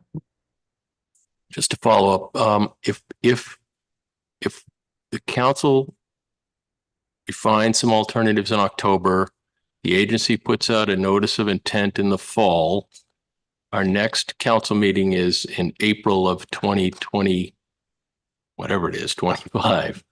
And at that point, then the council would finalize the alternatives for analysis. Is that really what we're thinking here? In my view, well, that's why I sort of welcome Mr. Curlin's thoughts about as soon as feasible. I think the council's gonna have to think about whether it's feasible to do something sooner, either through a one-day meeting or some other approach, because that's too long, in my judgment. Yeah, and that's fine. You know, we do have the ability to have virtual meetings. I just wanted to make sure that that was acceptable if we end up doing that way.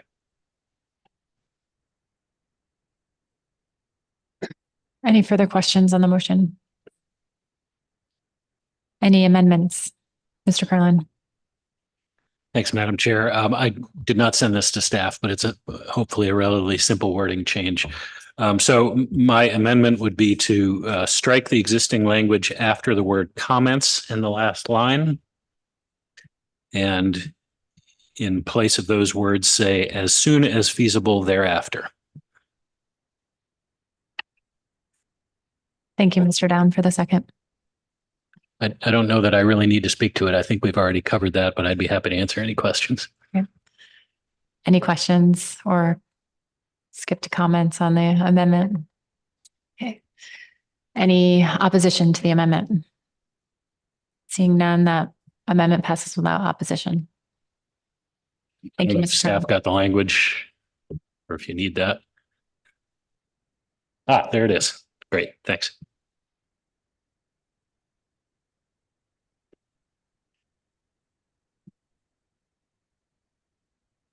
And any comments on the amended main motion? Mr. Mesro. Thank you, Madam Chair. I'll keep it brief so that we can finish our work today. I want to support the amended main motion, and everything that in it seems reasonable to me. The only thing that seems problematic is this discussion, this loose discussion about council outreach. And I guess I should just say that what I'm thinking, which is that this issue is complicated and there's pending litigation and it's a complicated issue. And I would like to think that before any council members decide to go engage with a sovereign government in any way, that we have some ability for the chair, the executive director, the executive committee, somebody to make sure that there is some system where we determine the appropriateness of council members traveling and interacting on behalf of the council on this particular issue, particularly with sovereign tribal governments. I feel like it would be real easy for a council member to have the best of intentions and perhaps inadvertently do something that could jeopardize relationships that the council is working hard to try to keep positive. And we've kept this discussion pretty loose and theoretical. So I just feel like it's important to say this on the record and have a discussion about some sort of a process to regulate how that happens so that we don't end up having somebody take time and have the best of intentions to do some outreach and end up doing or saying something that will potentially jeopardize the good work that we've tried to do to keep a positive relationship with tribes. And I just felt like I have to at least bring this up. The rest of it looks fine. I just think we should proceed with caution when we have one or two council members traveling and doing outreach on this particular issue under these circumstances. And I'm not a lawyer, I don't know, but it just seems like we should probably have some discussion of how we're going to do that one piece. Thank you, Mr. Mesereau, and I can confer with Mr. Witherall following the meeting or following in this discussion on past practices for council engagement and travel to rural communities, as well as with Mr. Curlin on protocol for non-quorum participation in formal consultations. Thank you.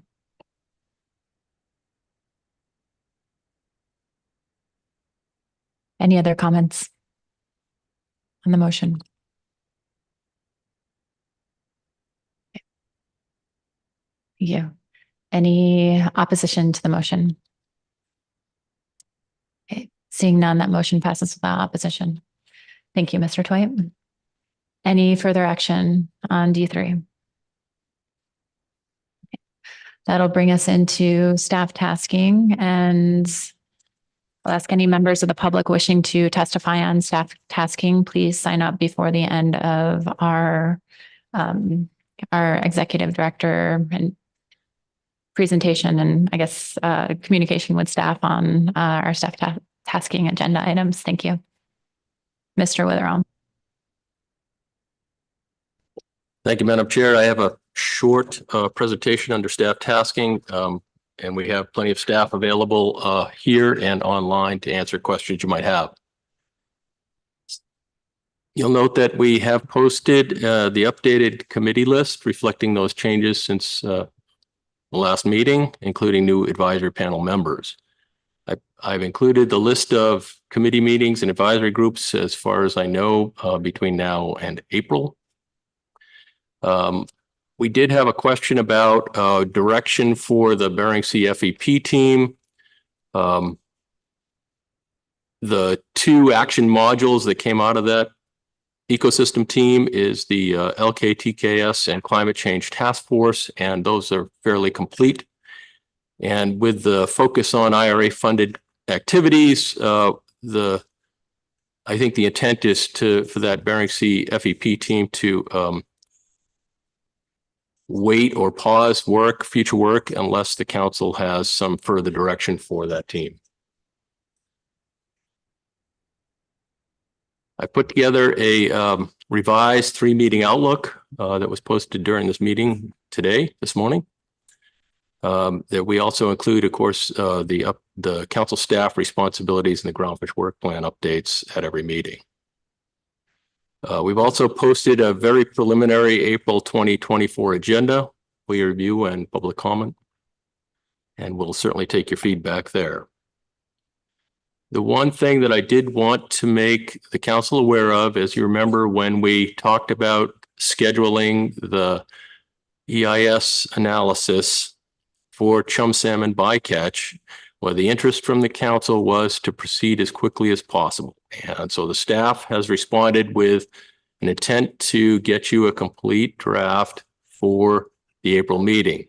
However, there are a lot of trade-offs in doing so, and I just want you all to be aware of what to expect for that analysis in April. And so we've tried to lay out for you what the things are that you should expect and should expect maybe not meet your expectations. And so first of all, this kind of 3 major points here is one, you won't have a full executive summary that you typically get with your analyses. That's something that'll take some time for the staff to prepare, and you see the analysts for that project are not attending this council meeting because they are very busy preparing that analysis right now. So you won't get an executive summary. We don't have the time for the analytical staff to participate in any substantial outreach or engagement activities prior to April.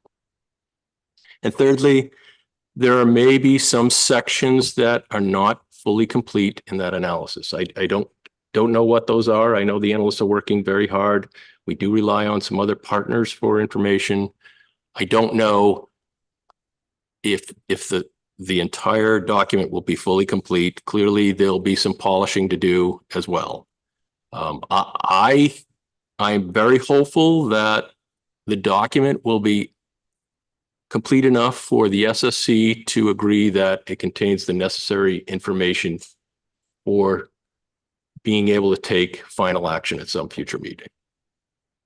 But I just want you all to understand what to expect in that analysis. And if you have any questions, Dr. Hapola, I believe, is online and could probably answer that. So I'm going to stop right here before I move on, Madam Chair. Yes, Ms. Kimball. Thank you for letting the council and the public know what that document will look like. I'm extremely concerned about not having an executive summary in particular. The last document that we had for that analysis, the executive summary was excellent in pulling together, some of the main points, not just decision points, but main body of understanding about this issue in a way that no one would have understood, I don't think, around the table had we not had that. So I guess I'm just, obviously you've thought this through already, but pushing the envelope or pushing the issue a little bit to see if there are any other sections, background sections, or anything else that we could use less staff time on in order to create what I think is the best communication tool for the public is the executive summary. And in particular, the way it was done for this previous draft. I'm going to assume you've already looked at all opportunities, but I'm extremely concerned that we will now come and have a more confused public and council absent that portion of the document.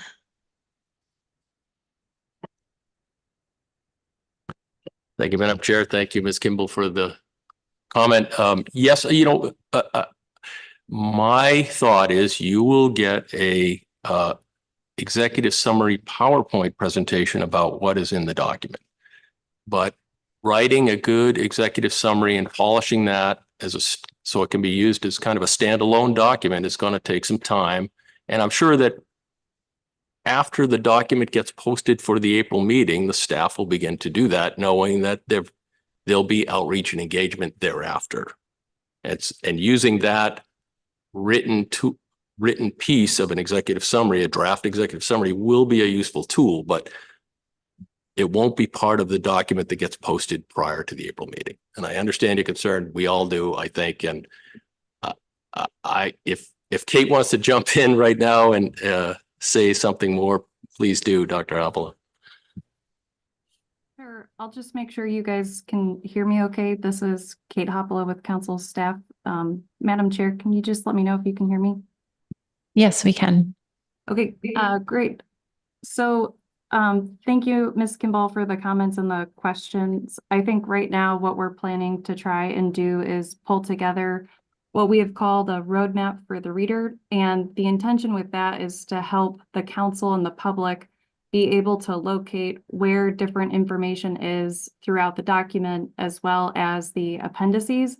And then similar to the executive summary that was prepared for the October preliminary analysis, pull together the main decision points that are remaining for the council as it considers its alternatives and some of the trade-offs that are there. What we're really going to struggle and what we can't do for an executive summary prior to April at this meeting is synthesize the potential impacts of the alternatives, because we're going to be getting information really right up until the deadline. And that's the main challenge.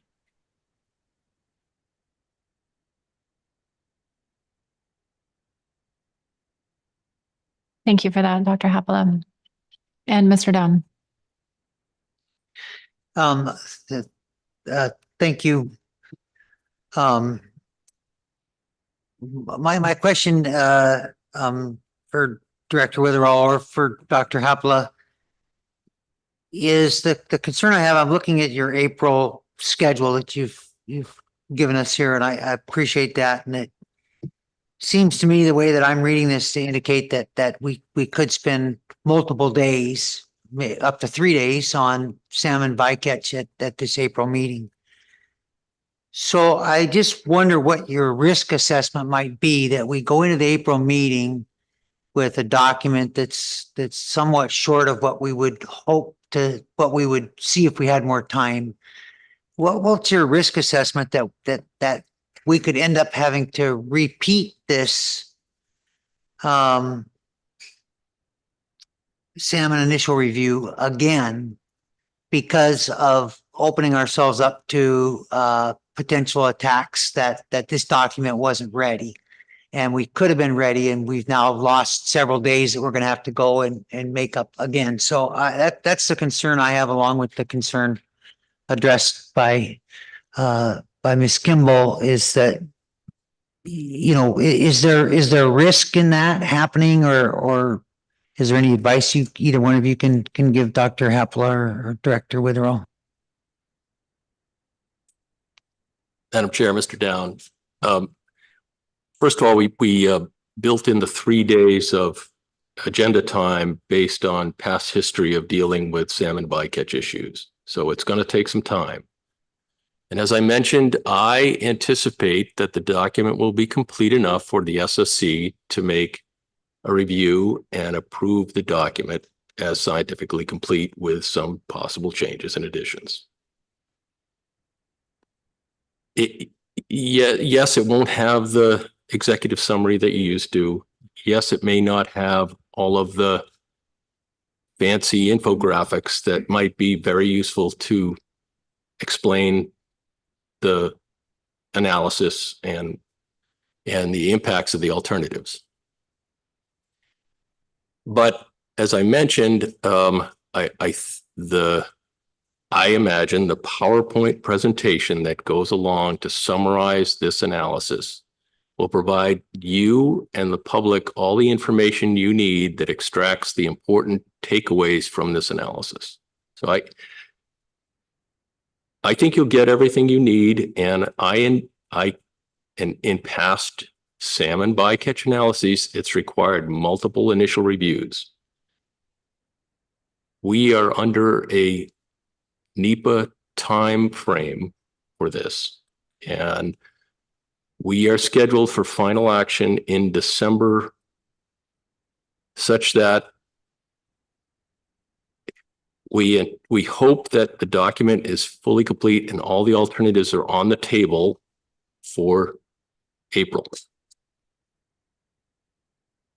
I understand, based on past history, that the council, there's a possibility that the council, after seeing the first initial review, may have some changes or adjustments to the alternatives. And so we've built some time into the 3-meeting outlook in October, should the council need to make some modifications to the existing set of alternatives. But understanding that we are under very, very, very tight timeline. So hope that answers your question, Mr. Down. Thank you, Madam Chair. Thank you, Director Witherell. That helps quite a bit, and somehow I continue to forget about the NEPA timeline that shortened things up for us. So I appreciate that, your clarification on that. Thank you. Thank you, Mr. Down. And Mr. Mesereau. Thank you, Madam Chair. Mr.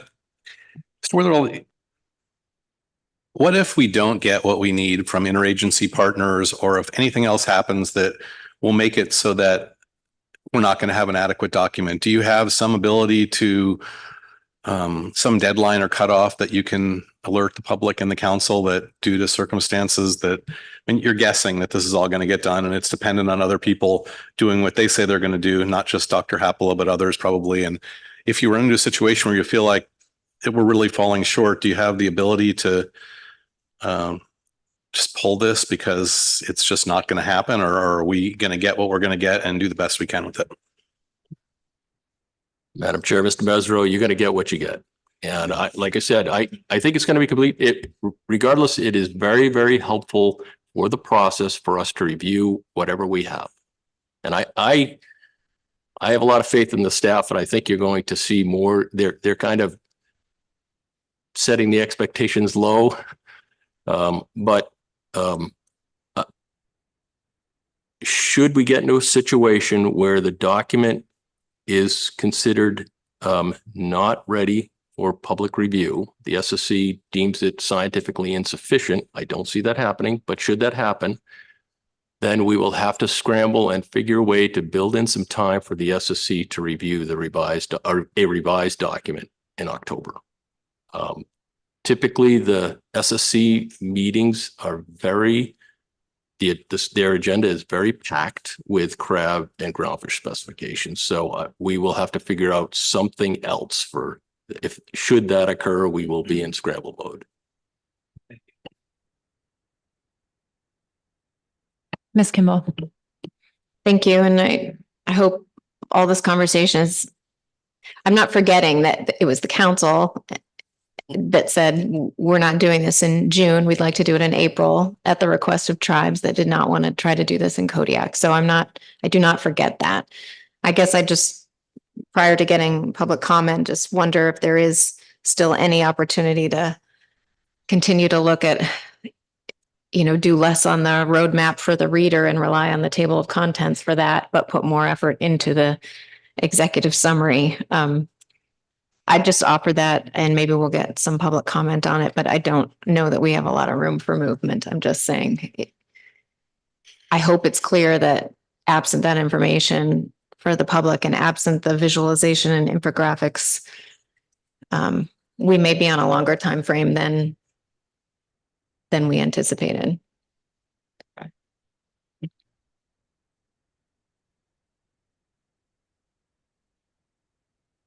Mr. Withrow. Fair. That's a fair observation. Are we ready to move on past salmon? Yes, I just echo Ms. Kimball's statements as well. We were trying to be as responsive as possible to concerns that we've received regarding the timing of the chum action. And I do think this conversation is very important to set expectations for what we may receive, and really appreciate staff's responsiveness to our requests. So thank you.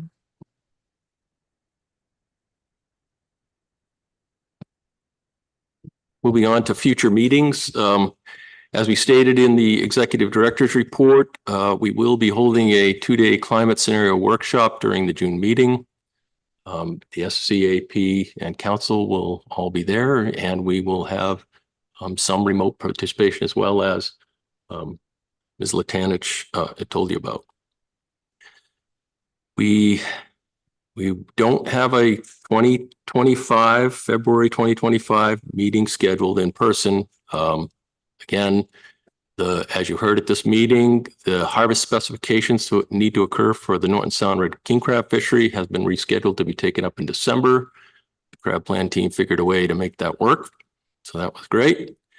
So we don't, after the December council meeting, our next in-person meeting is in April 2025 in Anchorage. I would note that under our proposal for the IRA grant funding, we did propose to hold 2 council workshops in 2025. And one of those certainly we could schedule for February. It wouldn't be able to be in person. I don't think it'll be too late to find a venue. But certainly during that normal council week, we could schedule a virtual workshop or a webinar or something. So just giving you a heads up there. And that's all I have. If you would like me to walk through the 3-meeting outlook, I certainly could. Let me take a look at that.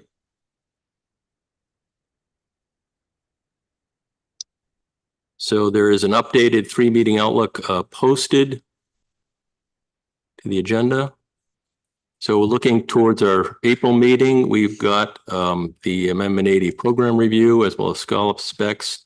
And of course, our big agenda item is the chum salmon bycatch initial review and some other related salmon bycatch items.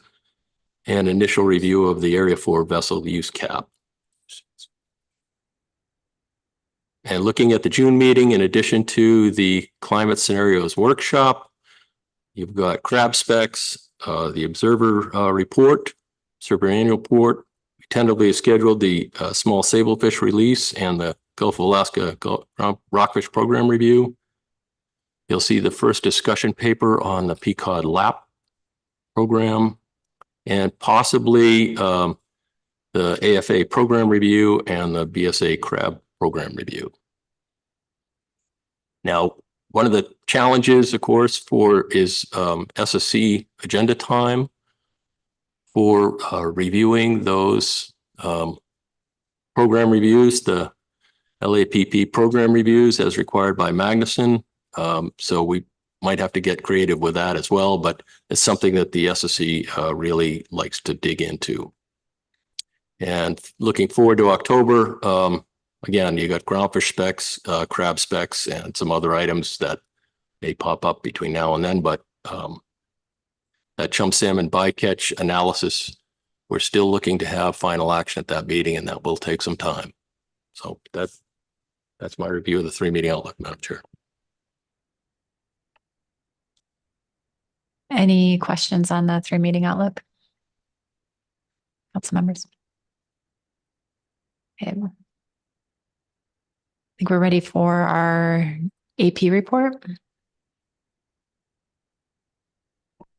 Another reminder to members of the public wishing to testify on staff tasking, please do sign up before the end of the AP report. Thank you.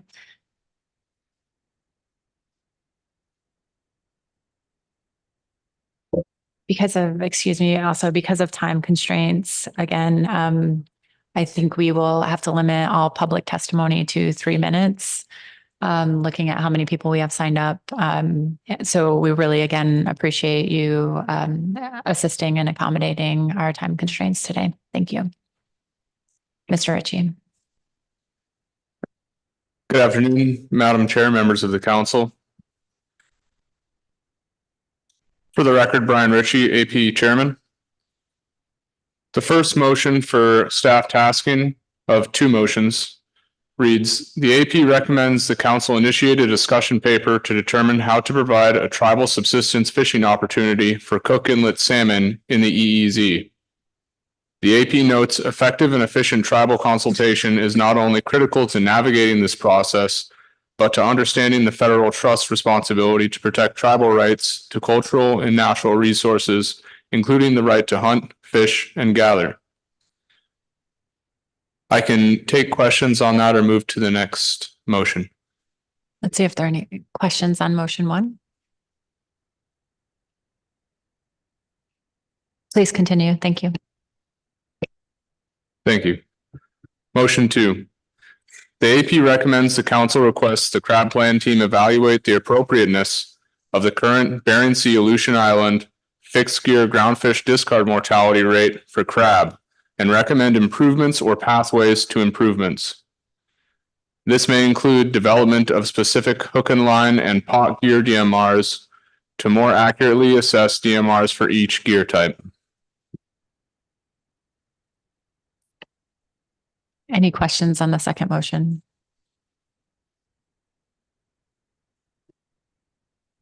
Seeing none, please continue. That's all of the motions that we had. Both of those motions passed without opposition. Thank you, Mr. Ritchie. Thank you. Appreciate the report.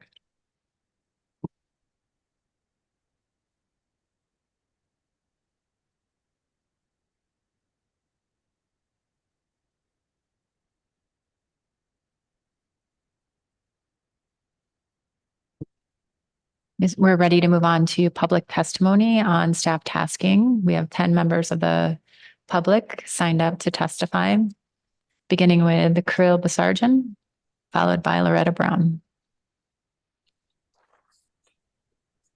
Hi, good afternoon. Good afternoon.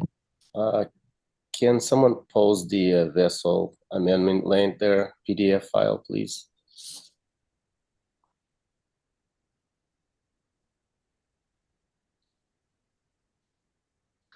Thank you. The K-Bay Fisheries Association respectfully submits a proposal to amend the vessel length restriction for the Area 4A quota share vessel class designation. Our aim is to enhance the flexibility of quota share transfers for catcher vessels, enable larger vessels to harvest quota share in Area 4A. We request that the council allow IFQ harvest from smaller class quota share to be fished on larger vessels, specifically permitting quota share to be fished on vessels equal to or less than 60 feet length overall. This proposal addresses two key issues. Rapid weather changes, increasingly severe weather events have led to under-harvesting of quota share for small fishermen, income losses. Small vessels cannot effectively harvest quota share, resulting in financial hardship for fishermen. There's no small vessels left in the area to fish the IFQ, maybe 2 or 3 vessels, and it's really difficult to find vessels to fish the C and D class quota shares, making under harvest pretty hard. By allowing larger vessels to harvest for a halibut quota share, we can provide increased harvesting opportunities for small halibut IFQ fishermen, improving their economic well-being. We believe this amendment will promote more efficient and sustainable fishing practices in Area 4A. Please consider this proposal with urgency, as the current restrictions are causing significant hardship for our fishermen. We appreciate your attention to this matter and look forward to your response. If you guys, someone can support us, really great. And then another one is we're trying to propose a slinky pot proposal to fish long line slinky pot under 60 feet.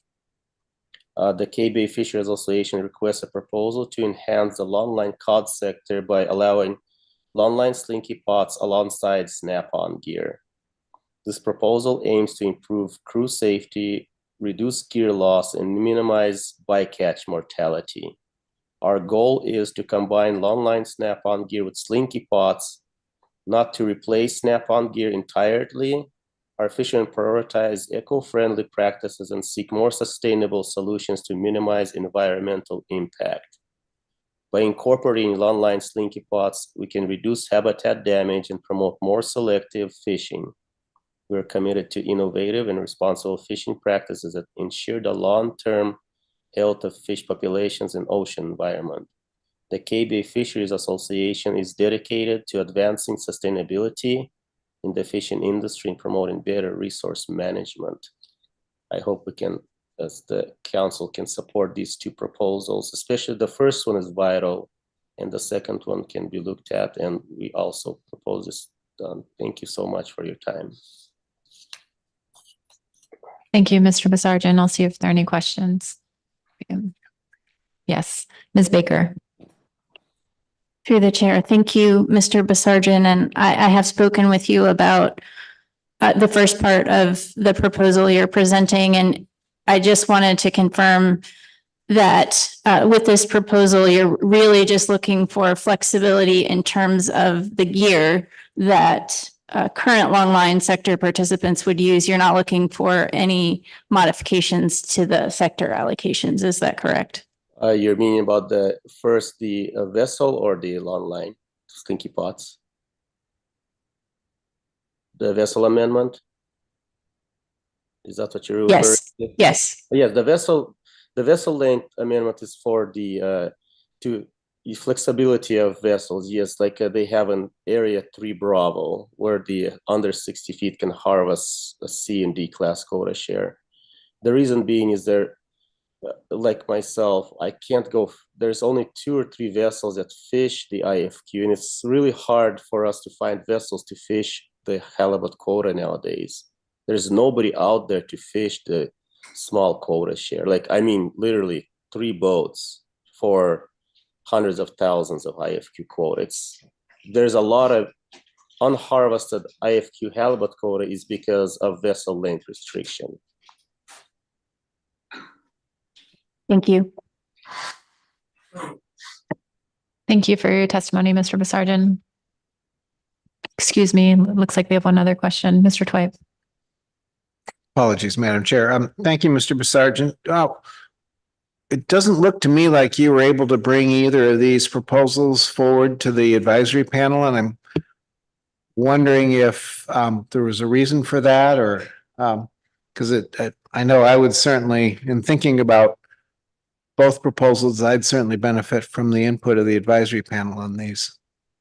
Yes, I did. I presented this to the advisory panel also. Thank you for that, Mr. Basarjan. Yeah, we did this for past 3 years already. We've been trying to push them, give them to the advisory panel and the council for the past 3 years. Thank you. Looks like we have one more question. Oh, I think the question's been answered. Thank you. Appreciate it. So our next testifier is, excuse me, sorry, we have hands coming up all over the place. Mr. Downs. Yeah. Thank you, Mr. Bazarjan. I'm just, as one council member, I like to see, I've been helped a great deal by having these kind of ideas run through the IFQ committee, which I think will be, definitely, my understanding is they'll be meeting in 2024. So would you be willing to take these to the IFQ committee and get their feedback on that, or is that something you've already done? Yes, I could. I wasn't aware of the IFQ committee. I did present it to the IPHC this year in Anchorage, and they were in support of it. And I'm not sure the IFQ committee probably somewhere I misplaced it or wasn't aware of it. If I could get some information on that later, that would be great. Thank you, Mr. Down. Might be sharing some information on the scheduling of the next IFQ committee at the end of this meeting. Thank you. So thank you, Mr. Basarjan. Greatly appreciate it. Loretta Brown is up next, followed by Mary Ann Mills. Hello, this is Loretta Brown. Can you hear me okay? Yes, we can. Welcome. Excellent. Thank you. Again, this is Loretta Brown, and I'm testifying today on behalf of Salmon State, and I will not be taking any questions after my testimony, and I'll keep this really short since you all have been meeting for quite some time, and we don't have much time left in the day. So I am testifying to bring your attention to the attachment that comes with my testimony this morning, which is a petition that is signed that has 968 signatories on it. And this petition points out that there continues to be massive amounts of bycatch that is allowed by this council and NIMS through federal fisheries management, and that this council has bypassed and really diminished the concerns of quite a few organizations, Western Alaska communities and Alaska Native tribes, in asking for reduced bycatch numbers as well, and protective measures for those bycaught species. I also would just like to say that this council really needs to consider management actions that conserve and protect non-target species, habitat, and a wider ecosystem, and not only or primarily the economic gains of an industry for the target species. And this should include closures, reduced efforts, reduced TAC of target fisheries, and in an effort to conserve and protect all bycaught species, and not in an either or framing or reducing of bycatch. And pressure on non-target species. And I just want to point out to this council that they have an obligation to look at the impacts across the board on an ecosystem, and not just those impacts on economic gains of the target species. Thanks again for allowing testimony, and we will see you all again at the next council meeting. Thank you, Ms. Brown, for your testimony. So next up, we have Mary Ann Mills.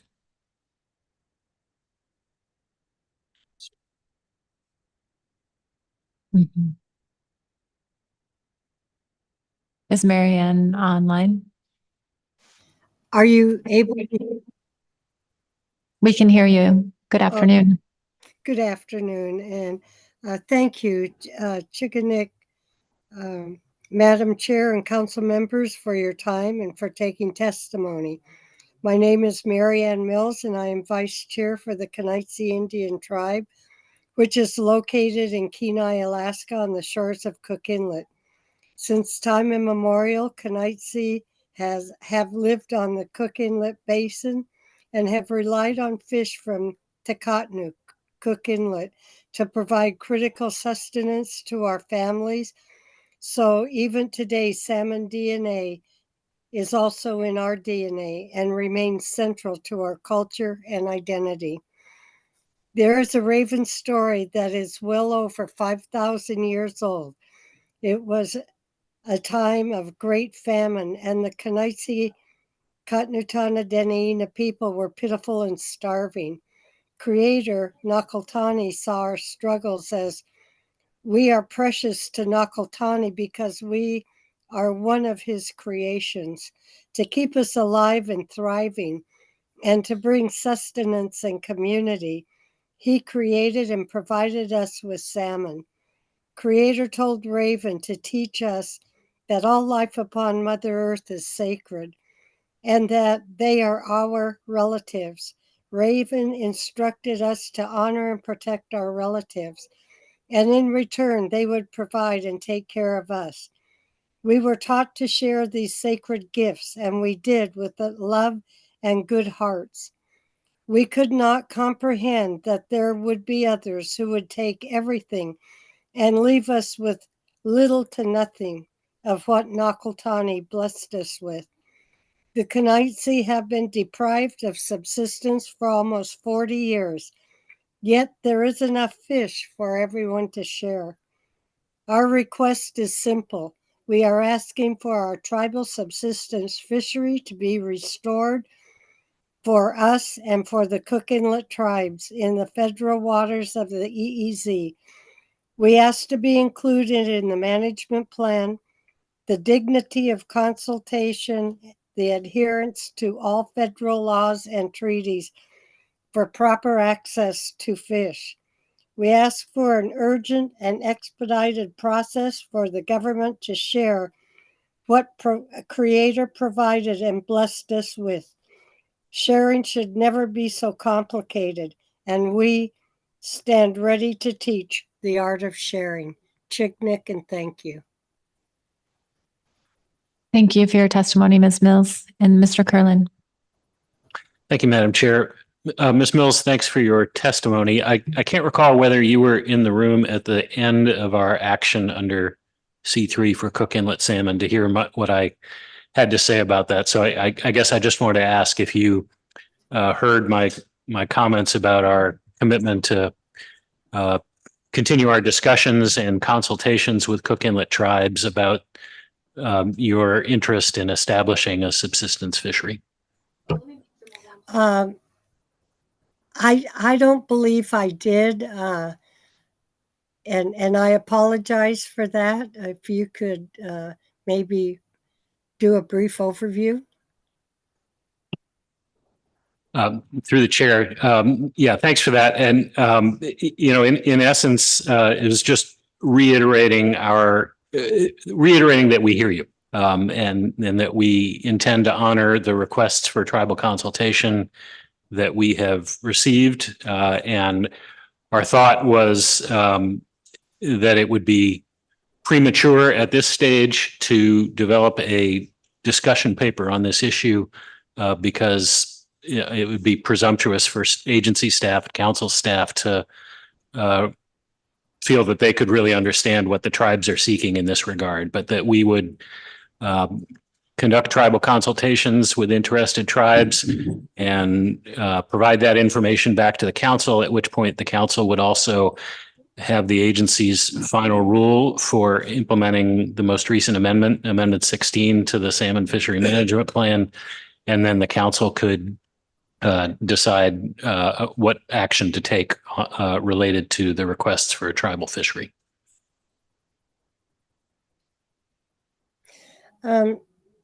Well, thank you. And if you could keep us apprised, again, I would just like to to reiterate that we have been waiting for 40 years.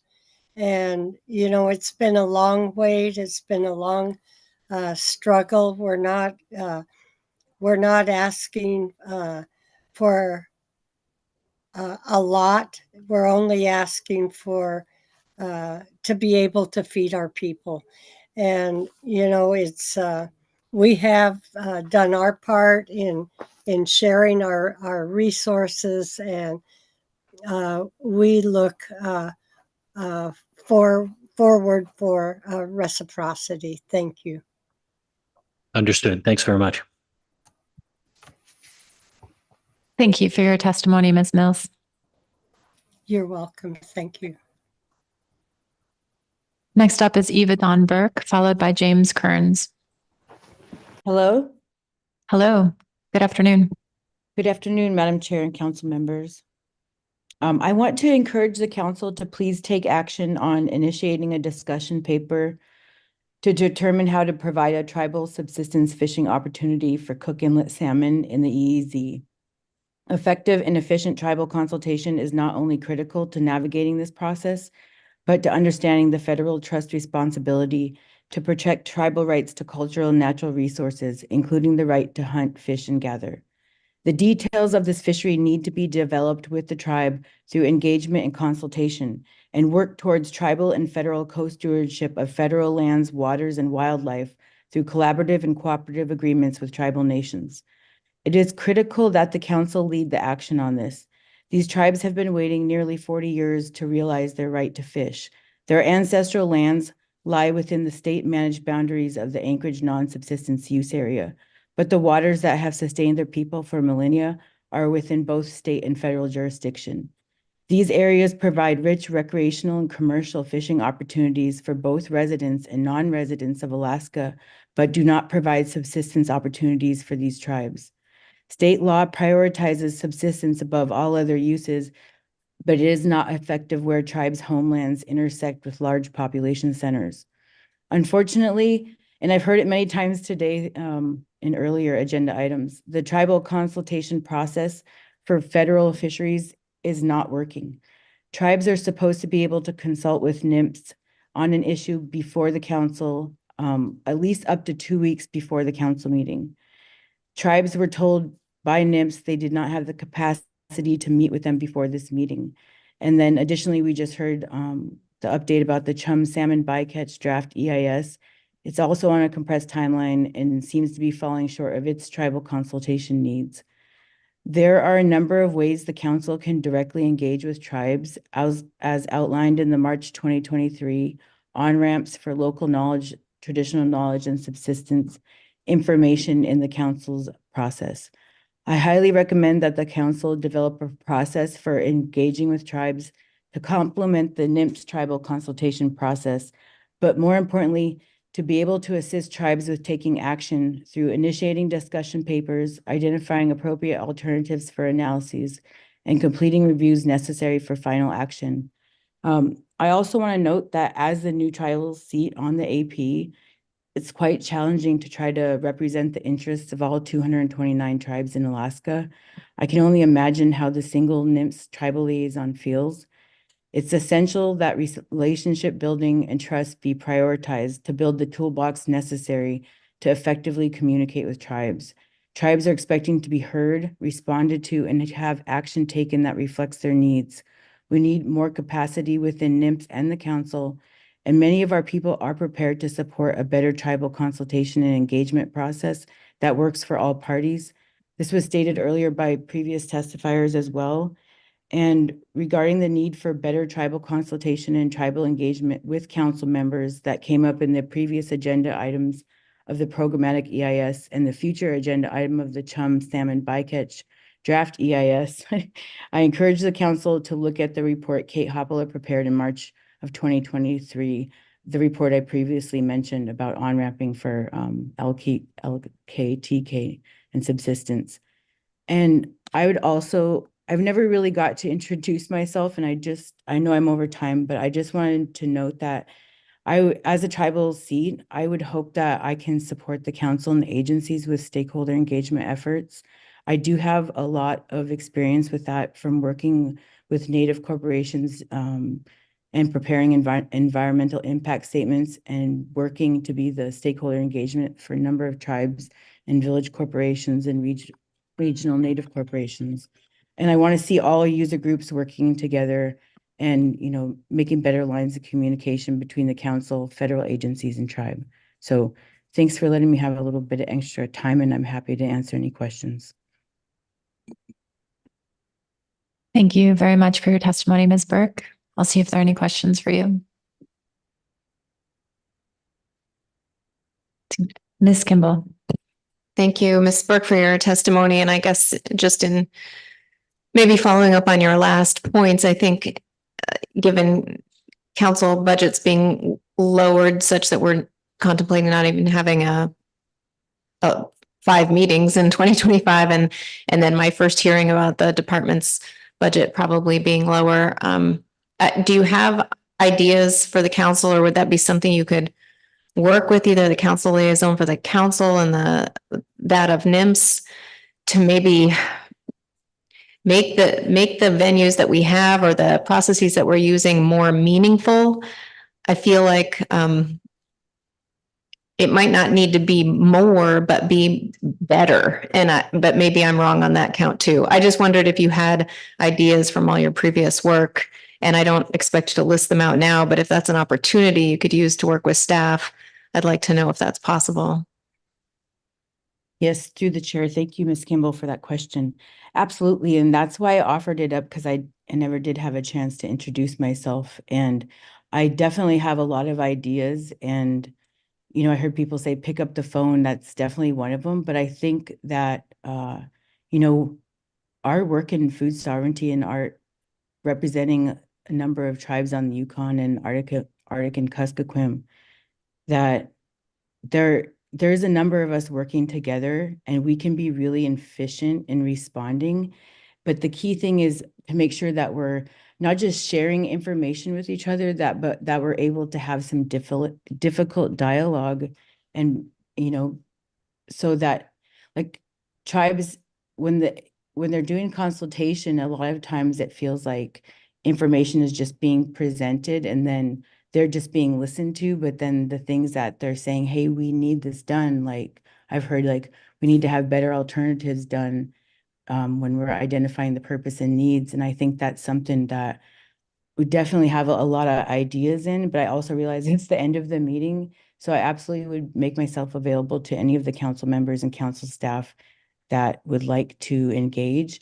And then specifically in the document, which I really wish I would have attached, and I can send after this, there are specific references, like I think on page 3 and 4, that speak about how council members can engage in being mindful of their quorum, and also mention of like legal counsel recommendations for the council to engage with tribes. So I hope that answers your question.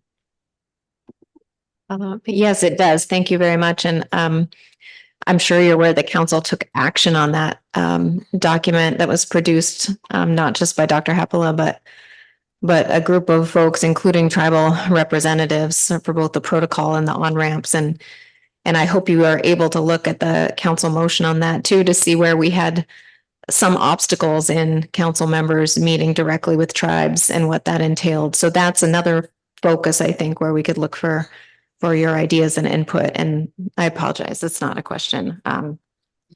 Thank you for your input. No, thank you for the question and happy to help where I can. Not seeing any further questions at this time. Thank you very much for your testimony, Ms. Burke. Next up is James Kearns, followed by Natalia Basarjan. Hello, can you hear me okay? Yes, we can. All right, thank you. Gosh, I've been sitting here listening for hours and I can't believe the number of issues that you guys deal with and the broad spectrum that it is and the stakeholders that you're dealing with and all the important issues. So I have to first thank you all for the service that you give. My name is James Kearns, and I just wanted to keep an idea in front of y'all. Certainly not, it's not as pressing as many of these other issues, but The idea of creating a separate allocation for sport recreational halibut fishermen in Alaska, one that's not part of the directed halibut fishery or the subsistence halibut fishery. That allocation of the halibut resource would be for both guided and unguided recreational halibut anglers alike. It would be managed with a 1 halibut of any size per day bag limit, an annual recreational halibut limit, a recreational halibut stamp or tag to monitor that annual limit, and a regulation that makes any recreational halibut taken that is over 60 inches in length be counted as 2 halibut on a person's annual limit. I think this would close the self-guided loophole that allows unguided recreational halibut fishermen a 2 fish of any size per day bag limit every day. It would also reduce the closed days for charter halibut permit holders. And so I would ask you to please consider this proposal to simplify the management of the recreational halibut fishery in Alaska, and importantly, to allow all recreational halibut anglers to participate in a conservation of the resource that in these times is in lower abundance. And so if you have any questions, or if you'd like my help in implementing this program at some time, my number is 907-723-3065. I'd love to be able to help out in that, but thank you very much. Thank you very much for your testimony, Mr. Kearns. We'll see if there's any questions for you.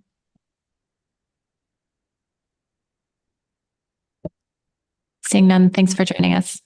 Yeah, thank you. Next up is Natalia Basarjan, followed by Ron Kavanaugh. Hi, can you hear me? Yes, we can. Welcome. Hi, this is to the council members. My name is Natalia Basarjan and I'm 61 years old, and I heavily rely on the income from 4A halibut IFQ shares. And today with a sense of urgency and frustration as my vital source of income, remains unharvested due to the crippling vessel length restrictions in the 4A. And year after year, I've struggled to find a boat under 35 feet that can catch my halibut IFQs, with only partial amount caught in the past recent years due to the limited vessel availability. It's really hard to get a vessel there that's under 35 feet to catch my Class D halibut. And in 2023, I couldn't find any vessels under this restriction, leaving my halibut IFQs in that area uncaught.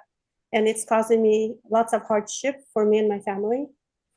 The limited of unsuitable vessels has caused significant financial hardship in making, and it makes challenging to pay my bills. I urge you to consider the practical and economic implications and to vote in favor of lifting the restrictions, allowing us to fish vessels up to 60 feet in the 4A area. So we're able to fish our halibut IFQs out. There's really no boats there under 32 feet that are available to fish. And this would provide a safer and more practical solution, enabling me to fish out my halibut IFQs and support my livelihood. The lack of diversity in small fishing vessels in the area for a halibut IFQ has created additional hardship for shareholders like myself also.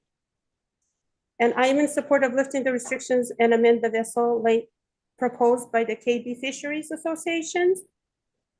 And I would like to see that happen in the near future, because it's making it really hard for us small fishermen to get a boat that's under 35 feet to go fishing. And because of the weather and the whales that are in that area, I am sure you're aware of that.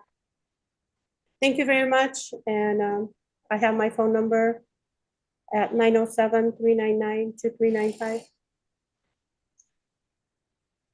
Thank you for your testimony. I'm not seeing any questions. So our next testifier is Ron Kavanaugh, followed by Chad C.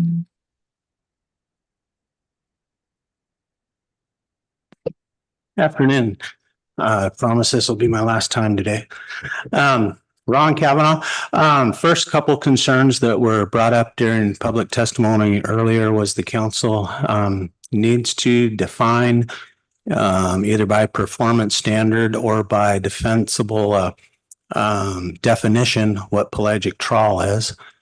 And the second item is the lack of cohesiveness between the state water boundary for fisheries and the federal boundary for fisheries. There is a very gray line there that is created as the state waters, when I'm fishing in a state water fishery, defines the line as a 3 mile off of a baseline, point to point to point to point. And the federal is actually, there's a couple different interpretation. There's chartlets available online to use for the 3 mile line. And then they like to use the 3 mile line as defined in the newest NOAA charts, which do not show the previous 3 mile line back to 2006 when those lines were redrawn. And then in 2011, some of those lines were reverted back to the 2006 line. And so there's a lot of ambiguity in where this division is between a state water and a federal fishery that needs to be fixed yesterday. And that's about all I got. Thank you. Have a great break after this is over. Thank you, Mr. Kavanaugh. I'll see if there are any questions for you. Seeing none. Thank you. Our last testifier is Patty O'Donnell. No, it's not. It's Chad C. and then Patty O'Donnell. Sorry, it's getting late. I like how you sat back down though. I don't mind. So, but I signed up, so I will testify.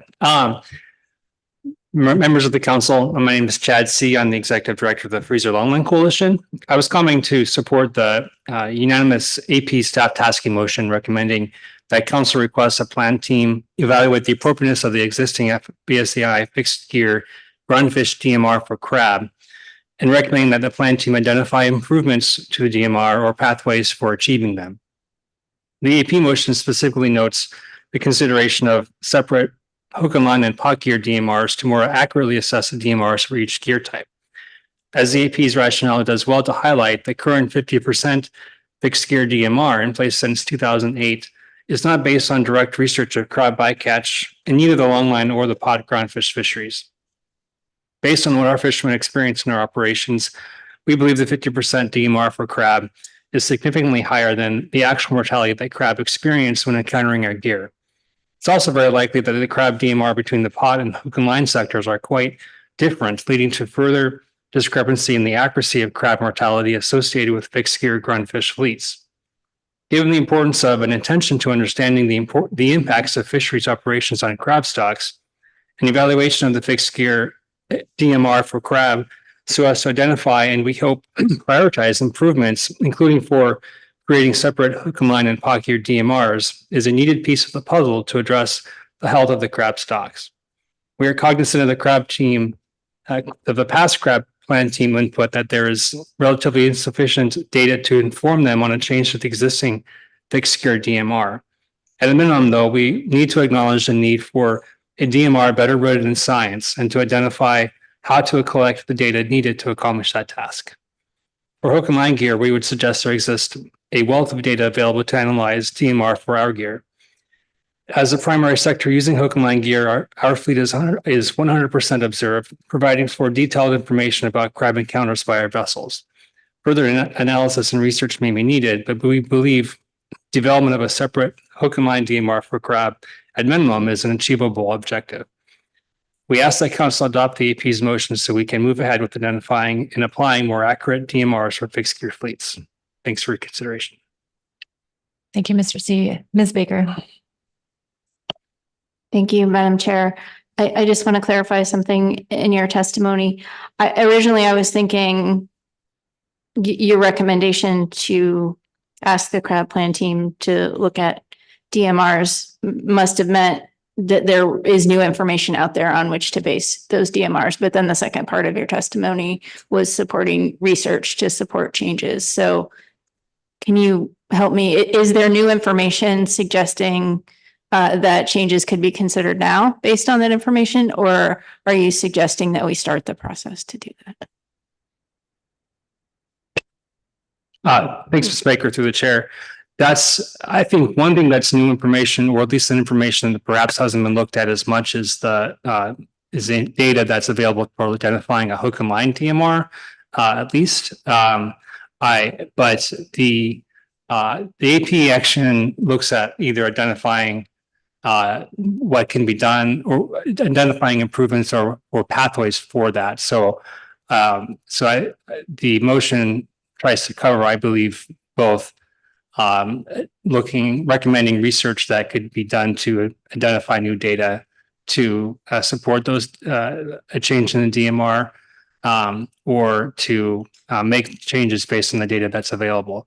I don't know of data that's immediately available that could reflect a change in the DMR. I'm not as well schooled on what data is specifically available to the CRAB team at the moment. So I think that the motion does a good job of identifying either taking action or identifying the pathways to get that new data. Thank you for your testimony, Mr. C. Thanks. So our last testifier is Patty O'Donnell, joining us remotely.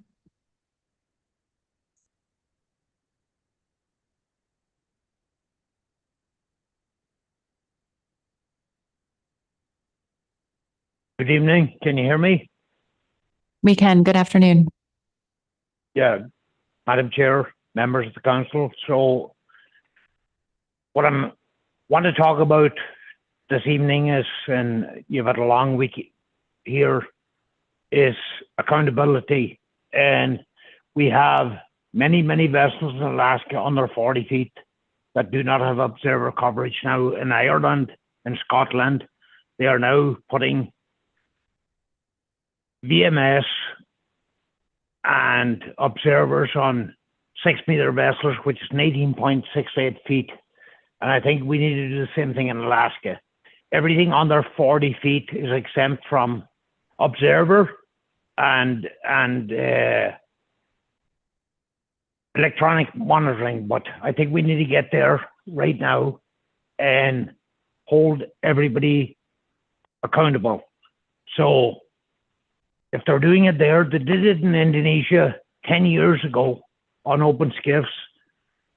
They're now doing it in Ireland, Scotland, and I think that is where we need to go here and have individual accountability as far as bycatch and monitoring.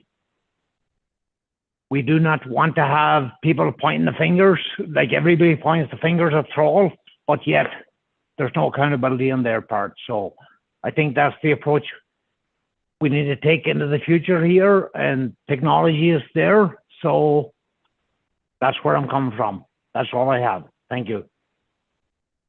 Thank you, Mr. O'Donnell. I'll see if there are any questions for you. I'm not seeing any questions at this time. Thank you again.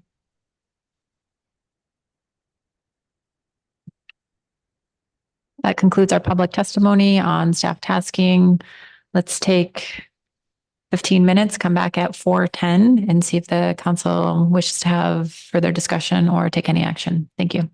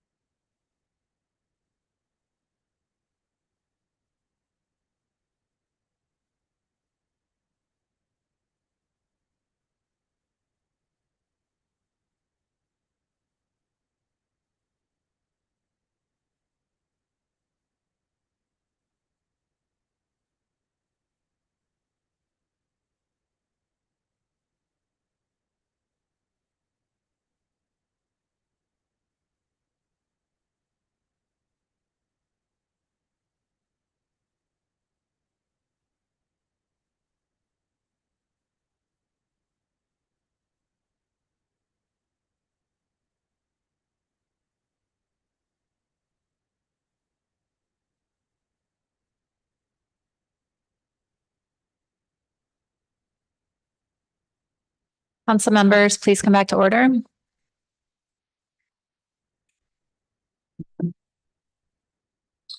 So we've just finished public testimony on staff tasking. Let's see if the council has any further discussion on items that were brought up during the reports or testimony. Mr. Down. Thank you, Madam Chair. I just have a couple of quick comments. One, I listened carefully to the suggestions and the requests from Natalia Basarjan and Kirill Basarjan, and just wanted to reiterate that, I feel a good place for them would be to take that forward to the IFQ committee, and that would be the most helpful way to approach any changes to the vessel size limit. And also, I just wanted to address the AP's motion, their AP's motion, their second motion on the DMRs for pot and long line, which are currently at 50% for both of those. So I think there's really great rationale there. But from my perspective, I'd personally be willing to champion that issue and but I would like to educate myself a little more before I would bring up something to the council on that. I'd like to find out if there's been any new information, as was brought up by Ms. Baker, and talk to folks like the chairman of the plan team and people like potentially Dr. Foy or folks at the Science Center that would have some information on what may be available if we did make that kind of a request. So so I may bring that up later. Like I said, I'm willing to champion that issue, but I have a strong feeling that just late in the day, nobody's looking for a champion right now. So I'm going to leave it at that. So thank you. Thank you, Mr. Down. Ms. Baker. Through the chair, thank you. And I wanted to follow up on Mr. Down's first point. And I tend to agree. I just wanted to acknowledge, maybe for the proposers and for the members of the public, and what I'm referring to is the K-Bay Fisheries proposal attached to our public comment to Mr. Basarjan's comment under staff tasking. I agree that those types of proposals are most appropriately coming in front of our IFQ committee, but just a reminder on the process for that. Typically, the council forwards proposals to the IFQ committee, and I am not ready to do that at this time. But what I do appreciate that this proposal has been presented to us a few times. So what I wanted to offer for the proposers and the public is that I intend to speak with some other council members about this proposal, and perhaps the chair of the council and the chair of the IFQ committee, as well as some other halibut fishery stakeholders, and come back at another council meeting, probably the next council meeting, with a report on that and possibly a recommendation for the council to consider. Thank you. Thank you for that, Ms. Baker. Any other items? Mr. Mesereau? Thank you, Madam Chair. I guess in the same vein, I had a council staff provide me with a comment letter regarding changes to the charter halibut management plan regarding combining CHPs and stacking them or taking them apart. And I just think it's a good idea when we get proposals like that. And like what Ms. Baker was just referencing, the charter proposals should go to the charter committee if it's the will of the council. And I think if we could provide direction to the executive director just to inform the staff that when we get these sort of proposals or suggestions that are kind of out of cycle for charter, that it would be appropriate to have the staff inform the people that submit them that those sort of proposals start at the charter halibut committee and then work their way to the council if it's the will of the charter committee, because we have gotten a few of them. And I want to make sure that if people go to the effort to actually think of improvements or changes, that they don't just get lost, that they end up actually getting seen by people. And I think things should start in the committee and work their way to the council. So if it's the will of the council, maybe the executive director could just let the staff know when they get one of those that they'll just put them in for the charter committee to consider, if there's no objection. Yes, Mr. Messer, I just want to make sure that the reminder that Ms. Baker gave us is consistent with your statements. I think the process is that the council would bring forward or bring recommendations to or issues to the attention of the committee that we want to hear back at the council, or we want them to assess at the committee level first. So individuals would likely have to bring that to the council's attention for us to then task the committee with. Okay. Thanks. I'm glad we're aligned there. Thank you. Ms. Kimball. Thank you. Just briefly, I wanted to acknowledge and thank Mr. Kurland for outlining kind of the process to go forward in terms of tribal consultation and consideration of what we heard in a couple different agenda items around the Cook Inlet fishery and the tribal request for a set aside. So I think that was addressed. I don't have any other comments around that, but I appreciate him clarifying that and us receiving that testimony. Thank you. Thank you, Ms. Kimball. Anything else, council members? Okay, so we've had a little bit of conversation about the IFQ committee, and we are planning on having a meeting likely in late March before the April meeting to review the Area 4 vessel cap use analysis, and then a second meeting this year before the IFQ program review. Talk a little bit more with the committee chair on exactly the scheduling of those two meetings. And I have two individuals that I'd like to announce I've appointed to the committee. The first, David Little, and the second, Brian Dafford. Would like to thank them both for their willingness to serve on that committee.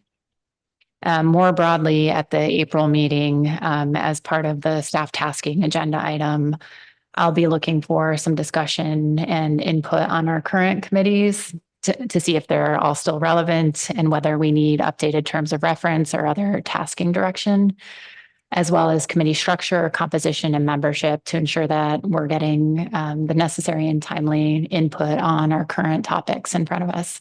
So between now and then, I'll be meeting with staff to get a little bit more organized on the status of the term of references, and would welcome feedback from the committee chairs in the interim.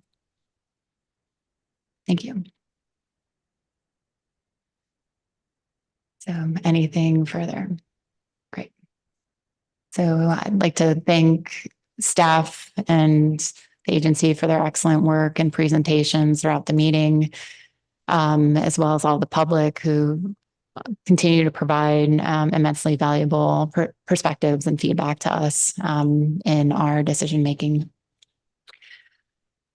And to my fellow council members, thank you all for your patience as we navigated I think a pretty tight schedule. And you know, you missed out on a couple hours of an event yesterday that I've heard about from a couple of you. So I appreciate that. I know that's unprecedented. But thank you for your indulgence and hanging with us through the end of the day yesterday. So with that, we will see everyone in April. Thank you. Meeting adjourned.